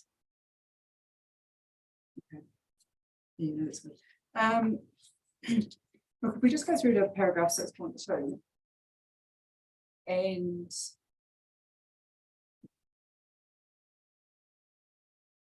so you've suggested some amendments to the definition of effects management hierarchy. One of the issues I had, and I suppose you know, this isn't something that you've got underlined here, but it includes loss of potential value. So an approach to managing adverse effects, including cumulative effects and loss of potential value. And I'm just interested, if you look at the RMA definition of effects, loss of potential value isn't something that's included in the definition. And I mean, I was just interested in exploring whether we can actually even include that in there.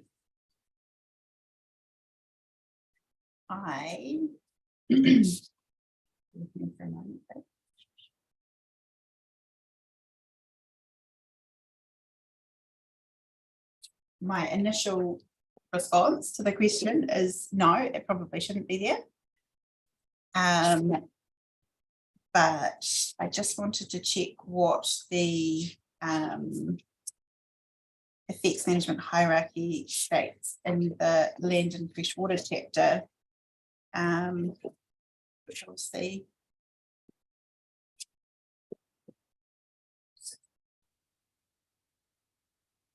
No, no. I think it should be there.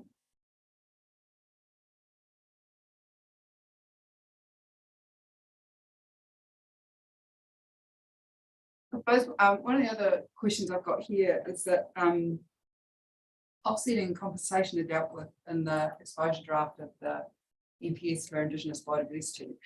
And I don't know if you're familiar with what's in there or not, but and you've suggested adding those in here in E and F. Do you think there's enough clarity within the proposed RPS as to what they are and what they mean? I suppose that's my question. Given that I suppose there's quite a lot in the NPS for Indigenous biodiversity around those and how they should be used and guidance and all that sort of stuff. And I'm not really seeing that in this document. Is it something that we can be including in something as significant as an effects management hierarchy without additional guidance? Is it just going to create issues down the track?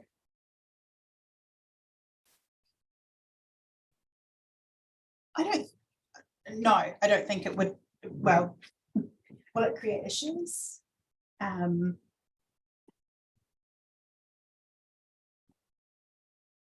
I think it's coming before a decision-making authority. It's probably going to make issues in kind of a broad sense. There'll be two sides of any argument. I think that we probably have to have a little bit of faith in the process that it will be resolved. I mean, this concept, an effects management hierarchy, has been played out up until now without having been so clearly defined in our planning documents. So I think that, yes, no, I don't think it will create issues. I think it will continue to play out as it has. Do you think if there were to be say some more guidance and definitions around those terms, that would be something that would be dealt with under a regional plan, or would it be something that should sit within the RPS? No, I think it could be decided at a regional plan level. The RPS obviously provides guidance that this is an appropriate approach, and I think a regional plan could provide the guidance or direction on that.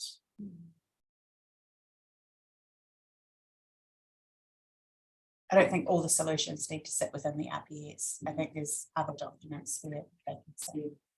So you'd be pretty comfortable if the terms were introduced here, that they can be developed further, given that there's accepted, I suppose, approaches to these things, you know. We haven't come up with something new here, I guess. Yeah, exactly. Yeah, no, that's good. Next question I have.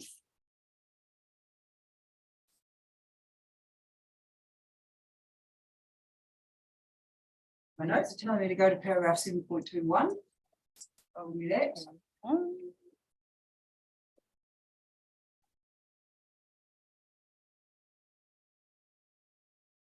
The issues.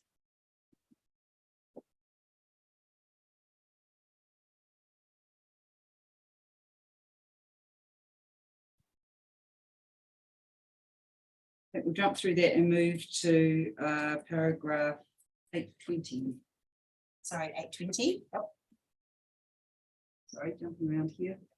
820 and 821.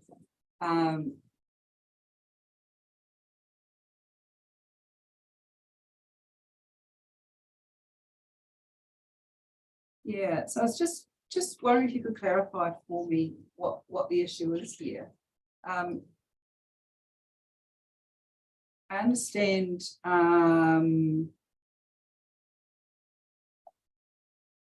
yeah, policy falls about plans. The RMA requires consultation, but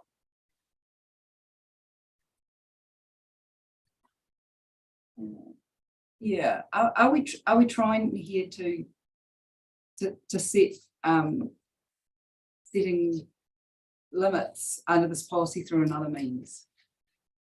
Does that make sense? I think so. Yeah, you stated in paragraph 820 that a sudden and unexpected change to environmental limits may render some sectors and activities incapable of operating. You're then suggesting, and I am in policy 14 there, when preparing regional and district plans, you're suggesting that that be in consultation with resource users. I understand there's almost a double up. Yeah, which I'm sort of thinking the RMA is directing consultation with, well, consultation process for regional district plans anyway. Do you think that's actually necessary there at all? I think the point of that there, I appreciate the parent double up of process. I guess the point there that I'm trying to make is that the territorial authority, they constant consultation or ongoing consultation with the resource users will only assist in informing any decisions.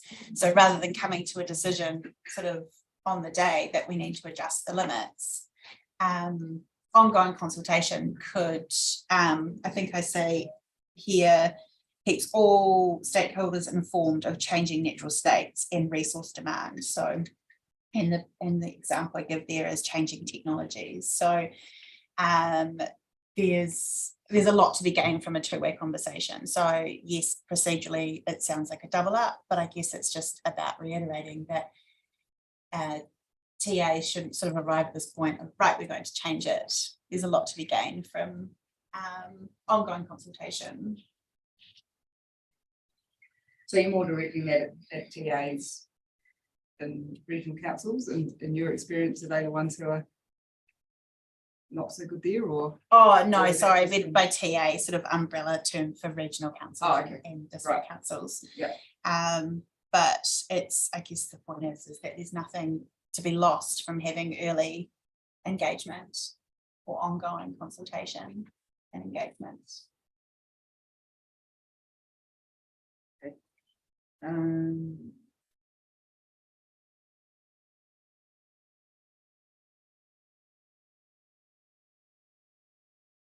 Yeah, just a comment in relation to your paragraph 8.26, where you're, I suppose you're just sort of countering that we've got two different processes running here. I don't know if you'll listen to any discussions that we had in the first week, but we are looking at ways to ensure that those two processes run in a way that can provide some integrated decision making. Challenging as that is, we're making efforts, so I just thought I'd make a note on that. And we just moved through to 9.4. Your paragraph 9.4.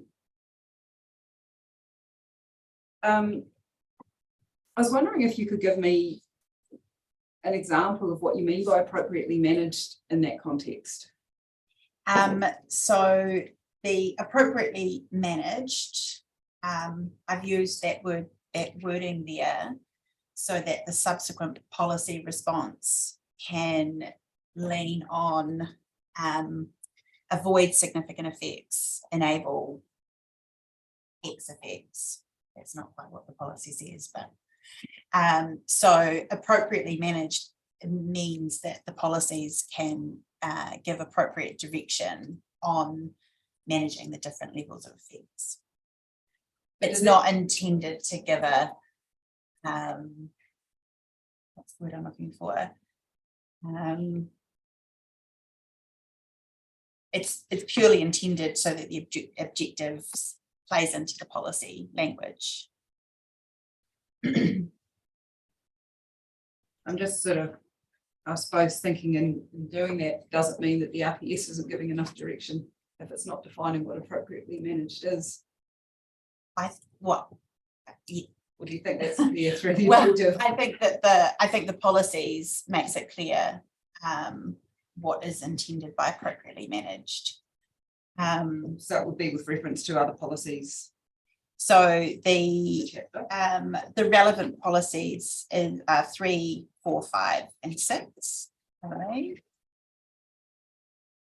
Yes, 3, 4, 5, and 6. And if I just flip over, so 3, my recommended changes are that discharges, I'm paraphrasing here, but discharges are enabled where they do not have significant adverse effects. And then P4, I've suggested noxious and dangerous effects avoided. And then P6,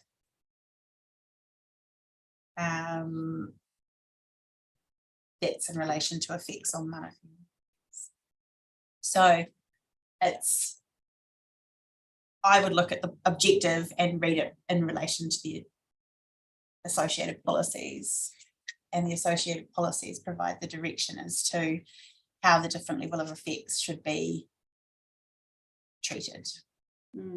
Is it kind of I mean, I suppose as a planner, I usually kind of think you set the objectives and then you write the policies to achieve the objectives. Is that sort of going backwards then, where you're writing where the policies are to dictate what the objective means? I suppose when I read what your suggestion was there, I thought, is that objective giving enough direction? Is it actually is it providing the sort of the guidance that it needs to, or is appropriately managed a little bit too vague? I don't think so. But I don't think that the proposed wording, it just came in this morning, leans into avoiding, but that's not then what the following policies go on to say. The following policies go on to say allow discharges as proposed. I've also made changes to that. Yeah, and I suspect we're going to have some reasonably good discussion on Friday around the year provisions and the sort of avoid and protect sort of focus in there, and whether the balance is there or not. So I suspect we'll be picking this up later in the week as well. Yeah, but thank you for that. And we'll keep a watch on that, and we can. Yeah, I think I've just got one more question. Sorry, bear with me. I think I asked Mr. Williams that one.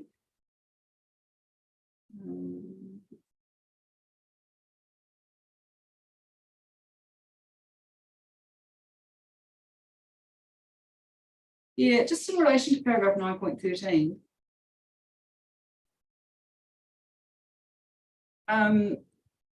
And when I was going with Mr. Williams earlier, I referred to AR5 in the air chapter, which says where air quality is good, it is maintained. And I just wanted to sort of highlight that what you seem to be proposing in your paragraph 9.13 isn't consistent with that anticipated environmental result. Do you also have an issue with AR5 as well? No.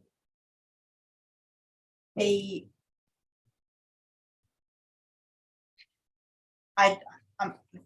wording proposed here says Otago's ambient air quality is at a minimum maintained.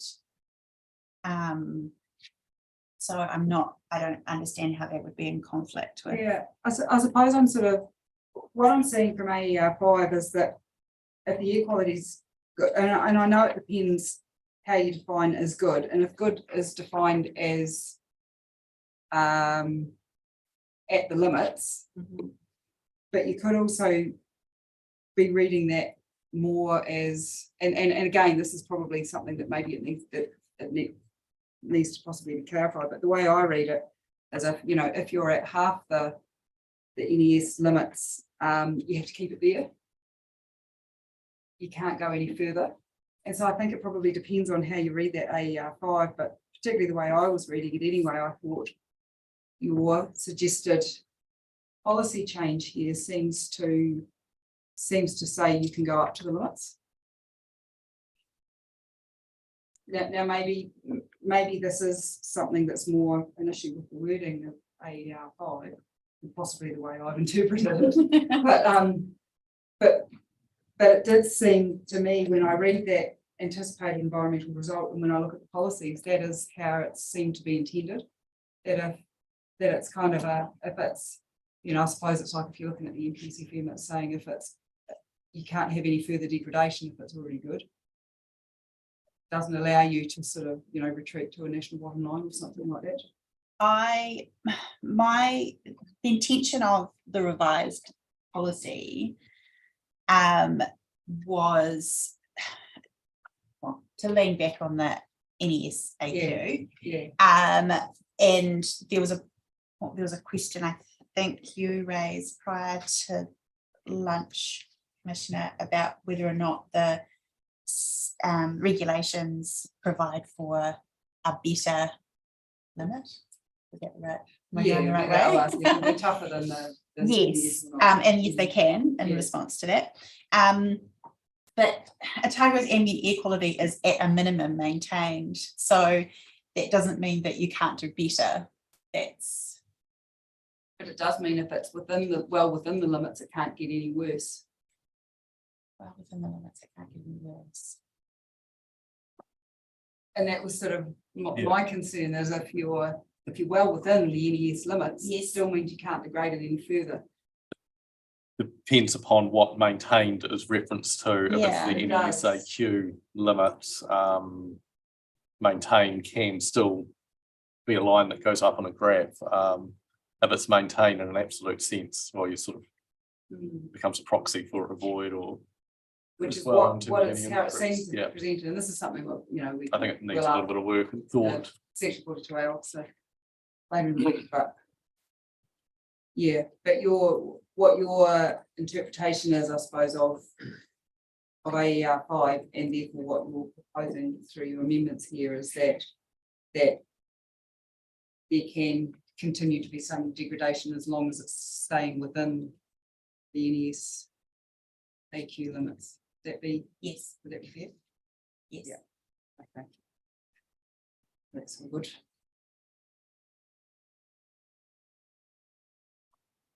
Sorry, one more question. We just jumped at to paragraph 9.16.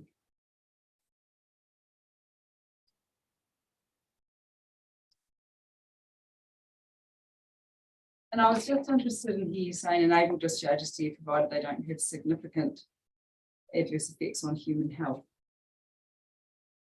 Is that a situation, and I suppose this is following from what we've just discussed, significant is reasonably subjective and it can depend from site to site or from decision maker to decision maker what that could mean. Does that concern you? No. No, you're quite comfortable with that? Yeah, I think that determinations are made around the level of effects every day. And it's, I mean, if you're having to apply the policy, then you've obviously breached the standards, I guess, is the starting point. And I'd say having decided a number of air discharge consents, not necessarily, can still have significant effects in some instances if it's, and I suppose it might be more sort of localized, but localized to the point where you know, I mean, you're probably more talking, you know, more the effects of obnoxious type effects rather than health effects. And that's the policy before comes in. Yeah. So you're reasonably comfortable that really through your changes there, you're just wanting to pump that up and make it clear that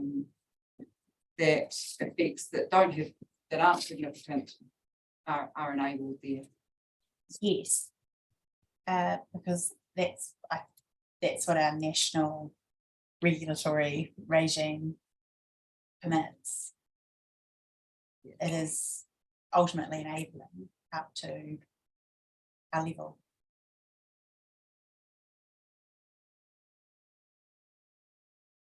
Okay, I think that'll do for me. Thank you. Thank you. And I should thank Bianca for asking most of my questions. You can go. I said it's actually answered them for you, though. That's the question. In the main, while we were discussing here, if I can find my scribbled notes.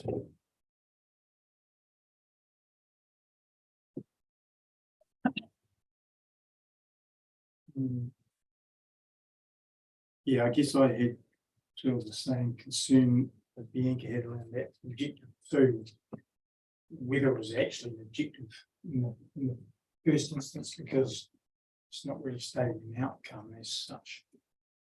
Saying appropriately managed, we don't really know what that is, but going into more suggested amendments, I know, and I think it's the policy 4 and the subsequent method, which I think is method 2. You'll remove reference to the offensive and objectionable.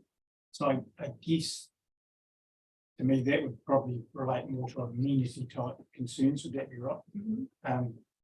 So your other policies, and possibly policy 3 and co sort of deal with that, and method 2 deals with that and those other sort of provisions that manage discharge to heirs. So that how you sort of envisaging that for work? So 5 is the 5 is, I haven't got it written out here. You may have it in front of you, but that's basically saying that adverse effects will be managed, and that's where Fonterra's submission sought to include offensive and objectionable in that, on the grounds that they were amenity effects rather than noxious or dangerous. That change wasn't accepted by the reporting officer, and I guess then they had a different solution, which you touched on earlier, which was avoid as a first priority. And if I can just, I don't know if it's part of your question, but if I could just comment on that.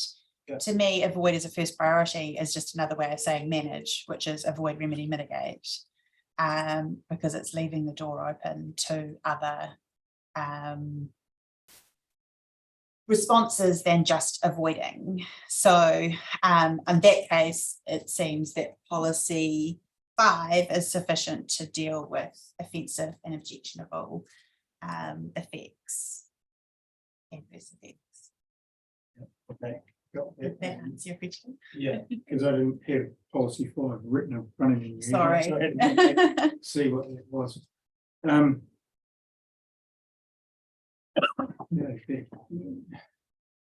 again, Bianca was questioning around that effects management hierarchy. I have already 2 sort of specific definitions of that, and now there's a general one, which I accept it needs to be a little bit longer than what's promoted, but if just trying to think of, well, firstly, is a definition of it actually needed for other things? Do we know enough about that? Actually have a definition of it in an RPS? To come back to your first comment, I think that I probably agree with you. What was proposed in the plan is, or in the section 42 report, is inadequate. But then does that lean into something, or does it lean into nothing? And as my comment to Commissioner Sullivan, it's not a new concept. And it's something that's been playing out. It's internationally recognised. Do we need to have it in the plan? Maybe.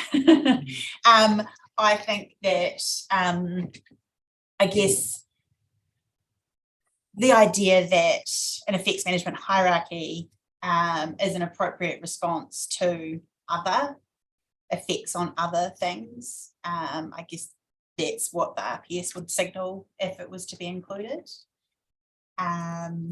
Would it not play out if the definition wasn't there?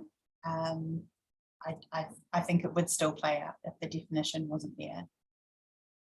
Which I think is your question. Yeah, yes, because the other two are specific to things that it's normally applied to. Just trying to work out how this might be applied to some of those things listed in there. The F talks about if compensation is not appropriate, the activity itself is avoided. How would that arise? What do we mean by compensation is not appropriate? For example, is that for a historic building of some significance is going to be knocked down, so there's no compensation really for that? Or any examples? That's one example. Yeah. Heritage is always a good one. I guess coming back to Fonterra's situation, and I don't think they've been in this situation, but they have to work their way through just their discharges and the effects of their discharges. And I guess ultimately, if it wasn't considered that they could be avoided or minimised or remedied or compensated, then maybe it is appropriate to not permit a certain discharge. I guess it drives both sides of the argument, which is looking for a solution to enable something to happen, whilst ensuring that the effects, there isn't a significant loss on the other side of the ledger. I've probably misused the word significant there, but when it comes out. I'm struggling to envisage it, or it depends on what compensation means, I guess, in that context. But, okay, thank you. Now the stormwater system operator, that's no longer an issue, I understand it, but No. The Water Services Act actually has definitions for that, doesn't they? Talk about stormwater network operators and various things, but we don't need to go there. I'm not sure if you were here earlier today. Significant issue 10, I think it's 10, I was confused with the numbering system.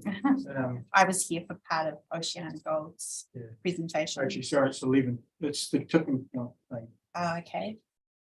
And you were understanding of that. How it may be different contexts. For example, landscape as opposed to water. This appears to refer to a whole environment approach rather than where it's traditionally been used. Just trying to get my head around how you interpret that. What do you understand by that? This didn't form part of a submission by Fonterra, and I haven't provided commentary on that particular point. My general comment, do I think it's appropriate language to use? Probably not. But my comment probably doesn't go much further than that. I couldn't, on the spot, I probably couldn't speak to an alternative in an articulate fashion. It's probably an unfair question. I asked that given a discussion earlier that you had made suggested changes to those issues. Yeah.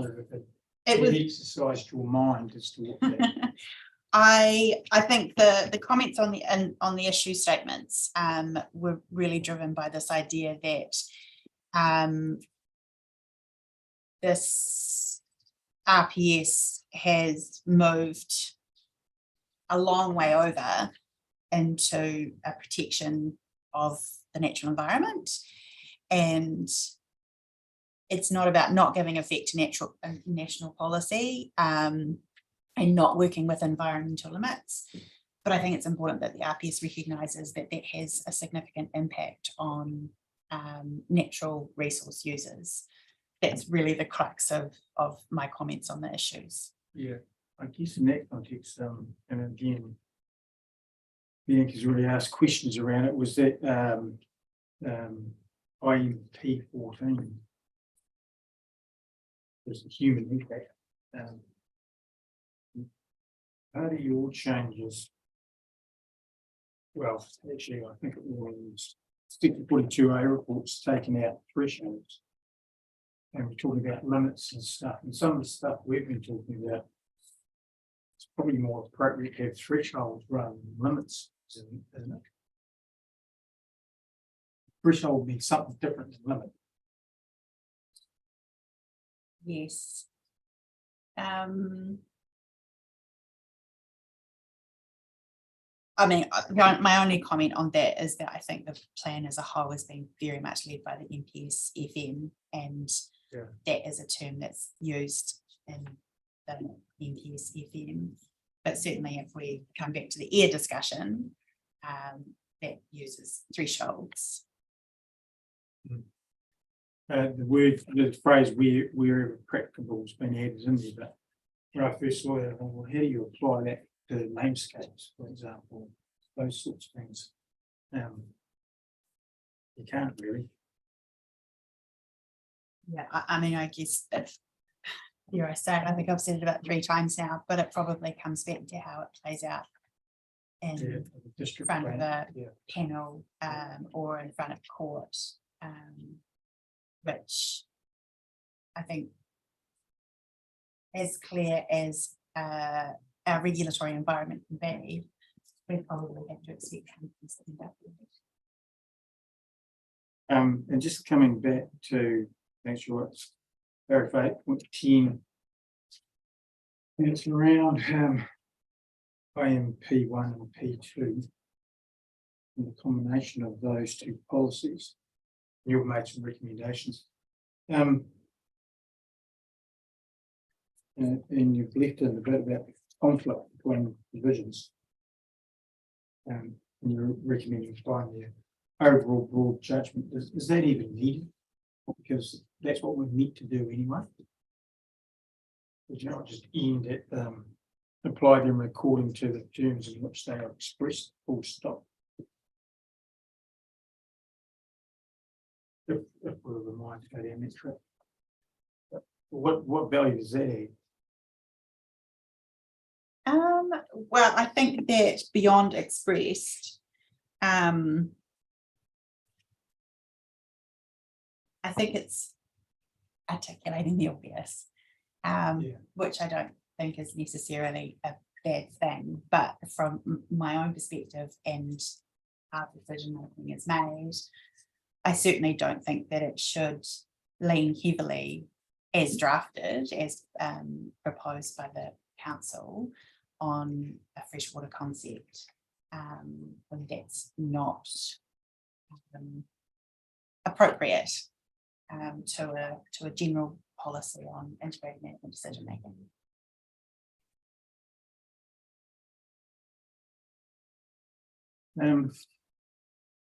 Well, thanks, Bianca. I don't have anything else really.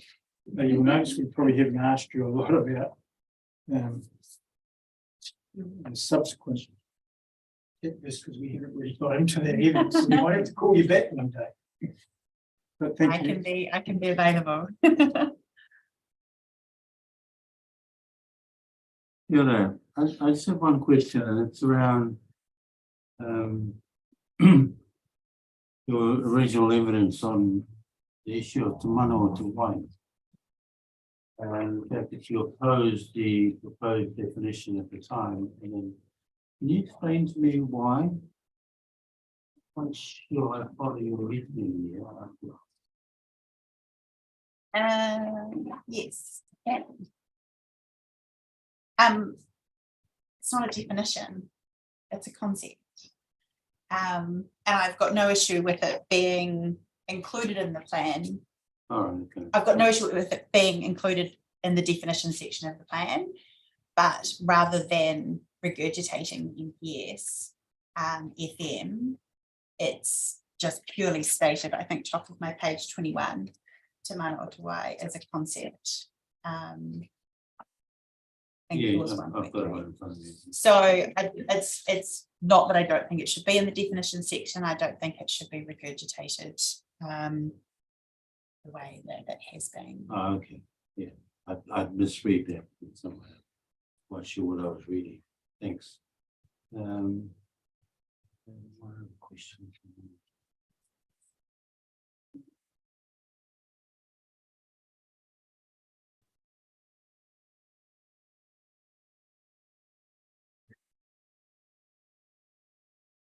No, I've lost it. Trying to be important. I'm sure it was. All right, thanks very much. Can we just start by your reference to the purpose and your concern about that use of the word resolve over time? The identified issues as effectively and efficiently as possible. You say in paragraph 5.7 that you consider that a fundamental deviation from the mandated purpose, which is significantly affecting the drafting, whereby the document moves from a sustainable management enablement focus to a protectionist prevention focus. But seizing on the resolve, if the words address or manage that have been used, would you have the same concerns? It's our objectives, policies and methods to either address or manage over time the identified issues as effectively and efficiently as possible. No, I don't think I would have had as much of an issue if it had been address or manage. I think resolve suggests that, looking at the RPS more holistically, to resolve our freshwater issues that we clearly have, no one's in denial of that. Can you use a different example? Well, it's supposed to be there. No. I think that to me, sustainable management is about it's looking at things on balance. That doesn't mean that in decision making everyone wins, but this idea of resolve suggests that we're going to solve our freshwater management, our freshwater problems, and kind of to the detriment of everything else. So it's probably my concern with the use of that word is probably it's still the tenor of the whole RPS really. Just going back to 4.7, the regional significant industry issue. The identification of specific sites that Bianca Sullivan discussed with you, wouldn't that be the very thing that you would leave to district plan level? So that you would, on your request, have some definition of industries that are significant at a regional and national scale. These may include social, economical, cultural benefits. And that means the onus then switches to the district council to identify those. It does its consultation process. Everybody knows if you want to be in there, you've got to put your hand up. Isn't that where you detail? It's highly unusual to see the detail of particular sites, particular owners listed in an RPS. Is the point I'm putting. Yes and no. I agree with you in the sense that the examples that I think we've put forward today, they're all district plan examples, but I don't think there's any loss by recognising it at an RPS level. I think it provides certainty for Fonterra, and I think we've heard today what certainty gives to them, their ability to invest and move with confidence, operate with confidence. So I don't think that it would be unreasonable to have it, in an RPS. Just explain to me what you're meaning at paragraph 4.17, the last sentence. Consider the recognition of reasonable skill in industry will safeguard those businesses from having their operational and functional needs compromised. And then you've said, which if left unmanaged, can lead to closure or constraints on the business. Were you meaning which if left without a consent pathway? Sorry, I consider it recognition.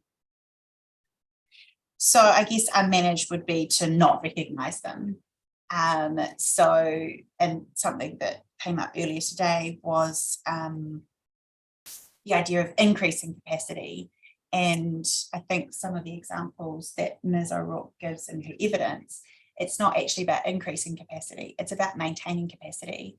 And the ability for Fonterra to operate at their consented level comes under, can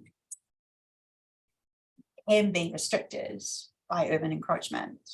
A single rural residential, rural lifestyle house complaints and what that means. So I guess if there's no recognition of them, or if the current regulatory system continued to go as it was, that in my mind would be unmanaged, and that would continue to compromise the ability for Fonterra to operate. So you're basically meaning, aren't you, that which is left without a consent pathway or without some form of reverse sensitivity protection? Without probably the reverse sensitivity protection, right? Because Fonterra can hold consents and they can be operating within those consent limits, but their business is still subject to criticism and potentially constraint, even when they're operating within their consent limits. And I think that we've all seen the proliferation of rural residential development, and it's all very well to say I want to go live in a lifestyle block in the country, but the country has effects that are normal, expected, that if they don't like, that can place considerable challenges on farmers and Fonterra and other rural operators.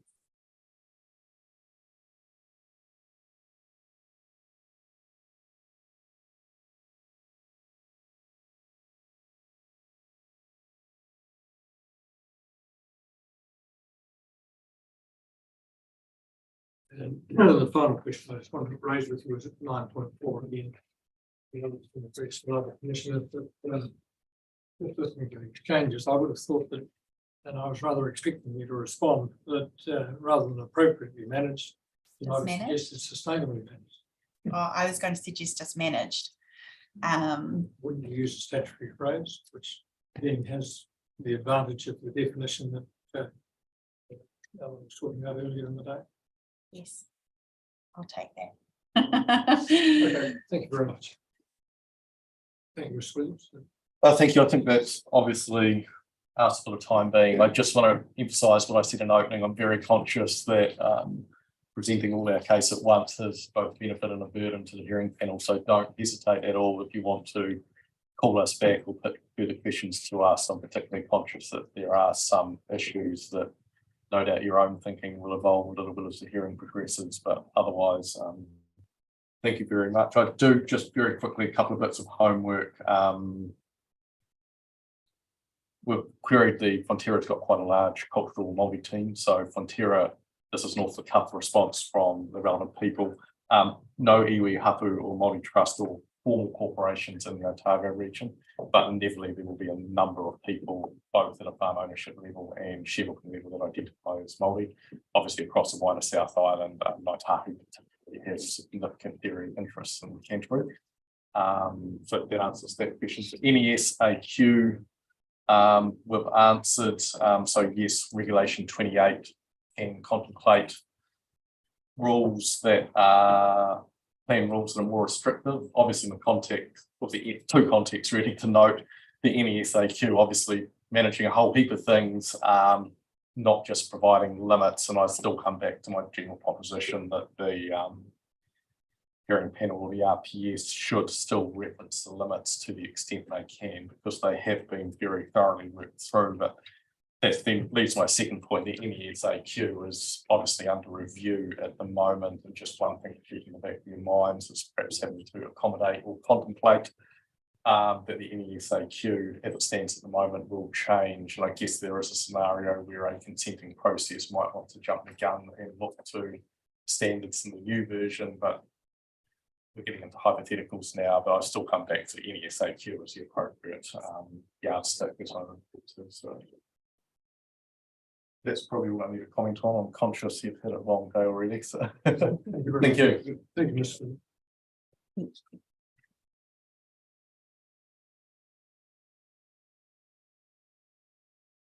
Next up. Next up is Horticulture New Zealand.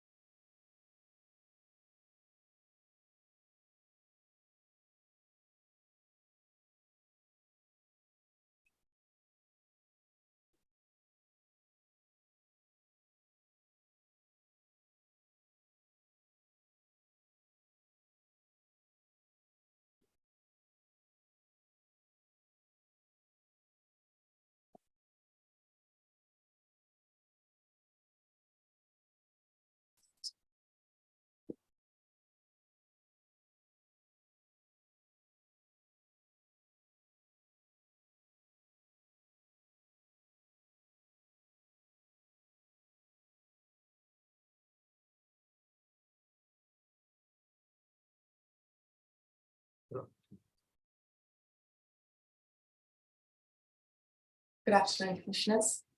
My name is Louise Borge and I'm here with Horticulture New Zealand. With me, I have Leanne Roberts, who's our industry expert. Well, industry representative, sorry.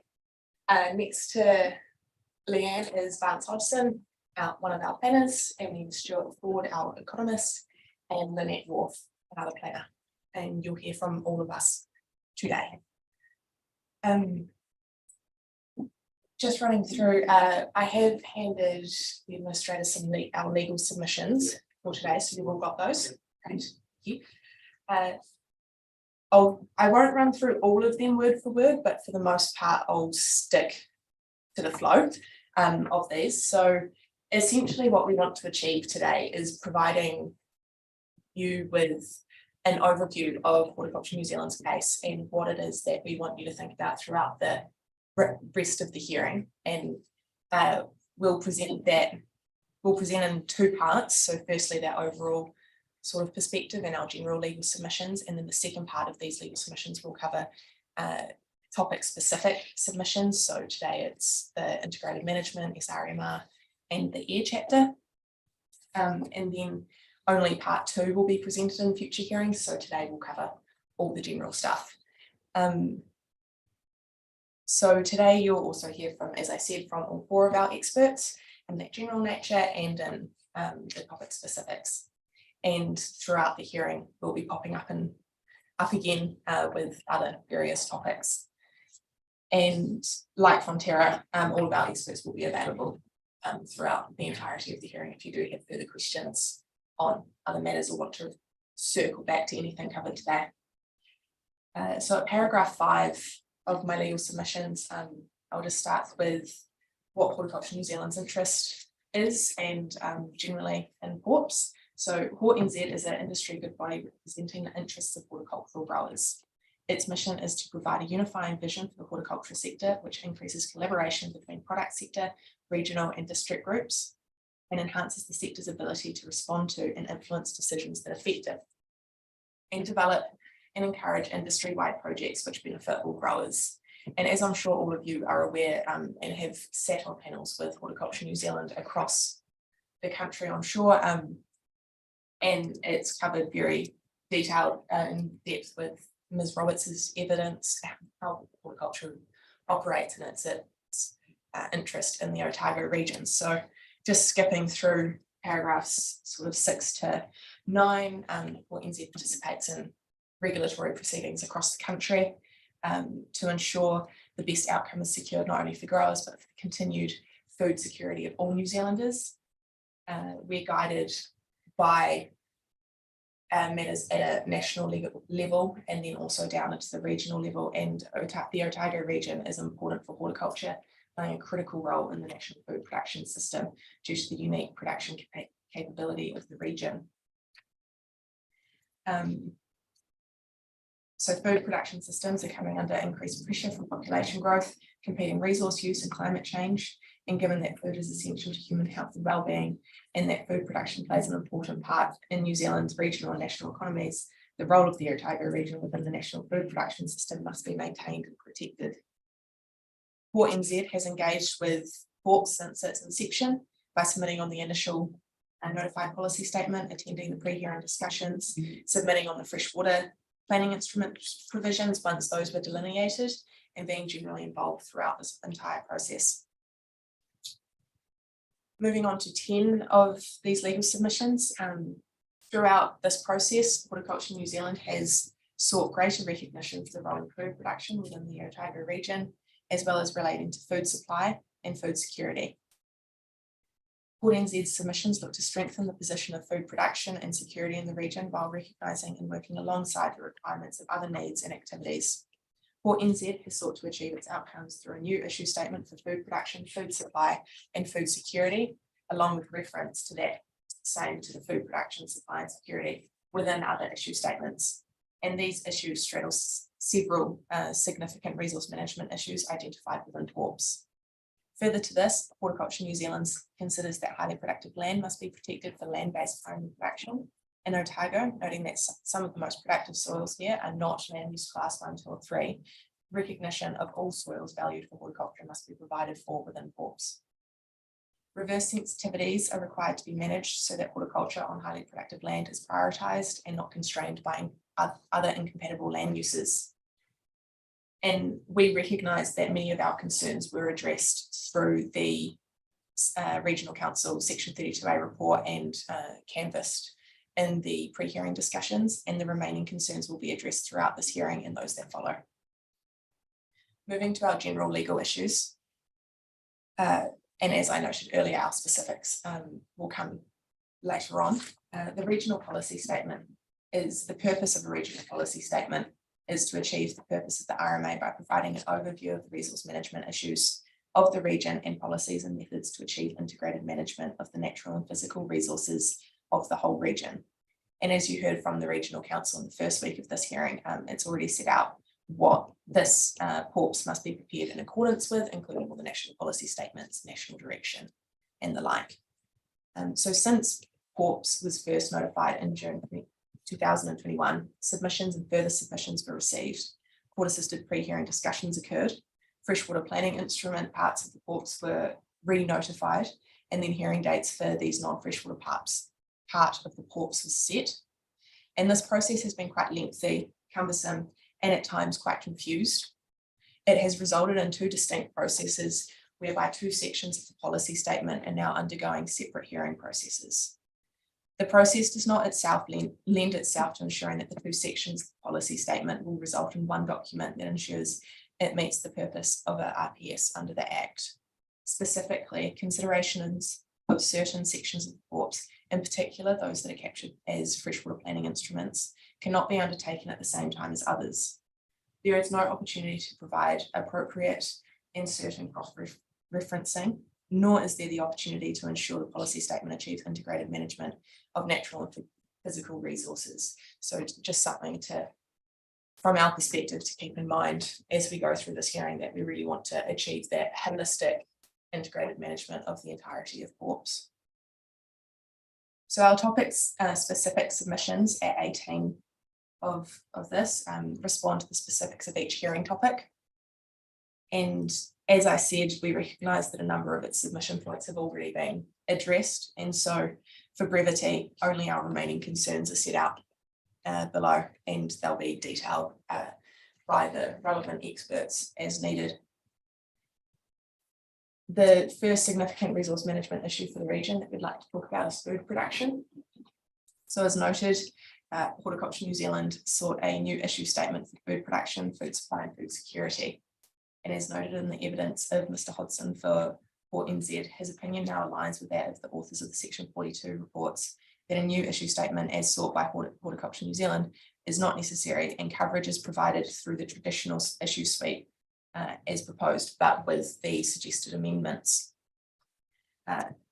However, we would like to note, and it's Mr. Hodgson's opinion that he disagrees with the assertion that the issue statement for Hort sought by Hort deals with just industry specific concerns. And for this reason, Horticulture New Zealand is still seeking changes throughout this section of the pORPS. So food production is a region-wide issue and provides significant economic contribution, as well as contributing to the social well-being of the region. Horticulture New Zealand submits that the pORPS should reference food production throughout the issue statements to provide useful acknowledgement of this matter and ensure appropriate linkage into and from the description of the region. Horticulture New Zealand also sought a number of changes through SRMR I4 to better describe the context for productive land in rural areas. Horticulture New Zealand considers many of the recommended changes from the Section 42A reports are acceptable. However, further changes will be needed to be made to include reference to highly productive land. Ms. Wharf has recommended that the context and environmental section of SRMR I4 is amended, and I'll just set out that the suggested wording in that little bit there, which I'll let you read.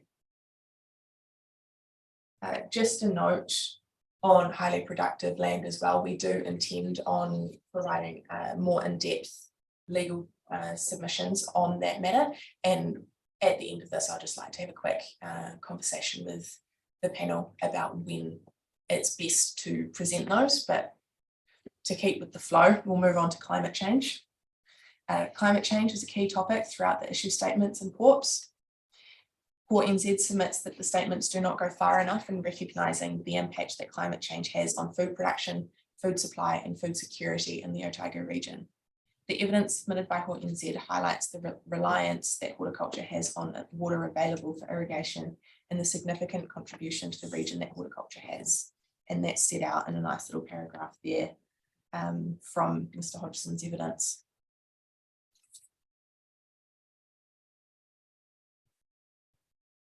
Mr. Hodgson recommends that the pORPS would be improved by amending the statement of SRMR I2 as follows, and that wording is also just set out in our legal submissions and adds a sentence at the end which reads food production systems and related food supply and food security needs and the potential for renewable energy generation, just to include that in that statement. He's also recommended some change to the context of SRMR I2 to represent the which says that the diversification to horticulture presents an opportunity to reduce emissions and support the transition to a low emissions economy. On cumulative impacts and resilience at 28 of these submissions, Horticulture New Zealand sought changes to SRMR I11 to note the need for essential human health. Mr. Hodgson has recommended some changes to the issue statement to improve the pORPS's consideration of people and communities' health needs, and those changes are also set out in our legal submissions.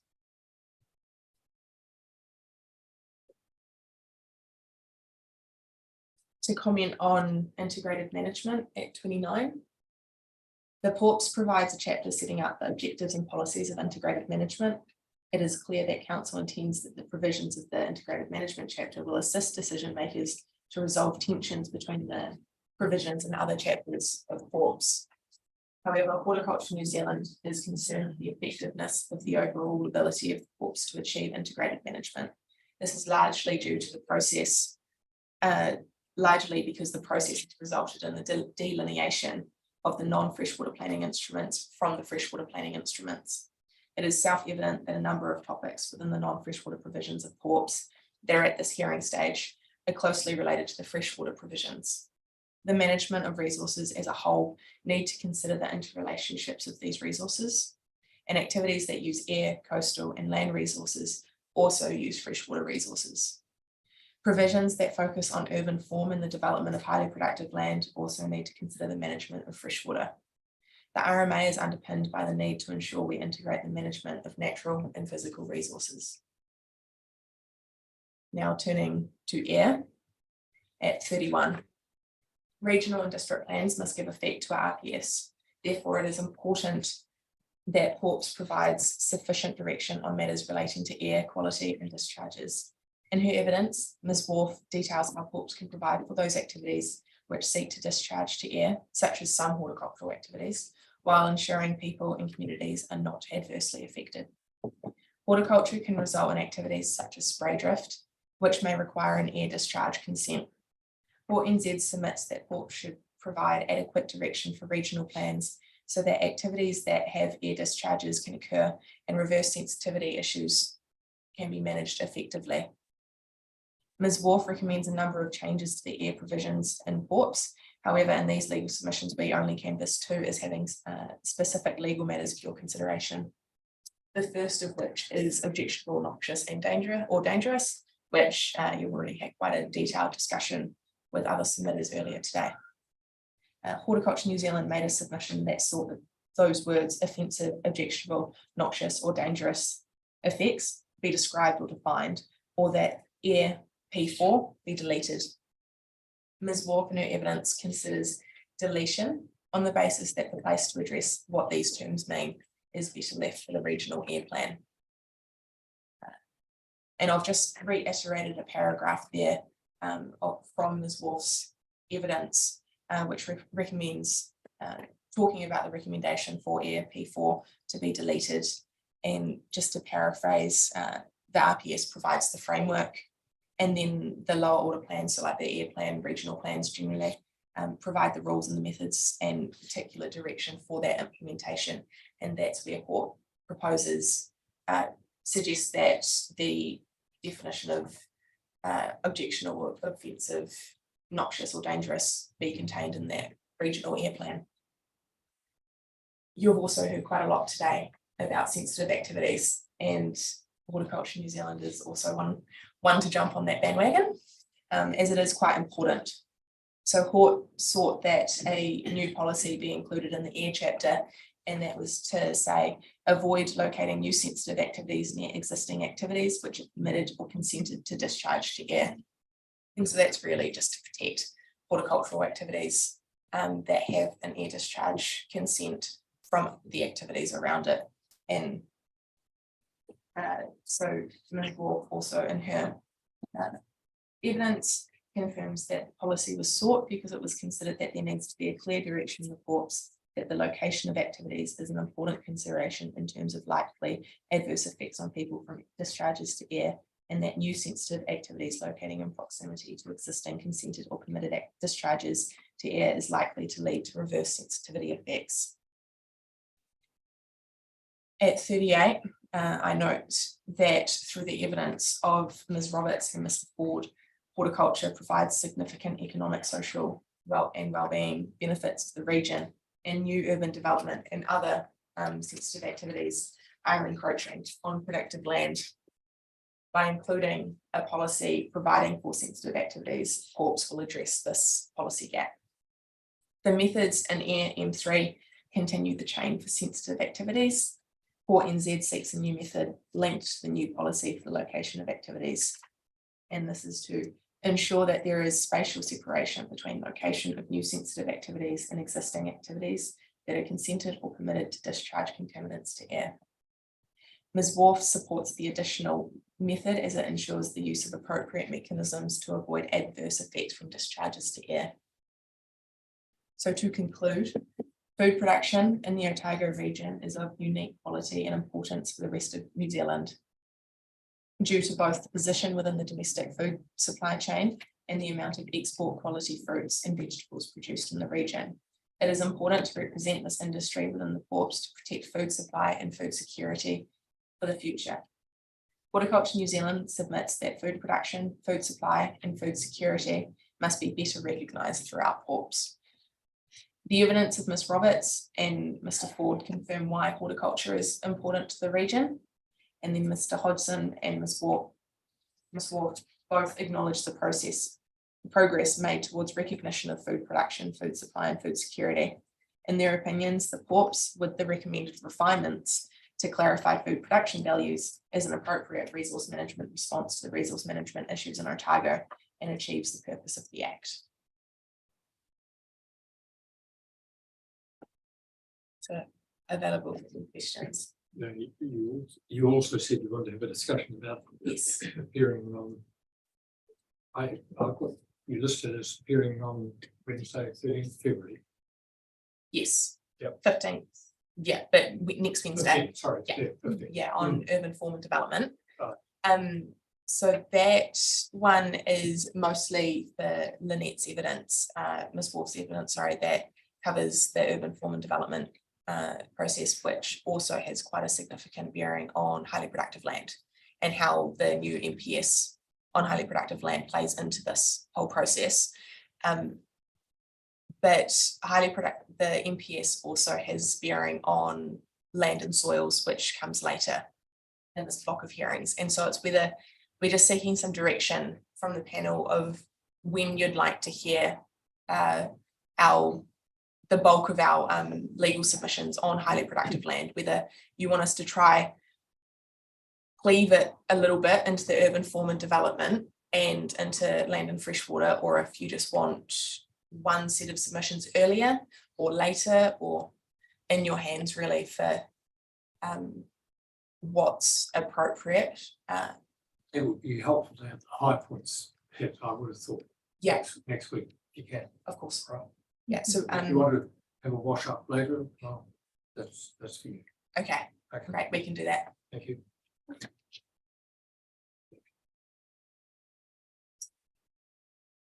No, no question. Right. Issues if I can.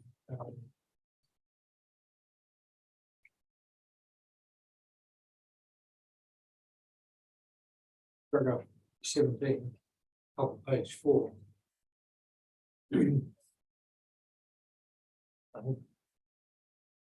I'm not suggesting that you're being critical of a High Court judge, but we are left with a situation that we have to address. And I was noting as you read that, any practical suggestions as to how that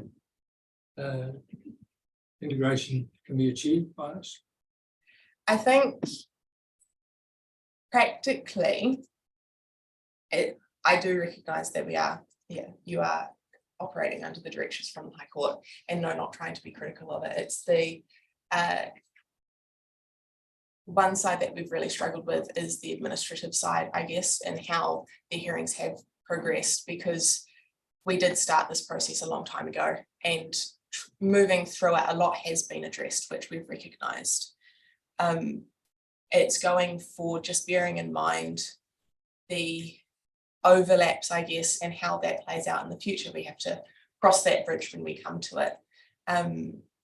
From a hearing administration perspective, it has been quite hard to figure out when to present on some matters and others.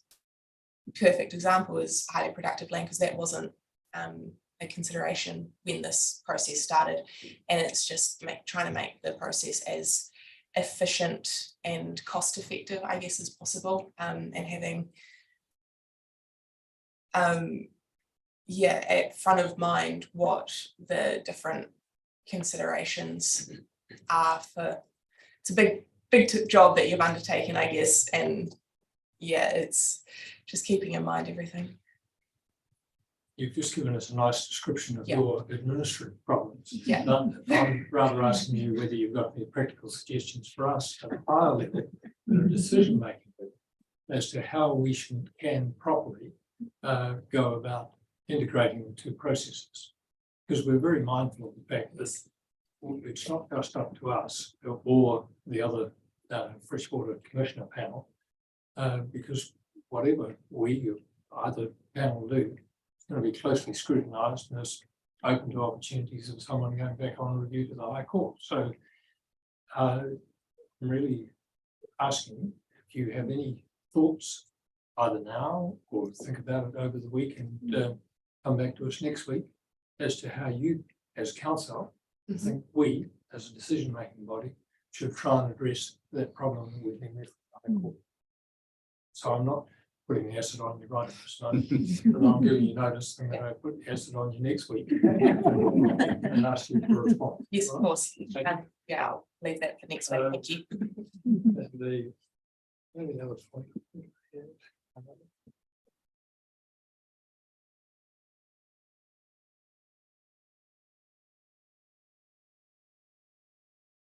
No, it's the same as this.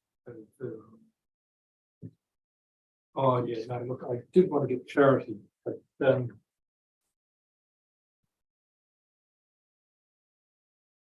morning we were told by Ms. Todd, and it was certainly my understanding from the evidence after I read it, that paragraph 10, horticulture NZ is no longer seeking a new issue statement in relation to food production. Instead, it's seeking amendments to SRMR I2 and I11 to better recognise the role of food production, etc. Just as your submission was developed, I wasn't sure whether you were wanting to blur the lines and go Bob each way or not. I think Mr. Hodgson will be able to answer the details of that one, but as a whole, we are not seeking a new specific issue statement. It's just getting recognition of food production, supply and security across the suite of issue statements that are already there.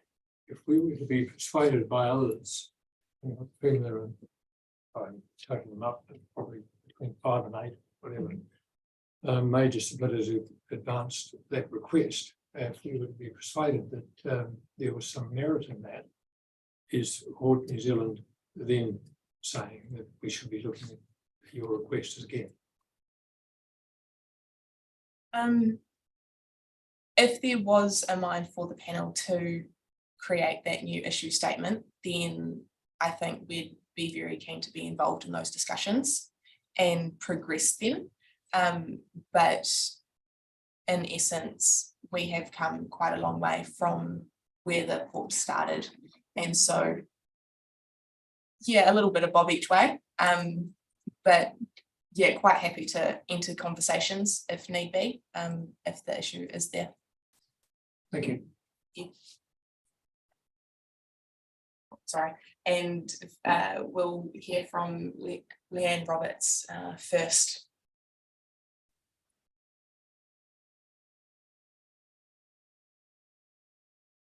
I'm Leanne Roberts. I'm a senior environmental policy advisor at Horticulture New Zealand, and coming from being a former grower, of which my family still have an operation as well, but up in the lovely Waiho, unfortunately not in Otago. So I'd just like to cover off a few things about our industry and our growers in the Otago region. So we do have a wide range of horticulture. Why don't you just bring that microphone here? Thank you. Is that a bit better? Thank you. Thank you. We do have a wide range of horticulture around in the Otago region. Predominantly, you find pit fruit and summer fruit orchards, which is apple, pear, cherries, and things like that. We do have some vegetable production in areas like the north of Otago around Kaukanui and Oamaru. Just for ease, I'm probably going to run through my executive summary as my overview and then be open for questions. The Otago region is important for horticulture. The climate and soils provide ideal growing conditions for some crops. The region is important nationally as a growing area for apples and cherries, and predominantly these are for export, although not exclusively. The region is also important nationally as part of the national domestic food system. So New Zealanders do rely on Otago for their supply of summer fruits in particular. There's things like apricots, peaches, nectarines, and plums. Food production systems are coming under increased pressure from population growth, competing resource use, and climate change. Horticulture New Zealand seeks a new issue statement for food production, food supply and food security. We also seek that food production, food supply and food security is referenced within the other issue statements because this issue straddles several significant resource management issues identified within the proposed Otago regional policy statement, as Ms. Ford just spoke about. Food is essential for human health. Fruit and vegetables grown in Otago support the health of the nation and the local population. Fruit and vegetables for domestic supply should be recognised within the second priority obligation of Te Mana Te Wai. The pORPS has an important role in supporting emissions reductions by enabling land use change to lower emissions food production, such as what you find in horticulture. The pORPS has an important role in enabling infrastructure activities and practices that support climate change adaptation, including the adaptation of our food system. Highly productive land must be protected. Land-based primary production in Otago, some of the most productive soils are not encompassed within this, they're outside that LUC 123. Recognition of all soils valued for horticulture must be provided for within the pORPS. Reverse sensitivity issues must be managed so that horticulture on highly productive land is prioritised and not constrained. And also we just sort of seek recognition of the efficiencies with mineral types of horticulture in Otago that already exist. For any questions. Thank you. Thank you, Ms. Roberts. Yeah, thank you. Just one question from me. And I know there was discussion in the evidence around summer fruit expanding in Otago. What are the sort of limiting factors around this? And this might be a better question for you, Mr. Ford, but I'm just sort of wondering, you know, to what extent is it availability of reliable water or pressure from urban development? You know, what are the sort of key pressures that you're finding on the expansion at the moment? Yeah, some of my colleagues may be able to speak further to this, but one of the things that makes Otago, in particular Central Otago, unique is the combination of the soils and the climate. It makes it so those cherries are internationally known, recognised. So the area has become quite known for that. And as I say, my colleagues can probably speak to that a little bit further about what makes that area that much more unique and what other constraints there may be. Okay, thank you. That's all I have. Thank you. I should probably put it on record that I'm from Central Otago. Worked in orchards and pack houses. Well, that's why I'm here now, because it's tiring work. Just on that, I had a question too around the cherries, for example. That's been predicted to increase by, I think it was like 400 hectares or something like that. Given the issues in, and it does relate to a question for you, but but I'd ask it now. It's around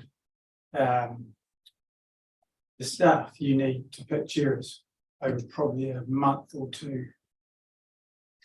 Growers can't get them now. So I would have thought that'd be one of the limiting factors, but it's probably not something an RPS can deal with. But in your post-harvest facilities section, you talk about pack houses and that. Workers' accommodation is cropping up everywhere in Central Otago to address that sort of issue. Is that something should be recognising?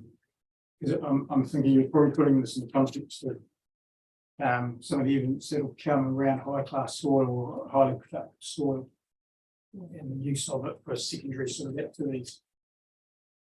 I can relate to you having been a grower myself, so I know what sentiments you're talking about there. But obviously, labour is a really important input in horticulture. Horticulture is probably more labour intensive than some other primary production systems, and how to house those people becomes really important in housing them appropriately. Also, I'm really mindful that a lot of the seasonal labour coming through now that the borders are reopened tend to be backpackers or working holiday staff, and there is interaction between this region and other regions and other horticultural industries. So we do see a trend of people coming in and flowing up and down the country as the work requires. So they don't necessarily solely come in to just pick one type of produce or do one sort of activity on one horticultural land type in one particular area. We do see that there's a working holiday trend, but that's one source of labour inputs. There are others as well. But housing them is definitely a need. Yeah, I can't see how you find staff with 400 hectares of new cherry orchards, but anyway. Technology, yeah. amazing. It's going back to the fresh vegetables, and you're talking about how that production of Otago has halved in the last 20 years. What's the reason behind that? I'm assuming it's probably centralisation from supermarkets. So a lot of if climate's not quite right here, they won't buy from here, or how does that work? Prior to the MPS HPL coming in, there's been a lot of development on land. So if you think just locally around Dunedin, like Tairi was an area that's traditionally had horticulture on it, and that's no longer in horticulture. So there has been people moving in and out, but there is still horticulture and vegetable production, especially in the north where the climate's a little bit more favourable for the types of things that are growing up that way. There are other opportunities as well that people could possibly look to invest into in terms of vegetable production, but yes, there's certainly been a decline, although it hasn't quite exited here. There is still vegetable production. Yeah, around Dunedin probably has, and it's mainly been able to sell produce, as far as I can understand. Probably more treated to succession planning has been another aspect of it. But yes, it does leave Otago in the position where a lot of food comes in from other regions. Yeah. Oh, just a note in your 59 about the modelling of the increased vegetable prices. I think we're currently experiencing an example of that with eggs right now. Then paragraph 67, we talk about growing degree days, and we've just talked about the HPL. Yes. And I think you're suggesting in some of your planning units that in central Otago at least, we should be including land, I think from 5 to 7 is highly productive. And that's obviously looking at one specific area, because to me, having looked at these issues in the past, growing degree days in combination with certain soil availability work. And this is why I have an issue with the HPL, because it doesn't recognise all those nuances. And we have a situation like Cleveland District, for example, all its flat land is pretty much class 1 to 3. So you can't do anything on there, technically under the NPL. So adding further land to that would cause that area still major problems. So I'm just probably putting that out there in terms of your planner's thoughts around how you would nuance that to not affect other areas. But I fully understand the issue there, because in Central Australia, I was going to use a swear word, but we'll use rubbish land, for example. It's actually become very valuable in terms of growing grapes and stuff like that. It's not like what we used to call high class land. But that approach would have implications elsewhere, I think. But maybe it's not a region-wide issue. So if it's not a region-wide issue, should it be addressed in the RPS? That's just a question, I guess, for things around that. Probably talk that was also in relation to your paragraphs 79, 84. I did have a question around water reliability, but that's been answered in the minutes. The other evidence. I think that's all from me, actually. Thank you. Right. Kia ora. I was taken with your outline on Te Manatu Way and referring to the hierarchy. It seems to me that it's a fairly simple yet approach, not just for horticulture, but for a whole raft of different things. If you follow that hierarchy there, water first, people second, blah, blah, blah. And seems to me that Port New Zealand has at least identified that there was a pathway there that, you know, the option there. My question is, I suppose, the reality of all that and how it's applied. You make a comment here about the people of the district being driven by the hierarchy, but I'm still left with the question, how? It's a laudable and a nice statement to make. But I just wondered whether an RPS can be pushed towards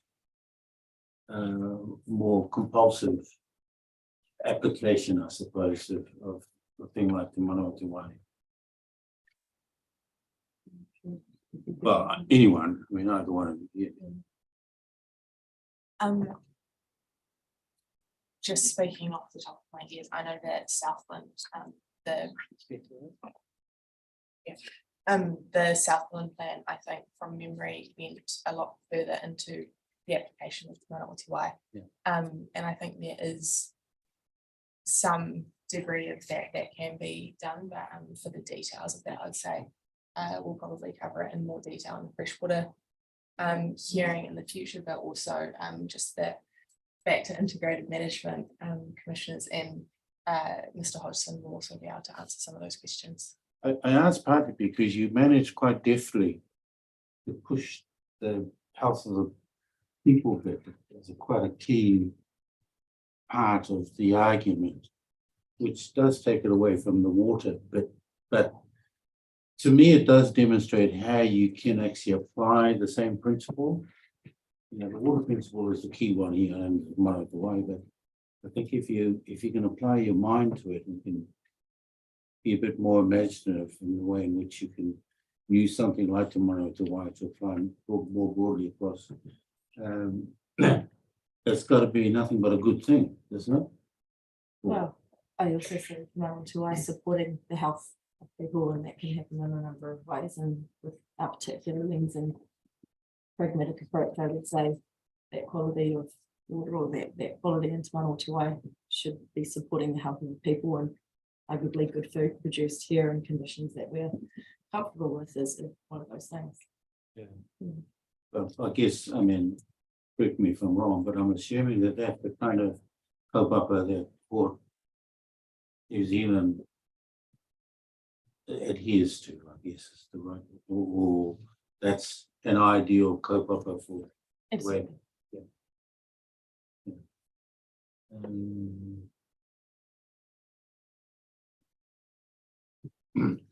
Because inherent in that is the phrase that you use more than once, which is the principles of manaakitanga and care for and respect people.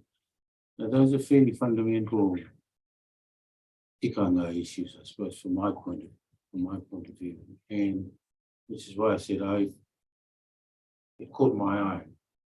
I was reading it, said, well, those things mean something. They are important. And they are part of the change process, I think, that even this RPS is going through. I mean, there are what used to be sort of high-level statements are fine, but we're looking at different ones now. And this is one of them, I think, in my case, because it gets back to some of the earlier comments I was making around the holistic approach to everything that we do, including the volunteer people doing it. And this is saying the same kind of thing. Absolutely. All right, thanks very much.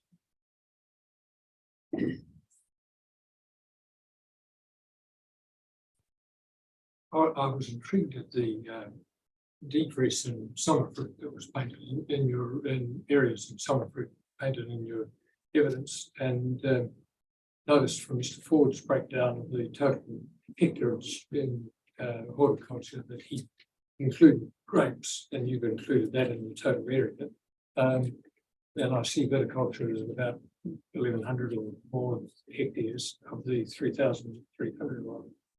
Has that been overtaking some summer fruit properties on a progressive basis? I'm not sure, to my knowledge, summer fruit's been increasing, so I apologize if that. Oh, no, look, I might have misread that. Vegetable production definitely has decreased, but summer fruit production is growing and is in a growth phase, especially in Central Otago. what makes it such a good area is probably what makes it a good area for viticulture, because there's the same requirements climatically and properties in the soil as well. But to my knowledge, summer fruit, especially cherry production, is growing significantly. So that hasn't been affected by the development of viticulture over the last 5 or 10 years? On the basis that it's growing, I would likely say no, because there's been a lot of new developments going in. A lot of new summer fruit developments. Yeah. The reason I asked the question is that that's what's happened in Melbourne over the last 20 or 30 years. You'd be aware of that. I've seen you say, why don't I hope there's and to the extent where summer fruit's virtually non-existent now in Melbourne. And that's just purely and simply been a matter of economics.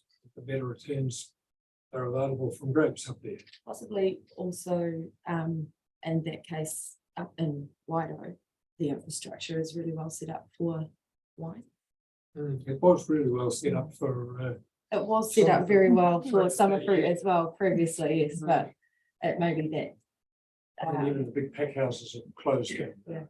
But also a lot of the contracting infrastructure is specialised for grapes that isn't necessarily replicable across to summer fruit. So the way that a tree may grow doesn't mean that you can use the same type of harvesting equipment. And a lot of that seems to be centred up around Waido. I'm aware of, say, other types of production that have moved to other areas, because just things like that, those support structures there aren't necessarily in place because it's all geared towards grapes. But what we might find, I know that Partner Food Research actually have like a good case orchard or test orchard in Clyde, so it's quite well supported here with some really good research that's based in the area, as well as those infrastructure support things to support summer fruit and pit fruit production in Otago in particular, and Central Otago. So I think that could be enabled or supported a bit more by the fact that there's a bit more of that infrastructure around. REC workers, are they crucial to the summer fruit industry down here? There may be some growers that rely on them, maybe some growers that rely on other methods of getting in their staff as well, but I dare say that they would form an aspect of the workforce. Absolutely.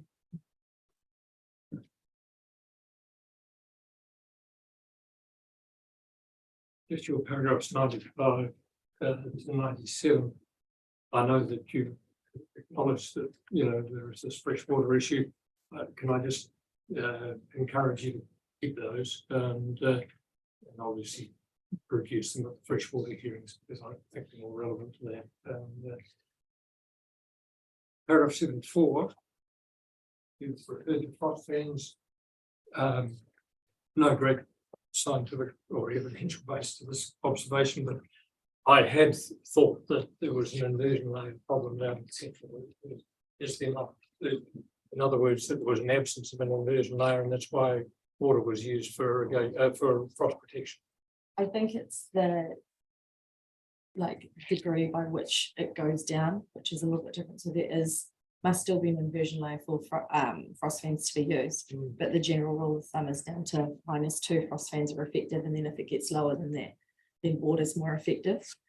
So what in speaking with the summer fruit industry and talking to growers in that way, a lot of operations might incorporate the use of both frost fans and water for frost protection.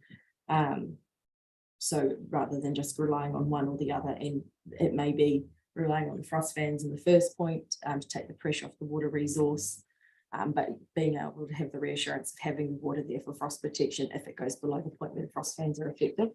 So from what I understand in speaking to industry and growers in that area, there's a lot more examples of people using multiple methods just to make sure that their crops are well protected. And has noise been a major issue in Central with the development of the frost fans? I think, again, similar to Waido, there's definitely frost fan noise is an issue, but I think from my perspective from Horticulture New Zealand, if you're in an area like Central Otago that's typically dry, is there other mechanisms that you can use if water is your main water quantity is your main driving tool? Is there other tools that you can use to create more efficiencies or enable those things, and what are those trade-offs that that come with using those things. So one thing with frost fan might be reducing the draw on water, but the consequence of that is some more noise for the community. So what would be the greater that you might want to be enabling or encouraging people to do? But I take it there hasn't been a plan change process addressing specifically noise from frost fans in the way in which that occurred up and down. My colleagues are likely to be able to answer that, especially Lynette. She has some good experience. I'll leave that. Yeah. As well.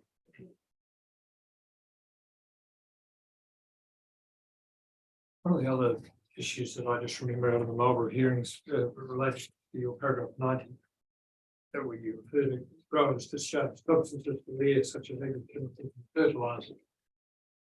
And you know, I remember, and I can't remember the detail of it now, but I just remember the issue and the vexed issue of the obligation of a property owner to not discharge outside their property boundaries, and the general issue of reverse sensitivity.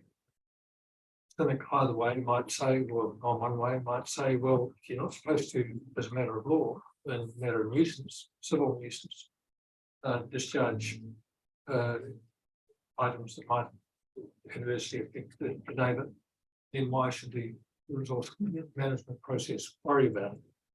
Do you have a comment on that at all? Colleagues might be better placed to Okay. answer planning questions like that. That's right. By asking you, it starts there. Yes.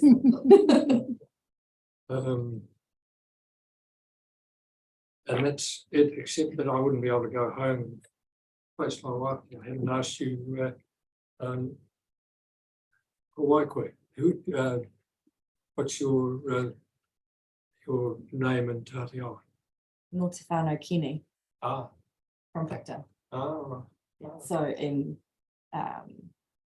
related through Rita Pollock's line. oh, So, yeah. thank All you. the same, aren't you? Yeah, yeah. We're all here. Thank you very much. But, We'll now hear from Stuart Ford with economics. Afternoon.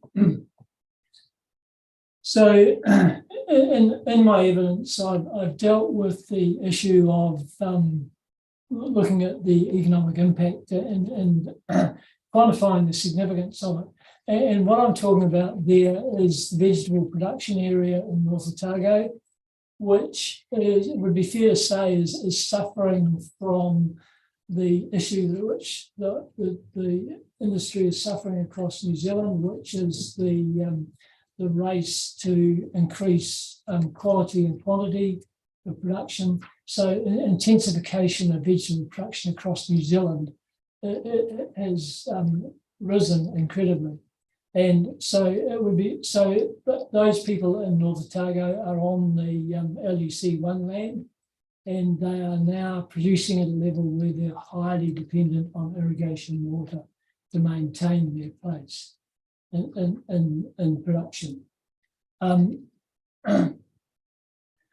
The other area is Central Otago, obviously, and that's an area of concentration in terms of horticultural production because of the unique characteristics of climate, including growing degree days, and soils and irrigation water.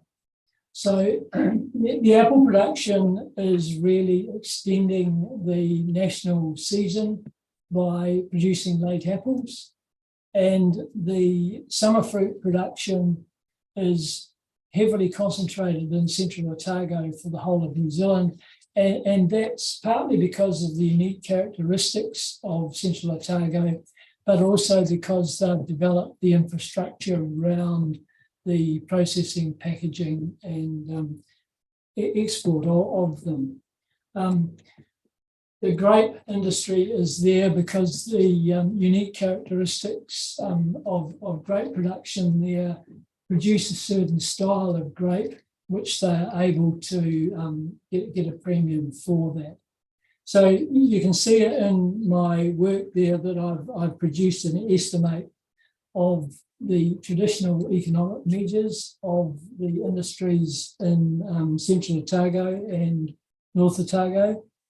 And that reports that the GDP is significant in terms of regional production.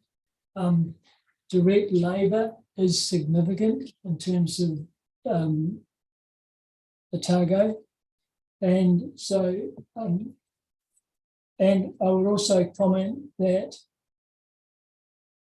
I think in terms of resources, the industry, or I haven't got this in my evidence, the industry is quite significant because it's very low in the traditional measures of resources, which are nutrient losses, greenhouse gases, and efficiency of water use. So it's my contention that those figures indicate that the industry in Otago is significant and therefore merits the recognition which the other people have suggested in their evidence.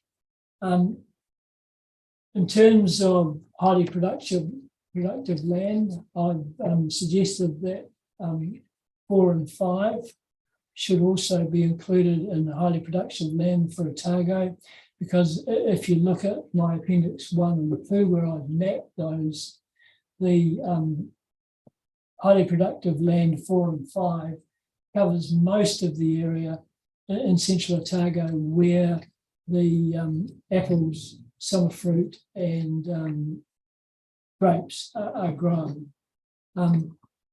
The big thing about all of these production systems in Central Otago is that they're highly reliant on water. Not huge volumes of water, but they're highly reliant on water exactly when they need it. So that's an important consideration. So also I've put in a wee bit in there about water efficiency. Under the RMA, water efficiency is regarded as important, but it's always been disappointing to me that the measures we've used have been application efficiency and not economic efficiency. So I've put a wee bit in there about economic efficiency because, as is indicated in my evidence, that with the replacement for the RMA, you now have to consider economic efficiency and a couple of other things. I can't remember what they are at present. Yeah, so economic efficiency, particularly, and I've put evidence in there how economic efficiency in terms of one of the measures, which is just economic output per unit of millimetre, there's quite a difference between the horticultural production and pastoral production. So I think that has to come into account when we look at the other measures of economic efficiency, would mean that in order to achieve community well-being, we'll have to move towards more efficient output of water over time. In terms of your comment, Mr. Cubitt, about finding labour, about 15 years ago, I did an analysis for horticulture New Zealand, across New Zealand, in terms of the labour demand of all industries across New Zealand. And one of the things I recognised in that was that Central Otago had a huge future labour demand, even then, on the amount of growth in the industry for seasonal labour. And in the end, the RSC system came in as a result of my work. I think you have to recognise that the problems that they're experiencing now are as a result of the immigration policy which New Zealand have set, both in terms of RSC people coming in and also the import of other labour units, that people that come in for a year and work across the country.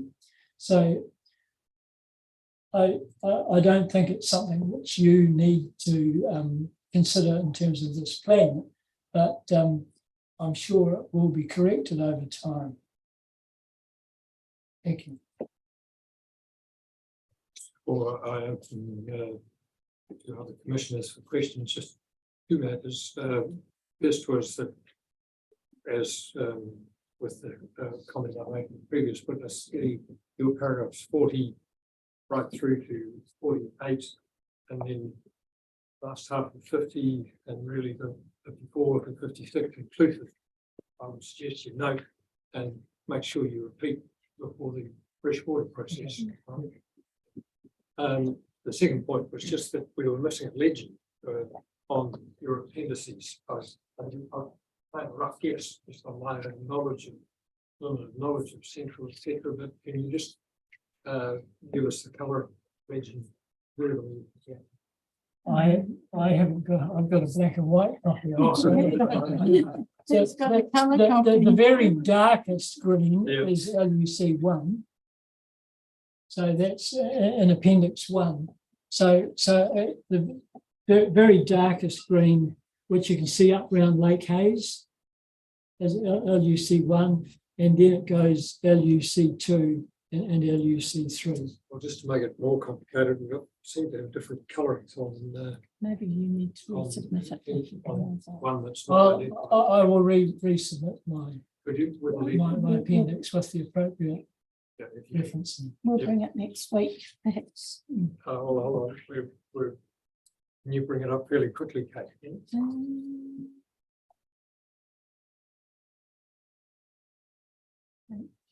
Just whilst we're on this, Mr. Ford, I'd just like you to see the difference in colouring that I'm referring to around Lake Hayes.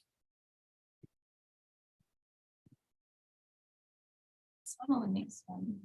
Well, Yeah, both that's ends, the first one, and the second one, you'll see the dark green covers areas that were a lighter shade of green on the first one. Yes, I will correct that with an appropriate table. Okay, right, thank you. Yeah. Yeah, thanks very much, Mr. Ford. Just question for me, just on your paragraph 27, and this is something that we were discussing earlier. I'm just interested in your views on this. There is you're talking about expansion, and that that rate of expansion is expected to continue, if not increase. What are the limits around that? Is there land available? Is there water available? We've already touched on workers.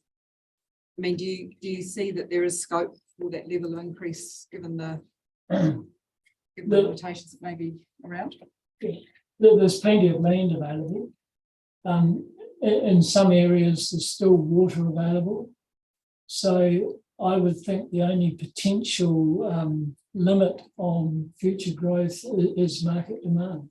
And that doesn't seem to be diminishing at all. Cherries are pretty good. Yeah. And I presume, and I know this gets a little bit tricky around water availability issues and various things. I presume, I mean, that's going to be a matter that's probably more for the freshwater process. Will you be touching on it in the land and freshwater chapter on any provisions that aren't highlighted? I presume we'll be hearing from you at a later date on those. Yes, I will. Yeah. Great. Thank you. Thank you. The chair will tell me off, but just in relation to the freshwater stuff, you got it back there on your table 3, when you do present that in terms of that next part of the process, beef and beef aren't indicator on that, so I'd like to see that. You referred to the pastoral issue being area only. That's a very small component of Central Otago, mainly sheep and beef pastoral industry, and they do irrigate. Yes. Yeah. Okay. It was just really indicative. There's no doubt that the dairy industry is still superior to the sheep beef industry, even in irrigated agriculture. So it's going to be worse than. Yeah. Okay. Yeah. I guess the only thing I really had then was just around your reference to employment growth, and you noted the RSE scheme, which you've obviously had a big player in. The GDP figures and all those, do they take account the RSE workers in Central, because they send a lot of that money back home, don't they? Yes, that's just the direct income from the industry. So I haven't applied any multipliers to it in terms of the total impact. Yeah. And I guess as I was alluding to earlier in your paragraph 37, you suggest it's important to expand the definition of HPL in Otago to include 4 and 5. You've thought about it in the context of Central Otago, but are you recommending that it should be the whole of Otago?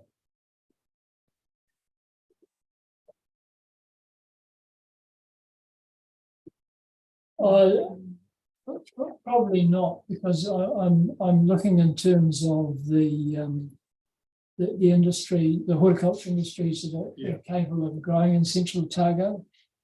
So I haven't put my mind to whether it would be appropriate in other areas. My immediate reaction would be probably not.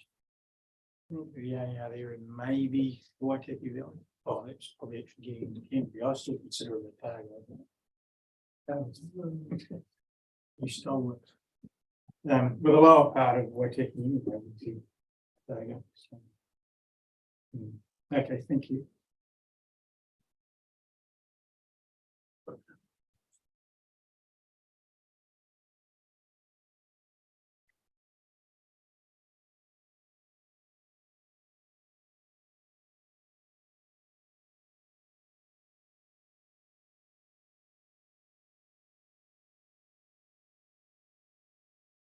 No, I have no questions. Thank you, Mr. Paul. Thank you. Thank you.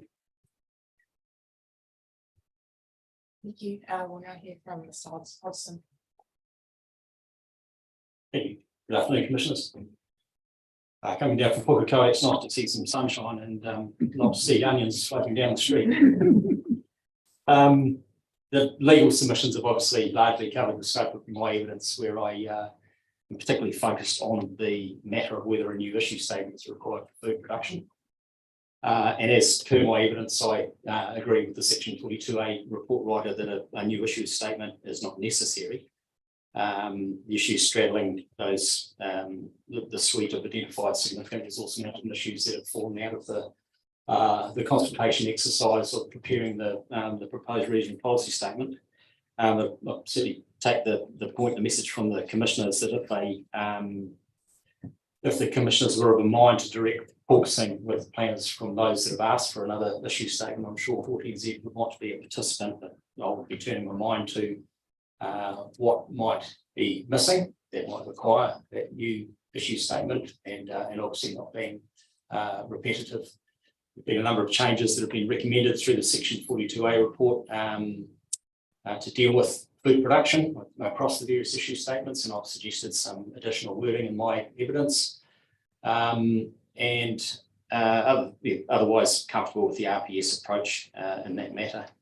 It's certainly, it's been my opinion that this food production, food security, food supply as an issue is in the past had little direct attention at a regional policy statement level. We've, I guess, more broadly relied on it being a matter dealt with via other issue statements. We now focus in the last year or so with the National Policy Statement for Highly Productive Land and climate change responses that are putting food production sort of front of mind, I suppose, as we're going through these planning processes. Yeah,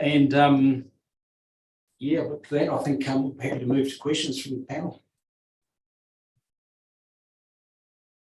Yeah, no questions from me. I think it's very clear what you're requesting there. Thank you. Thank you, Commissioner. Well, it's your lucky day, because I agree with Bianca, actually, given you're not chasing that new issue addition, and we're quite comfortable with some of the amendments made there, so no questions from me, thanks.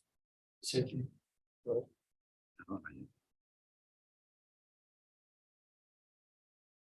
I just wanted to take you to page 7, and you started off by saying quality planning website. Just explain to me what that is. So it's a online resource for planners that we sometimes turn to for guidance, points to interpretations, case law, and can be useful references as a practitioner. And who compiles it? Various practitioners, yes, will have provided input into it over the year. Yes, sorry, MFE. MFE. Aye. So the first box that you've got there in grey highlighting, that's a direct quote, is it, from that? It is, sorry, so that should be clear in my evidence. It is quite. No, you've made it clear. I'm just wanting to get it very clear in my mind that I'm not reading it correctly. And the first statement is an issue, is an existing a potential problem that must be resolved to promote the purpose of the RMA. Did you hear the exchange previously with the Fonterra planner? Yes, I did. And do you have a problem with the word resolved? Oh, it's a tricky word in that context, and in the context of the RMA. Resolved is an issue. Are all issues able to be resolved? Probably not. You know, we make progress towards resolving those issues. So is it something that should be ideally reworded there as being either managed or addressed?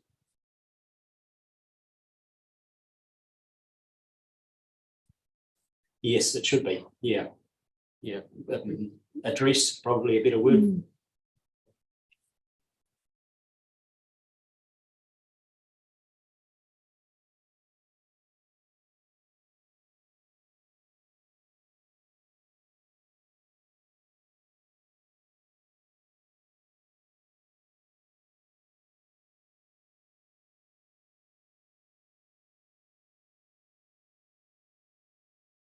Yeah, no, look, otherwise I don't have any other questions. So thank you very much for that. Thank you, Commissioners. And finally, Mr. Metwar. Well, look, we might just have a break.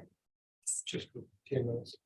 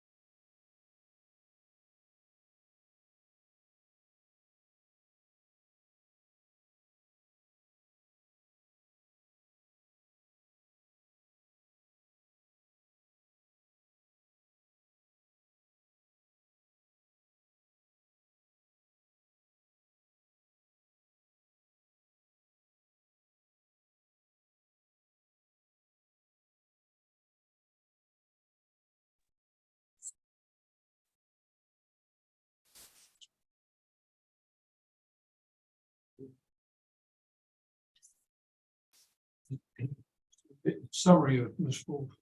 Are you presenting a summary of some kind? I'm not a written summary. That's right.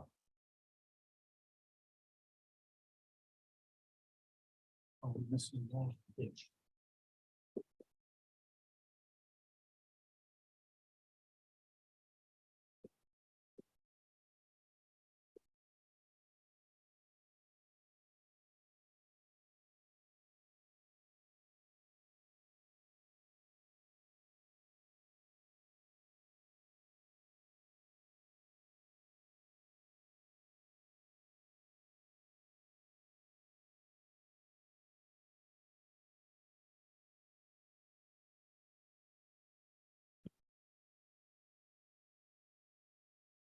I'll hand over to Ms. Wolf.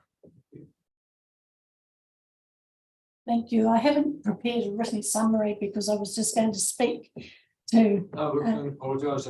It's fine. less paper for you.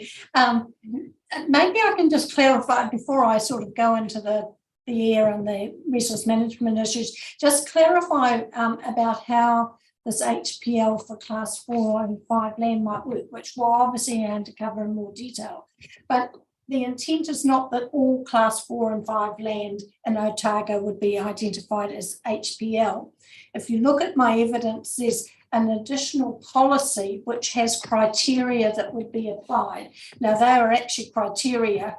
So if you want to look at it in my evidence, it would be page 65. I set out the changes, and I've taken a policy that was in the notified proposed RPS and applying those criteria, and it would only be if those criteria were met during a plan change or a consent process were met, that then it would be classed as HPL. But I will discuss that in more detail later, but I just want to allay your mind that we're not seeking that all class 4 and 5 land in Otago becomes highly productive land. Yes, I haven't read your lands and stores because I was assuming that was coming up in a different part of the area. Yeah, no, but it's, yeah. So I just thought I'd clarify that. The other thing I'd just like to clarify before I go any further is Ms. Hunter this morning gave you a piece of paper that had the yellow highlights. She's used the term land-based primary production, which is defined in the NPS HPL. And unfortunately, land-based primary production doesn't include all primary production. For instance, pork production, eggs, poultry, greenhouses aren't included as land-based primary production. So it's a new term that's just been introduced. And I think we need to be very careful if we're going to use that term land-based primary production, that we are ring fencing what's defined in the NPS HPL, and I don't think it's actually appropriate in her statement, but I just raised that, and I think it's a new issue that's emerging. So what I wanted to cover today was the main issue for my evidence. My evidence covers HPL, land, urban, energy infrastructure, hazards, risks and air. And the main one for today is regarding the air, and one issue, the resource management issue 4, where I seek that there's some recognition of highly productive land within that issue. So that's a new issue in addition to that issue as a result of the notification of the NPS for highly productive land. I will cover that more in that later hearing, but because we're dealing with those integrated management issues, I just wanted to flag that that one is part of the bundle for today as in effect. In terms of the air issue, I think you sort of have alluded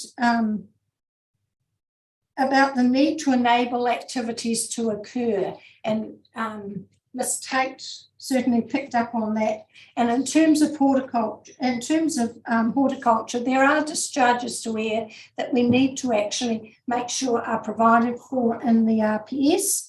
Agrochemicals, fertilisers, use of boilers in greenhouses, smoke. So, and I think what is important in the RPS is that it's setting the parameters for the regional plan, which currently is very out of date and does need to be updated. But what you're doing is establishing the framework that's going to flow through into the development of that next regional plan. So it's really important that that framework is clear, and hence a concern about objective air as objective 2 in terms of that very limiting wording. And I support what Ms. Tate had said, and I think you'll hear from Ms. Taylor for Ravensdown and Mr. Tuck for Silver Fern Farms. We're all on the same page that needs to be amended. There was some discussion about the appropriately managed wording. Mr. Tuck has actually suggested that it's avoid, remedy or mitigate rather than appropriately managed, and that may be an alternative. But I think what's really important is that there is an objective that does provide for the ability for discharges to air, not that total protection that's in the current objective. There's been some discussion. Just on that, I amended my recommendation on that objective air 2 in my rebuttal after I'd read the evidence of Ms. Tate, Mr. Tuck. So my recommendation in Appendix 1 has been superseded by my rebuttal evidence. In terms of the offensive, habitual, or noxious, dangerous, the sort of fraught terms which councils debate all around the country. The 42A report writer does not want to define or describe them at this point in time. And that creates some uncertainty for the regional plan if you put into the RPS use of terms where it's not clear what they mean. And therefore, I think, in my opinion, that issue is more appropriately dealt with at the regional plan level. There's no need to have to include those terms in the RPS for them to be implemented through the regional plan. I have sought a new policy relating to location and separation in terms of discharges to air. And why I've sought this is over the last couple of years, I've been involved in a couple of plan change processes in Central Otago, PC14 and PC16. And when we came to debate what the framework, planning framework for those plan changes, they said, oh, well, they don't need to give effect to the regional air plan, they only need to consider them. And therefore, it became very evident that if we want district plans to consider spatial separation in terms of discharges to air, it has to be at the RPS level, not leaving it to the regional plan level, because the district plans have to give effect to the RPS, but only consider the regional plan. Therefore, in the planning hierarchy, it's really important that if we consider that spatial separation is important for a tool for managing discharges to air, that there is direction in the RPS. I noticed the rebuttal evidence of Sandra McIntyre for Kaitahu, I think, where she raises the issue of Maori land. And I think Ms. Tate alluded that, in fact, the new policy could be better, could be amended by limiting it to primary production and rural industry rather than the more global policy that I have proposed. Or Mr. Tate actually, and his evidence has talked about non-rural activities. And either of those refinements would allow for that spatial separation for specific activities and not capture everything, which was the concern of Ms. McIntyre. I've also sought an amendment to the method regarding the air quality strategy for Otago, which I noticed you mentioned this morning. At the moment, the method is that it's to be given effect to. Now, given that it's a non-statutory document and it's the version of it on the website is actually undated, and could be amended in future. I think it's important that that method is amended to have regard to or something other than give effect to, because that's too high a direction for something that's a non-statutory document that's able to be changed. I also sought, in terms of the air, a method for to give effect to the spatial separation policy, and a new an explanation to support that. So those are the main changes in terms of the air provisions that I've sought through my evidence, and happy to take questions.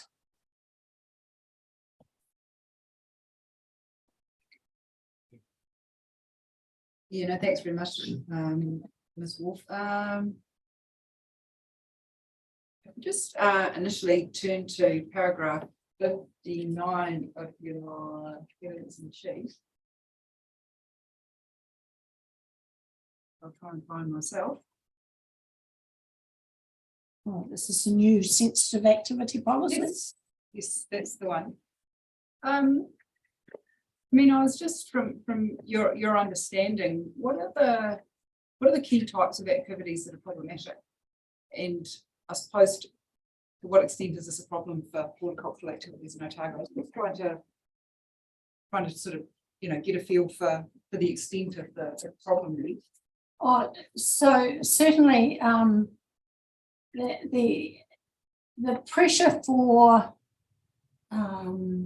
rural lifestyle development in central Otago, and the use of agrochemicals and burning are two big issues. And certainly in Plan Change 14, Plan Change 16, they became very big issues in terms of the potential of adverse effects from those activities on rural lifestyle development. And the council was very keen, or the Central Otago District Council was very keen that they kept separation because of the potential conflict and reverse sensitivity because of those issues. So is it around mostly sort of rural lifestyle blocks coming in quite close? Yes, there have been two quite major plan changes in Central Otago. One was the Winton development that as you were heading out of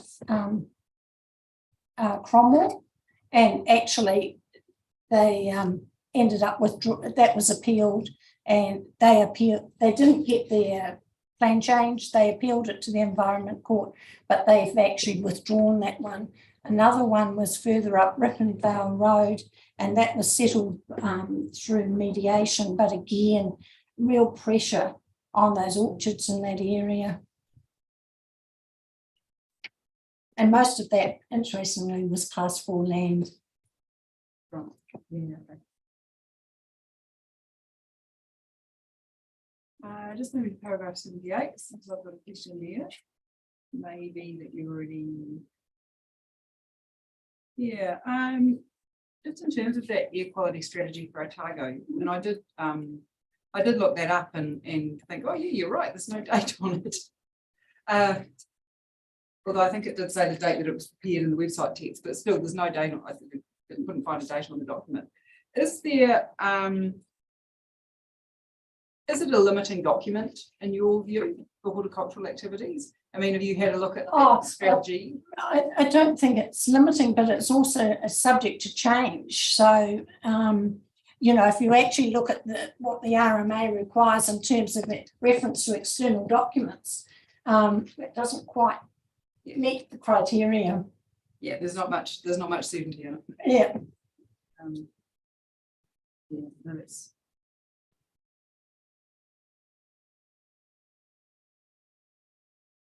Right, my next question. Paragraph 87.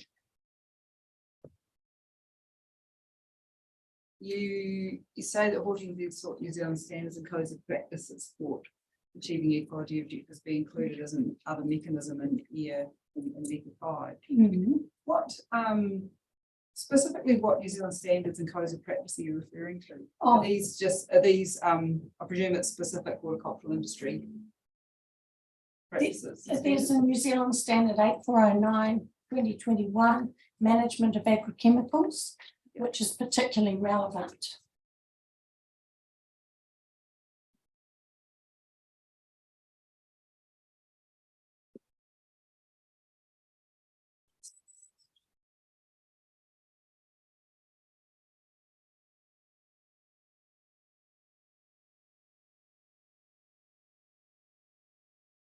Okay, so that's the main. That's the main New one. Zealand standard is the main one. Yes, and in the development of the new regional air plan, we would expect that 8409 would be, which basically sets out best practice for agrochemical use, that would be quite a fundamental document in terms of informing some parts of the development of the regional plan. So recognition of it at the RPS level would be really useful.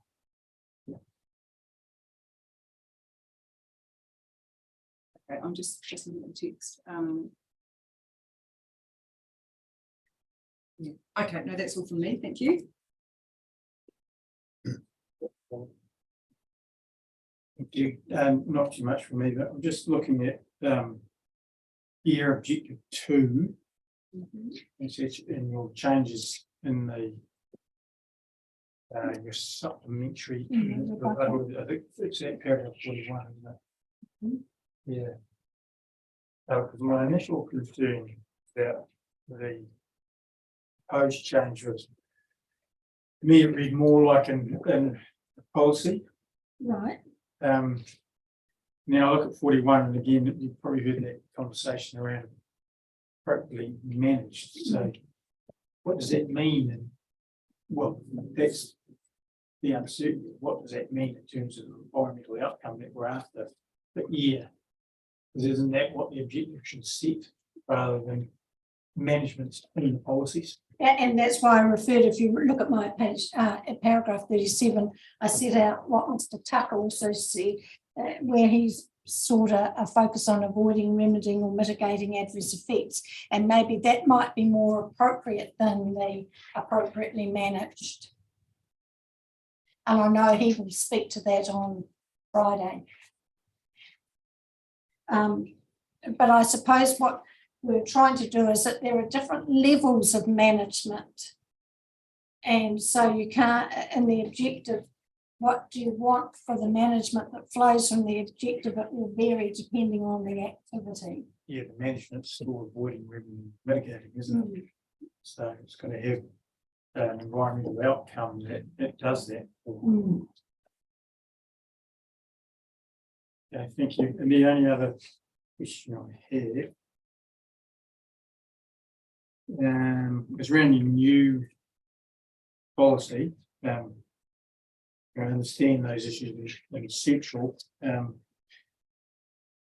it's more of a getting my head around this in terms of if I was drafting policies of the district plan or something around this. What's permitted would be kind of problematic in terms of it. You don't really know what's going to happen in that rural environment. What I mean by permitted discharge to air is if the regional plan permits the use of agrochemicals subject to standards, then that's a permitted discharge to air. Or if it's a fertiliser subject to standards, that's a permitted discharge to air. So it's not just permitted across the board, and maybe it should be permitted or consented to discharge to air. It's got to be something that's permitted in the regional plan as a discharge to air. There is a lot of those now in the rural environment, and they generally have standards requiring setbacks to a lot of these areas that you're probably concerned about. Yes. And that was why Ms. Tate suggested that the policy was actually limited. Well, Mr. Tucker's talked about non-rural activities, or we limit it to primary production and rural industry. So we ring fence the application of it. more than what I've proposed in my evidence. And would be quite happy to consider that ring fencing would be appropriate given the concerns that have been expressed. That'll have a wider impact than just horticulture on Oh, absolutely. agricultural, well, farmers killing pasture to recultivate whatever. That would pick up something like that too. So the intent of this would be that it flows into when the district council is amending their district plan, that they would consider those discharges to air as part of their spatial distribution within the district plan. So that's where the policy would kick in, and hence where it flows through to method 3 in terms of the direction, in terms of the district plan method. Yeah, as opposed to resource consent. Yes, yeah. no, it's setting a direction to the district council. When you're doing your district plan, this is a factor that you have to take into account. Okay, thank you.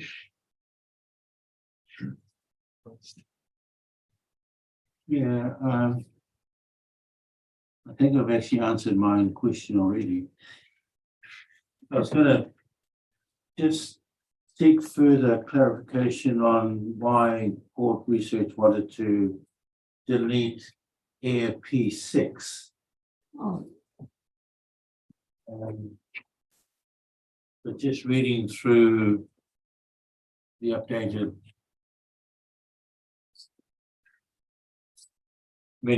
your argument is around because Ngaitapu values are mentioned in Aero 1, Aero 2, and Air P3. There's no reason that there should be in P6 as well. Well, there should be one in P6. Yes. So I saw, why do we need P6 if we've already taken into account all those mana whenua values and all those other policies? But aren't they about different things? I mean, Air 1 is about ambient air quality, Air 2 is discharge to air, and the one P6 to me has at the end of it, including Waihi Tapu, Waihi Tupuna, and Waihi Taoka, which I thought would have been at least worthy of having some sort of presence somewhere. That could well be the case. I read yesterday Miss McIntyre's evidence, whose rebuttal, who didn't support the deletion of P6 because she considered those areas need to be recognised. I suppose what we're really concerned about is that it's not broadened so wide that people are able to know where those areas are and what those values are. I might have thought that if Ngaitapu thought it was important that that Waihi Tupuna and Waihi Tapu and Waihi Taoka are highlighted, if they aren't in any other way under the as far as I can see anyway. That's probably a correct. It might be worth So considering. those bits that are underlined are additions as a result of the section 42A report recommendations. Yeah. No, that's all I had. Thank you very Thank much. you.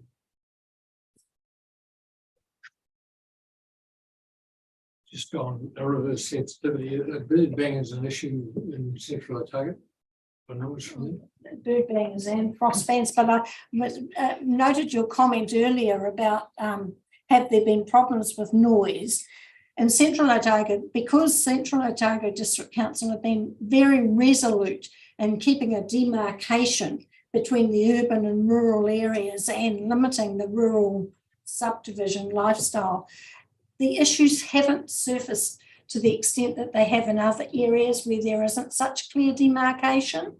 So that policy frame within the district plan has actually helped facilitate dealing with some of those issues. By separation.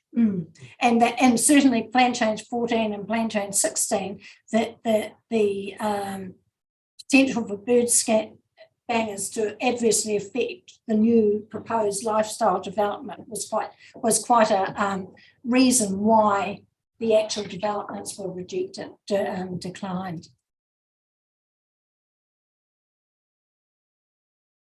Just a couple of other points, dealing with that air quality strategy for Otago. Who prepares that document? Well, And how's it changed? well, it's prepared by the regional council through some consultation process, but I'm not aware that Hawke New Zealand was involved in feeding into the last iteration of it. Do you know how regularly it's changed? No, I don't. You would have to ask the council, but Miss Gosling may be able to help you on Friday with that. And in paragraph 78, I've left my phone, which leads me to order an RMA in the other room, but you've referred to the RMA requires that councils have regard to such strategies and plans. Which provision were you referring? Oh, I haven't got my RMA in front of me, but can you remember? Council might be able to. There, Off the top of my head, it's somewhere around 59, I think. yes, where it's lists of different documents that you have to have regard to or give effect to. Yeah, it's somewhere around section 59 and following that. Thank you.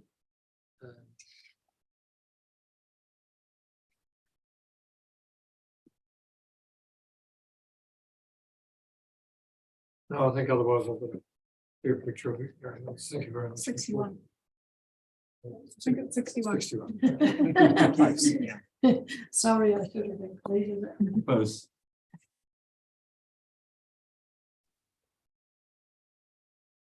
Thank you.